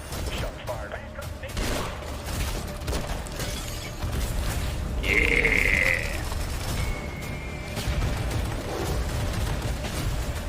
I'd buy that for $1. Now listen, I don't think I can ever properly communicate to you how much I love RoboCop. Like if pressed, if someone was pointing a gun at my nuts and they were like, tell me a favorite movie, I'd be like, Hook. But then number 2 would be RoboCop. I just rewatched it recently in 4K and it's the perfect film. There's literally no flaws. It's a masterpiece. And even if this game is total trash, which it doesn't look to be by the way, I'm still gonna play the shit out of it and probably enjoy every second of it. Bitches leave. Probably my favorite line in any movie. Anyway, talk of the RoboCop movie has put me in a good mood, so let's keep the good times rolling. Did you know that Apex Legends developer Respawn Entertainment are currently working on a single-player first-person shooter set in the Apex Legends universe? Well, they are, and that's awesome, because it gets us one step closer to the Holy Grail, a follow-up to the Titanfall 2 campaign. So the detail on this first. Spotted by Alpha Intel, a job posting on Respawn's website calls for a hard surface artist to work on a new single-player title set in the Apex Legends universe. So that's official confirmation right there, since the source is Respawn themselves. As for the phrase set in the Apex Legends universe, that's where things get especially exciting because the Apex Legends universe is also the Titanfall universe. Obviously, the Battle Royale game focuses on different aspects of that universe, but they are connected in a variety of ways, with one of the playable characters actually being the daughter of a Titanfall pilot, and she has some cool Titanfall stuff baked into her kit. So is this Titanfall 3 by another name?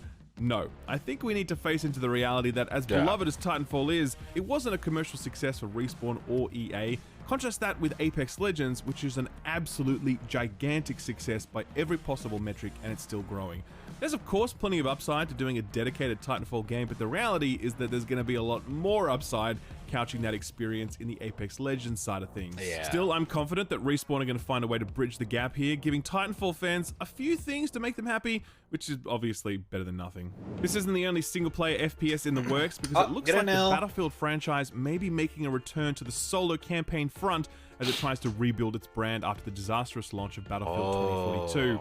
The news again comes from a job listing, only this time it was for EA's Seattle studio, headed by former Bungie developer Marcus Lido, who went on to create the ill-fated Disintegration before moving back to the more familiar world of AAA first-person shooter development. The job listing, first spotted by Video Game Chronicle, calls for a design director who would, quote, orchestrate the mission design, narrative, game mechanics, and systems to create the highest quality experience possible, end quote. Single player. That's pretty cool, to be honest. Battlefield's campaigns, the older ones at least, are still talked about to this day, and it's nice to know that EA haven't given up on trying to recreate that magic. Let's hope this newly formed Seattle studio is up to the task. One more bit of single-player shooter news while we're at it. You know Black Mesa, the remake of Half-Life? Well, it's getting remade, sort of. What? Half-Life engine. Okay, let me explain. Black Mesa was a very faithful recreation of the original game, but it certainly did expand on the base product, adding new scripted moments, making subtle changes to level design, and also adding what was essentially an entirely new third act to the game with the redesigned Zen. Some modders are so impressed with the Black Mesa devs team work that they're taking it upon themselves to port all of that back into the original Half-Life Gold Source engine. The mod is called Black Mesa Classic, and the YouTube channel Radiation Hazard did a great video breaking things down and showing some side-by-side comparisons of the original Half-Life versus this new demake mod, and it looks pretty great. If you're keen to learn more, I'll leave a link to Radiation Hazard's video below the like button. Wait. So basically, there's an original game called Half-Life, and then recently there's a mod team. They make a mod based on the original game with a more modern take and call it Black Mesa. And then there's another mod team that take the modded original Half-Life game, modern mod Half-Life, and then demod it into the original Half-Life game engine and call it Black Mesa Classic.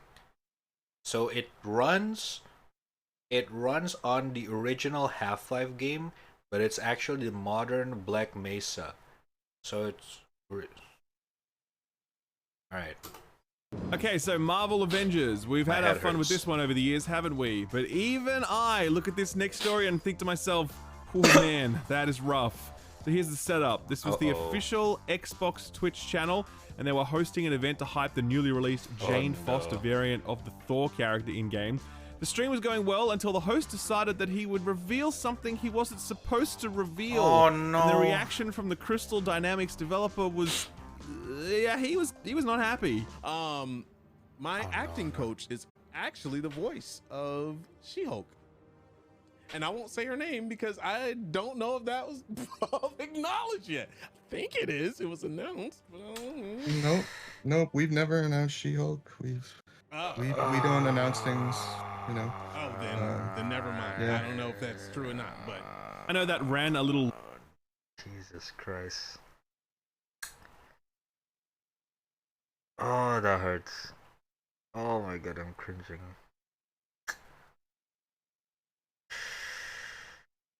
Oh, that hurts. Oh my god. I'm cringing, dude.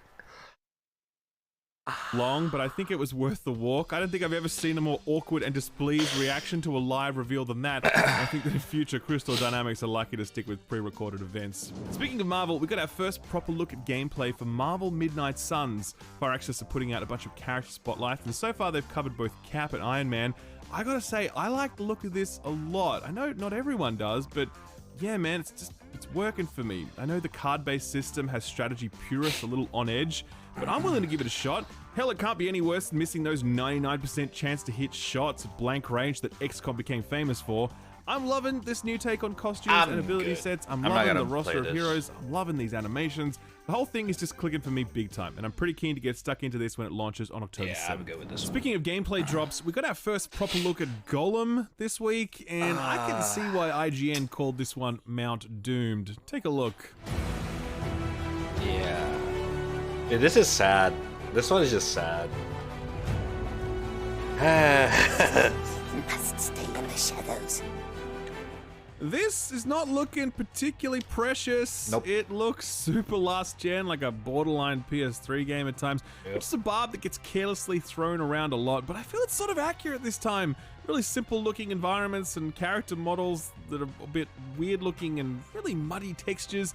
Gameplay that looks really bare bones. I don't know, man. Trailers are meant to show you a game in its best possible light, and if this is the best, then I'd be a little worried, especially given that this is out on September 1st, and that is soon. Okay, so this is... Listen, I am not talking shit about the developers, alright? But... Daedalic Studio...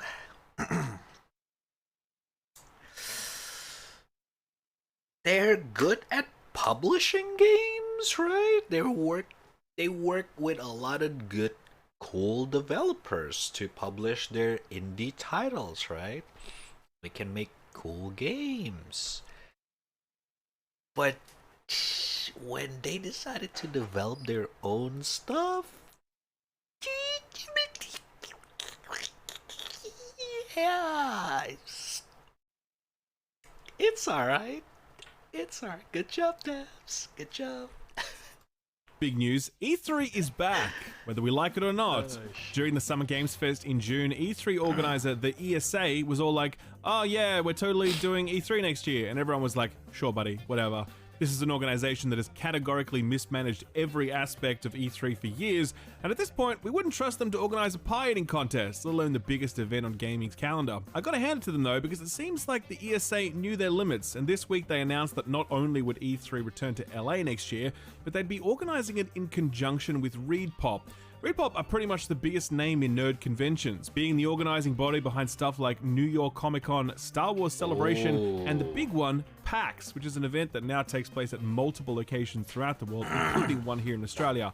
ReedPop aren't perfect because event management is a very messy art form, but they do know what they're doing, and so having them at the E3 table is a big shot in the arm in terms of expertise and experience. I'm more hopeful about the future of E3 after this announcement, and I genuinely You're breathtaking! Because as I've said many times before, I love E3, and I want it to continue to exist in some way, shape, or form. Alright, let's do a quick lightning round to finish. South Africa just updated its video game classification laws, and the new guidance is that no child under the age of 10 is allowed to play any video game unless they are accompanied by an adult. Good luck enforcing that one, South Africa. First of all, sure. But second of all, why? Like,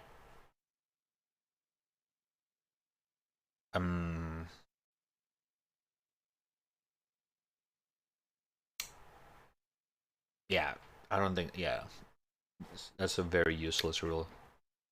No one's Good luck enforcing that one, South Africa. Yeah. Fall Guys just hit 50 million players, not 2 weeks after hitting a new record of 20 million players with the move to free-to-play. That's an increase of a lot of players. Seriously though, congrats to Mediatonic, that's a pretty remarkable achievement. Nintendo fans worked themselves into a tiz this past week when Nintendo delisted a number of console trailer videos on their YouTube channel, leading some to suspect that the announcement of a new upgraded Nintendo Switch was imminent. What did they actually get?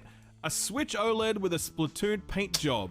Never underestimate Nintendo's fans' ability to disappoint themselves. They're better than anybody else. Apparently, we were going to get remasters of both GTA 4 and Red Dead Redemption, but seeing how bad the backlash to the GTA trilogy was, Rockstar has shelved these projects so they can focus on GTA 6. Probably for the best, to be honest, but I would have loved another one of those GTA remake news cycles. That was a very fun couple of weeks. And finally, a Korean streamer was stuck in a 3-hour League of Legends match because their teammates and the opposition were stream sniping her. She died a total of 120 times during the match and would often take breaks to go and play other games while she waited for the trolls to give up. They never did, but by some miracle the game ended, and what did the streamer get for their trouble? A 14-day ban from Riot. Love it. It was likely an automated ban related to her number of deaths, but it's still pretty funny. Absolutely huge week for announcements, and only 2 delays, both of them kind of minor, so that's alright. First up, we have Valkyrie Elysium, the latest in the long-running series that dates back to 1999. It's got a release date September 29th for PS4 and 5, and November 11th for Steam. I wasn't really paying attention to this one, but I sat down and watched the new lengthy trailer that they just put out, and it looked pretty good. A very grand JRPG experience, pulling in elements of Norse mythology, and the combat looks actually nice, looks very and good. I don't know, my interest is piqued, and if I can find time for this one at the end of September, I'd be keen to boot it up. Curse to Golf was a really nice golfing game meets deck builder that I played and covered during the recent Steam Next Fest. I really enjoyed this one, and I'm keen to play through it when it arrives on its newly announced release date, August 18th for all platforms. This looks like Awkward, content. Nickelodeon are releasing a new kart racing game, but the existence of the title was revealed by our favorite source, a retailer, who just blurted it out on their website. Love it when that happens. At least one retailer put up a listing a few days early, prompting the developer Game Mill Entertainment to confirm the existence of the title. It's called Nickelodeon Kart Racer 3 Slime Speedway, and it's promising a roster of over 40 fully voiced characters, 36 tracks, and support for both split screen and online multiplayer. Sounds like a cool package. Cool. No release date for it yet, but it arrives northern fall this year for all platforms. Inscription was one of the most beloved games of last year, topping more than a few Game of the Year lists despite its underground indie status.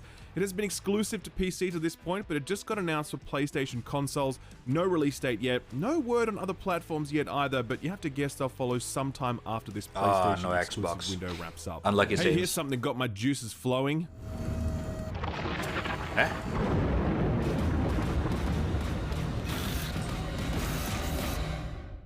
This is a Terminator survival game. Like, Whoa. hell yes, absolutely. What? How has there not been a Terminator survival game to this point? Surviving in the remains of old LA, scavenging machine survival parts game? to build shelter and weapons, fighting off different models of Terminator, and oh my god, it sounds so good. This trailer is literally just a reveal teaser. The game doesn't even have a name yet, but it's in development by Nacon Milan. I get the feeling this one isn't coming anytime soon, so expect an early access release sometime Nacon? next year if we're lucky. Lollipop Chainsaw is not a game I ever played or even really knew about, to be honest. For whatever reason, I this totally game missed this is- one back in the day, but apparently it was very special, being the result of a collaboration between Yoshimi Yasuda, Suda51, and James Gunn of Guardians of the Galaxy fame, who wrote the script for the game. The title fell into disrepair game over is the last few fucking years, sick. being unplayable on PC or newer consoles. This week, the original developer, Dragami Games, announced that they are doing a remake with enhanced visuals, but they did flag that the soundtrack will be mostly new due to licensing challenges. It'll be out sometime next year, no specific word on platforms yet. And That's finally, the release date announcement we've all been waiting for. God of War Ragnarok, Woo! let's go! After months of begging and pleading and Santa Monica developers being harassed, Release on Jesus PC, Christ, you we fuck. finally have a release date for the concluding chapter in Kratos' Norse-based saga. November 9th, arriving for both PS4 and PS5. It's a very big understatement for me to say that I'm excited about this one, and I suspect I'm not alone in that, since God of War 2018 won Game of the Year that year and achieved near mythic status in terms of review scores. True story, God of War's PC port is the highest rated game on Steam for all of 2022. Let's fucking So it's not just console go! gamers who love this. Really cannot wait. I know we shouldn't let ourselves get too carried away, but I strongly suspect that this is going to be pretty incredible. That's actually a really good news. I didn't know that. That means PlayStation gods. By that I mean like Yoshida, son, like the fucking owner, the big boss. He probably knows that PC release equals more money. So that means we're gonna get God of War Ragnarok soon. Let's fucking go, dude. Only two quick delay announcements to shout out this week. The first is for Wayward Strand, an upcoming narrative-led adventure game set in Australia. That got bumped back a little and is now launching September 15th on all platforms. And finally, Forspoken got a delay. Now, this was originally meant to release October 11th, but the general consensus from everyone was like, this probably needs more dev time. And Yeah. insiders were also leaking that we could probably expect a delay. Sure enough, the delay.jpg went out this week on the Forspoken Twitter account, saying that they'd made the strategic decision to delay the game to Jan 24 next year. They did say the game is essentially finished now and is now in its polishing phase, so you have to wonder if this is a move to launch in a less busy window, or if they simply needed more time to finalize development. Either way, we'll find out in Jan. I know there are a lot of eyes on this one, mine included. They so I'm probably don't hoping want to that extra release dev time delivers your God a of better War. final product, since the build I saw a little whiles back was pretty shaky. So what came out last week? Well, as I said, it was a bit of a quiet one, but we did get one last-minute surprise, courtesy of CD Projekt Red of all developers. The game is a standalone single-player experience that's based on their Gwent card game, which itself was an offshoot of the game that first appeared as a mini-game in The Witcher 3. Gwent has already had one single-player expansion thing in the form of the very well-received Thronebreaker, which is essentially a CRPG combined with a card game. This new offering is called Rogue Mage, and it's much closer to something like Slay the Spire than it is anything else. It's light on story and fanfare, keeping things pretty squarely focused on the roguelike deck building gameplay. Unfortunately, there aren't any critic reviews for this one yet, at least none that I could find, but there are Steam reviews, and they are pretty mid, with the game currently sitting at a mixed 61% on Steam. Oh, no. Positive reviews say it's a lightweight but worthwhile expansion. Not a huge amount to it, but worth the $10 price tag. Negative reviews say it's essentially Slay the Spire, but worse, absent the narrative that City Project Red are known for and lacking in content.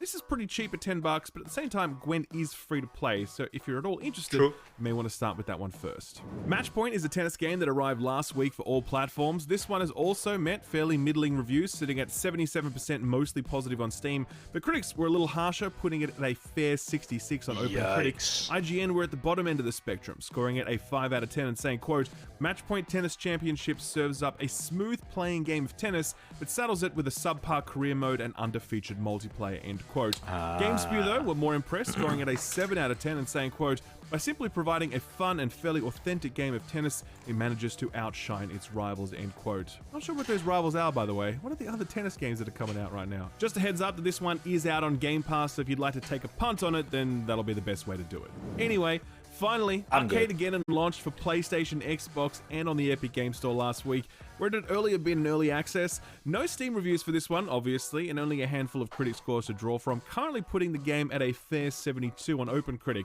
GameSpot were not thrilled with this one, scoring it a 5 out of 10 and saying, quote, this forgettable genre blender chases several trends but adds nothing of note to any of them, end quote. Ouch. But God as a Geek was more than impressed, scoring at an 8.5 and saying, quote, bright and colourful, charming and replayable, Arcade-Again offers a cathartic thrill while promising to scratch that ever-present loop itch, end quote.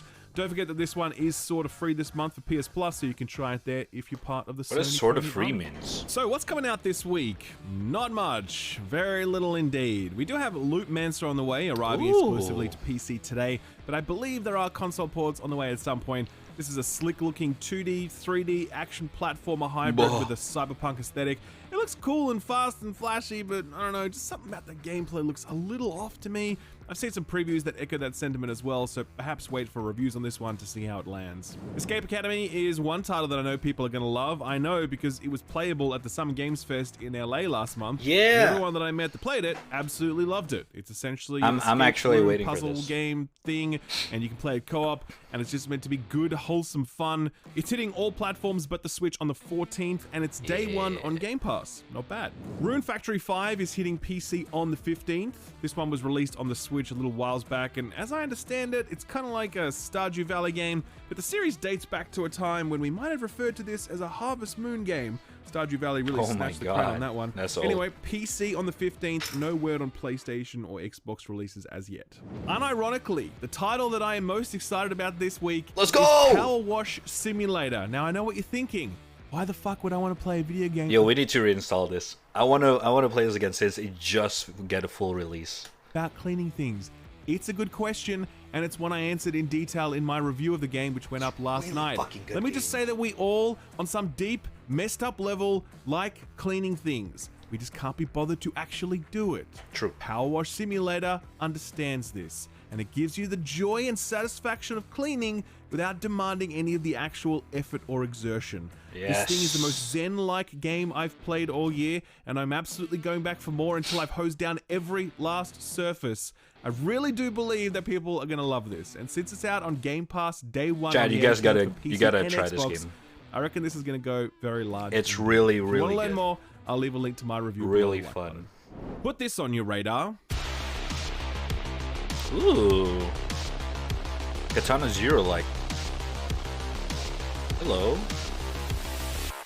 So recently I was cruising Steam 250, which is a website that force ranks Steam games using a weighted calculation, and I saw that this newly released early access title was one of the highest rated games of the year. I bought it, I downloaded it, I played it, and I loved it. It's simple, but you can tell the people who are making it really know what they're doing. The pixel art is so expressive of both environmental detail and the reactions of the characters The characters and the story are really well written, the action is super fluid and with a really high skill ceiling that you'd love to see speedrunners get stuck into. It's essentially a 2D platformer, but it's Speedrunner? use of a grapple, and when That's you get me. good rhythm with this thing, you start to feel like some kind of behatted Spider-Man. There's only 3 chapters for this out at the moment, with the rest to come later, but I do predict big things for this one.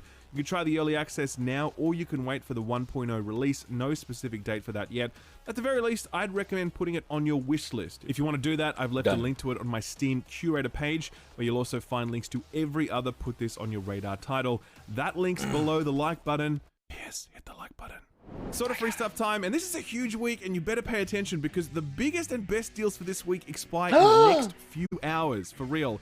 I'm talking about Prime Day, which I don't love as a concept because I don't think corporations should be aiming to capture whole days like some sort of national holiday. Regardless, Uncle Jeff is discounting stuff left, right, and center on his Amazon storefront. Twitch Prime. Gamers are getting the best deals though, because if you're an Amazon Prime subscriber, which costs like $5 a month or whatever, then right now, for the next few hours, you can get around 25 smaller titles, as well as Star Wars Republic Commando, Jedi Knight 1 and 2, Need for Speed Heat, Grid Legends, and to top all of that off, and I can scarcely believe it, the Mass Effect Trilogy Legendary Edition, the excellent remasters of the cinematic RPG masterpieces, arguably some of the best sci-fi across any medium, full stop.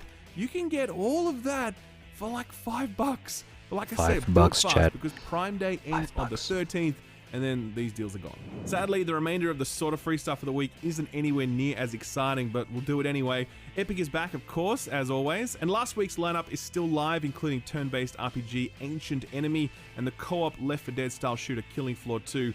Commencing the 15th, though, is some free content for a game called Idle Champions of the Forgotten Realm. I don't know anything about that one.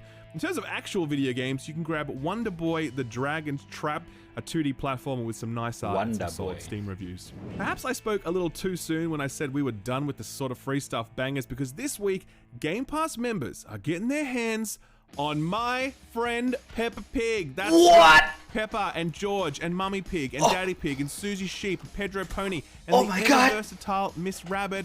They're teaming up for their greatest adventure yet. Forget God of War, forget Breath of the Wild 2, forget Half-Life 3. Pig. This is it, gamers. Uncle Phil is giving this away for basically nothing. Everybody loves Uncle Phil. That's a Pepper reference, by the way, just trust me. Anyway, if you'd prefer something a little more kosher, then can I interest you in the Match Point tennis game I mentioned earlier? That's on Game Pass. A bunch of Yakuza games are coming back on the service after having been removed a while back. Road 96 is a procedurally generated road trip simulator that people really loved. I still plan to circle back on that one myself. Escape Academy is that indie title I mentioned earlier, and that's also there, day one. And Game of the Year contender Power Watch Simulator is also in the mix, in console, cloud, and PC on the 18th. Yo, I know you're all still skeptical, but by next week, I fully expect my comment section to be like, oh my god, all I've been playing all week is Power Watch Simulator. I can't stop. And I'll be like, I told you, just watch, you'll see. We haven't done any no fucking thanks news this week, so why don't we kill 2 apes with 1 stone here in the feel-good story of the week block. Brazil recently held its International Games Festival, an event that brought together game makers, media, the public, and the investor class to showcase the future of video games. The event had a variety of sponsors, including a not insignificant number of NFT, blockchain, and Web 3.0 companies, all of them looking to ingratiate themselves with an audience that hates them and their product.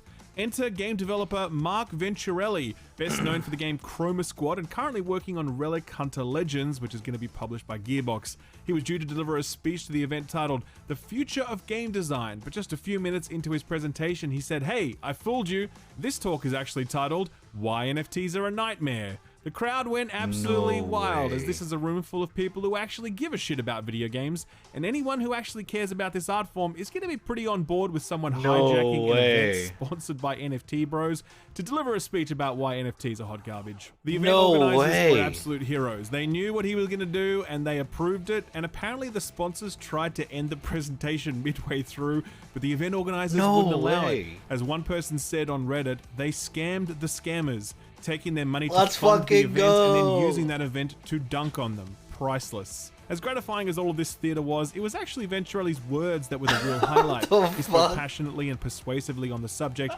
talking about the fact that NFT and blockchain enterprises try to buy their way into gaming and are splashing cash because they don't offer any actual value or solutions. Quote, they're just trying to buy their relevance because they have no actual influence over the future of our industry. If you just give them this space uncontested, you're just giving them exactly what they want and buying their narrative that they're relevant, end quote. He also went on to talk about the concept of a trustless future and how dire that is. At a time when cooperation couldn't be more important, a technology framework based on not trusting anyone is not the cure for what ails us. It was a great dunk on NFT bros, it was a great mic drop moment, but it was also really insightful analysis of the issues at hand, so I really encourage you to check it out. I'll leave a link to that article and YouTube video below. Good shit. And that, ladies and gentlemen, was the week in video games. I'm going to get back to my power washing since that mini golf course isn't going to clean itself. If you had a good time today, then please remember to hit that like button, subscribe, and ding the notification bell. I'm working on a few reviews at the moment, and I'm going to be recording the next episode of the Friends Per Second podcast tomorrow, so look forward to that hitting the channel and podcast platforms this weekend. You've been a great audience. I love you. Shill up out. Video game TV shows are all the rage right now. We got Halo, The Witcher. That was good. That was good. That was a good this week in video games indeed. Good shit. Yet another good one, chat. Do help yourself. Subscribe and like the video, because we do watch Skill Up literally every single week for this. He make good fucking content. Please do. Give him some more so you keep making some more.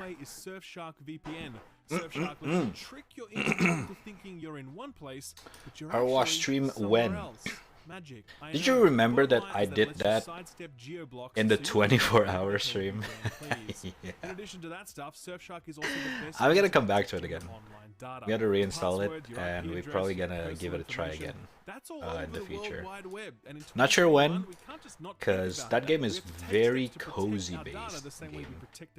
So yeah. Encrypts your online data, protecting you from identity thefts and hacks, and their clean web feature automatically blocks over 1 million known malicious websites, phishing methods, okay. You can use Surfshark on multiple devices at once, which is something that almost no other VPN allows. Wait, there's co-op Power Wash?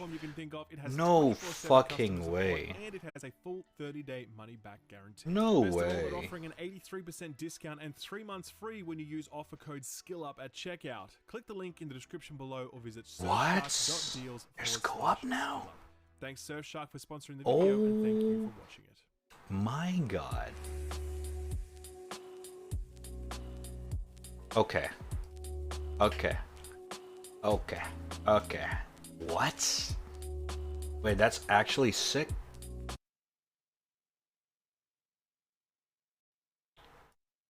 Wait, power wash with your friends? What? Okay, okay. We need to get into this.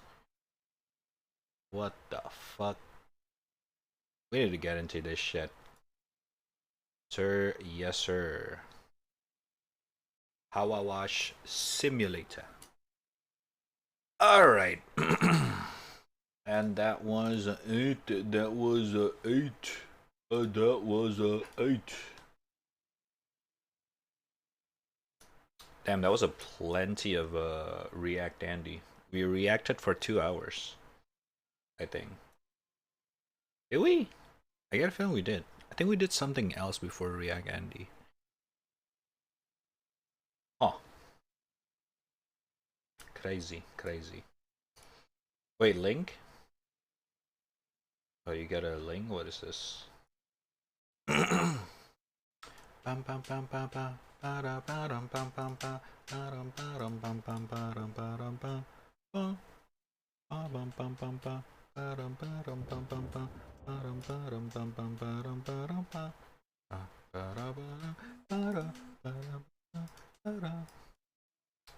Apex Legends story from the Outlands. Fight Night. Oh, wait. I know we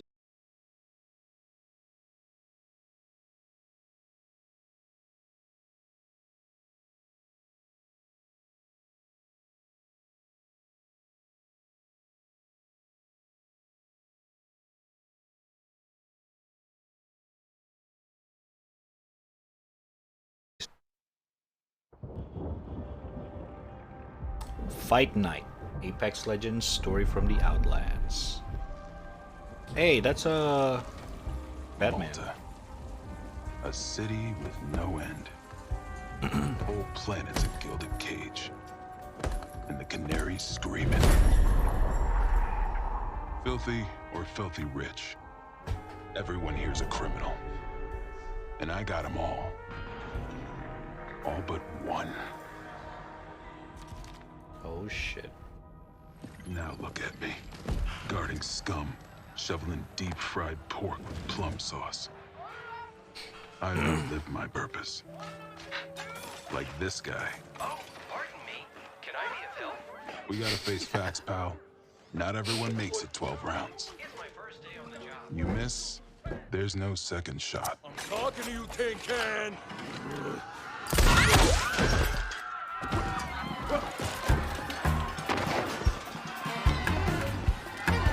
Oh, good! Security! Drop it! Oh, no! Security! Oh no. A modified 50 cal Rampart. Made for murder. Exciting! This a game to you, is it? This is my job! A professional. Well, so am I. What the fuck is going on?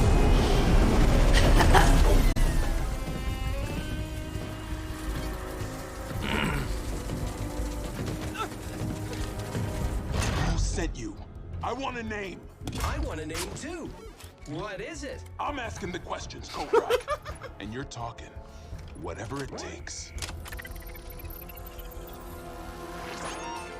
You're fired! Oh! You're fired! No. Oh my fucking god. I'm fired? Stop! Humber Labs. Knox. I knew it! The bastard's still alive! No, go back! What else do you see? 5% chance. Stop!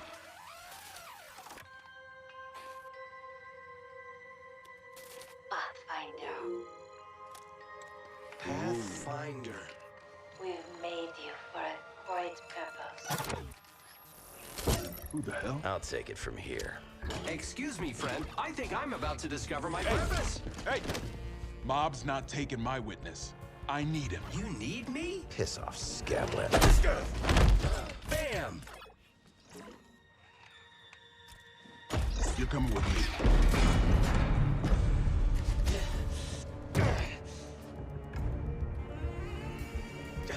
Security guards made off with the Marvin. Stop them. Ah.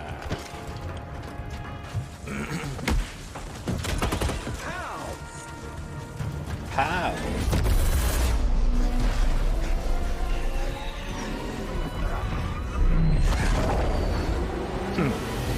Listen, they'll be on us any minute. I need what's inside you. Friendship? What? No! Just you and me.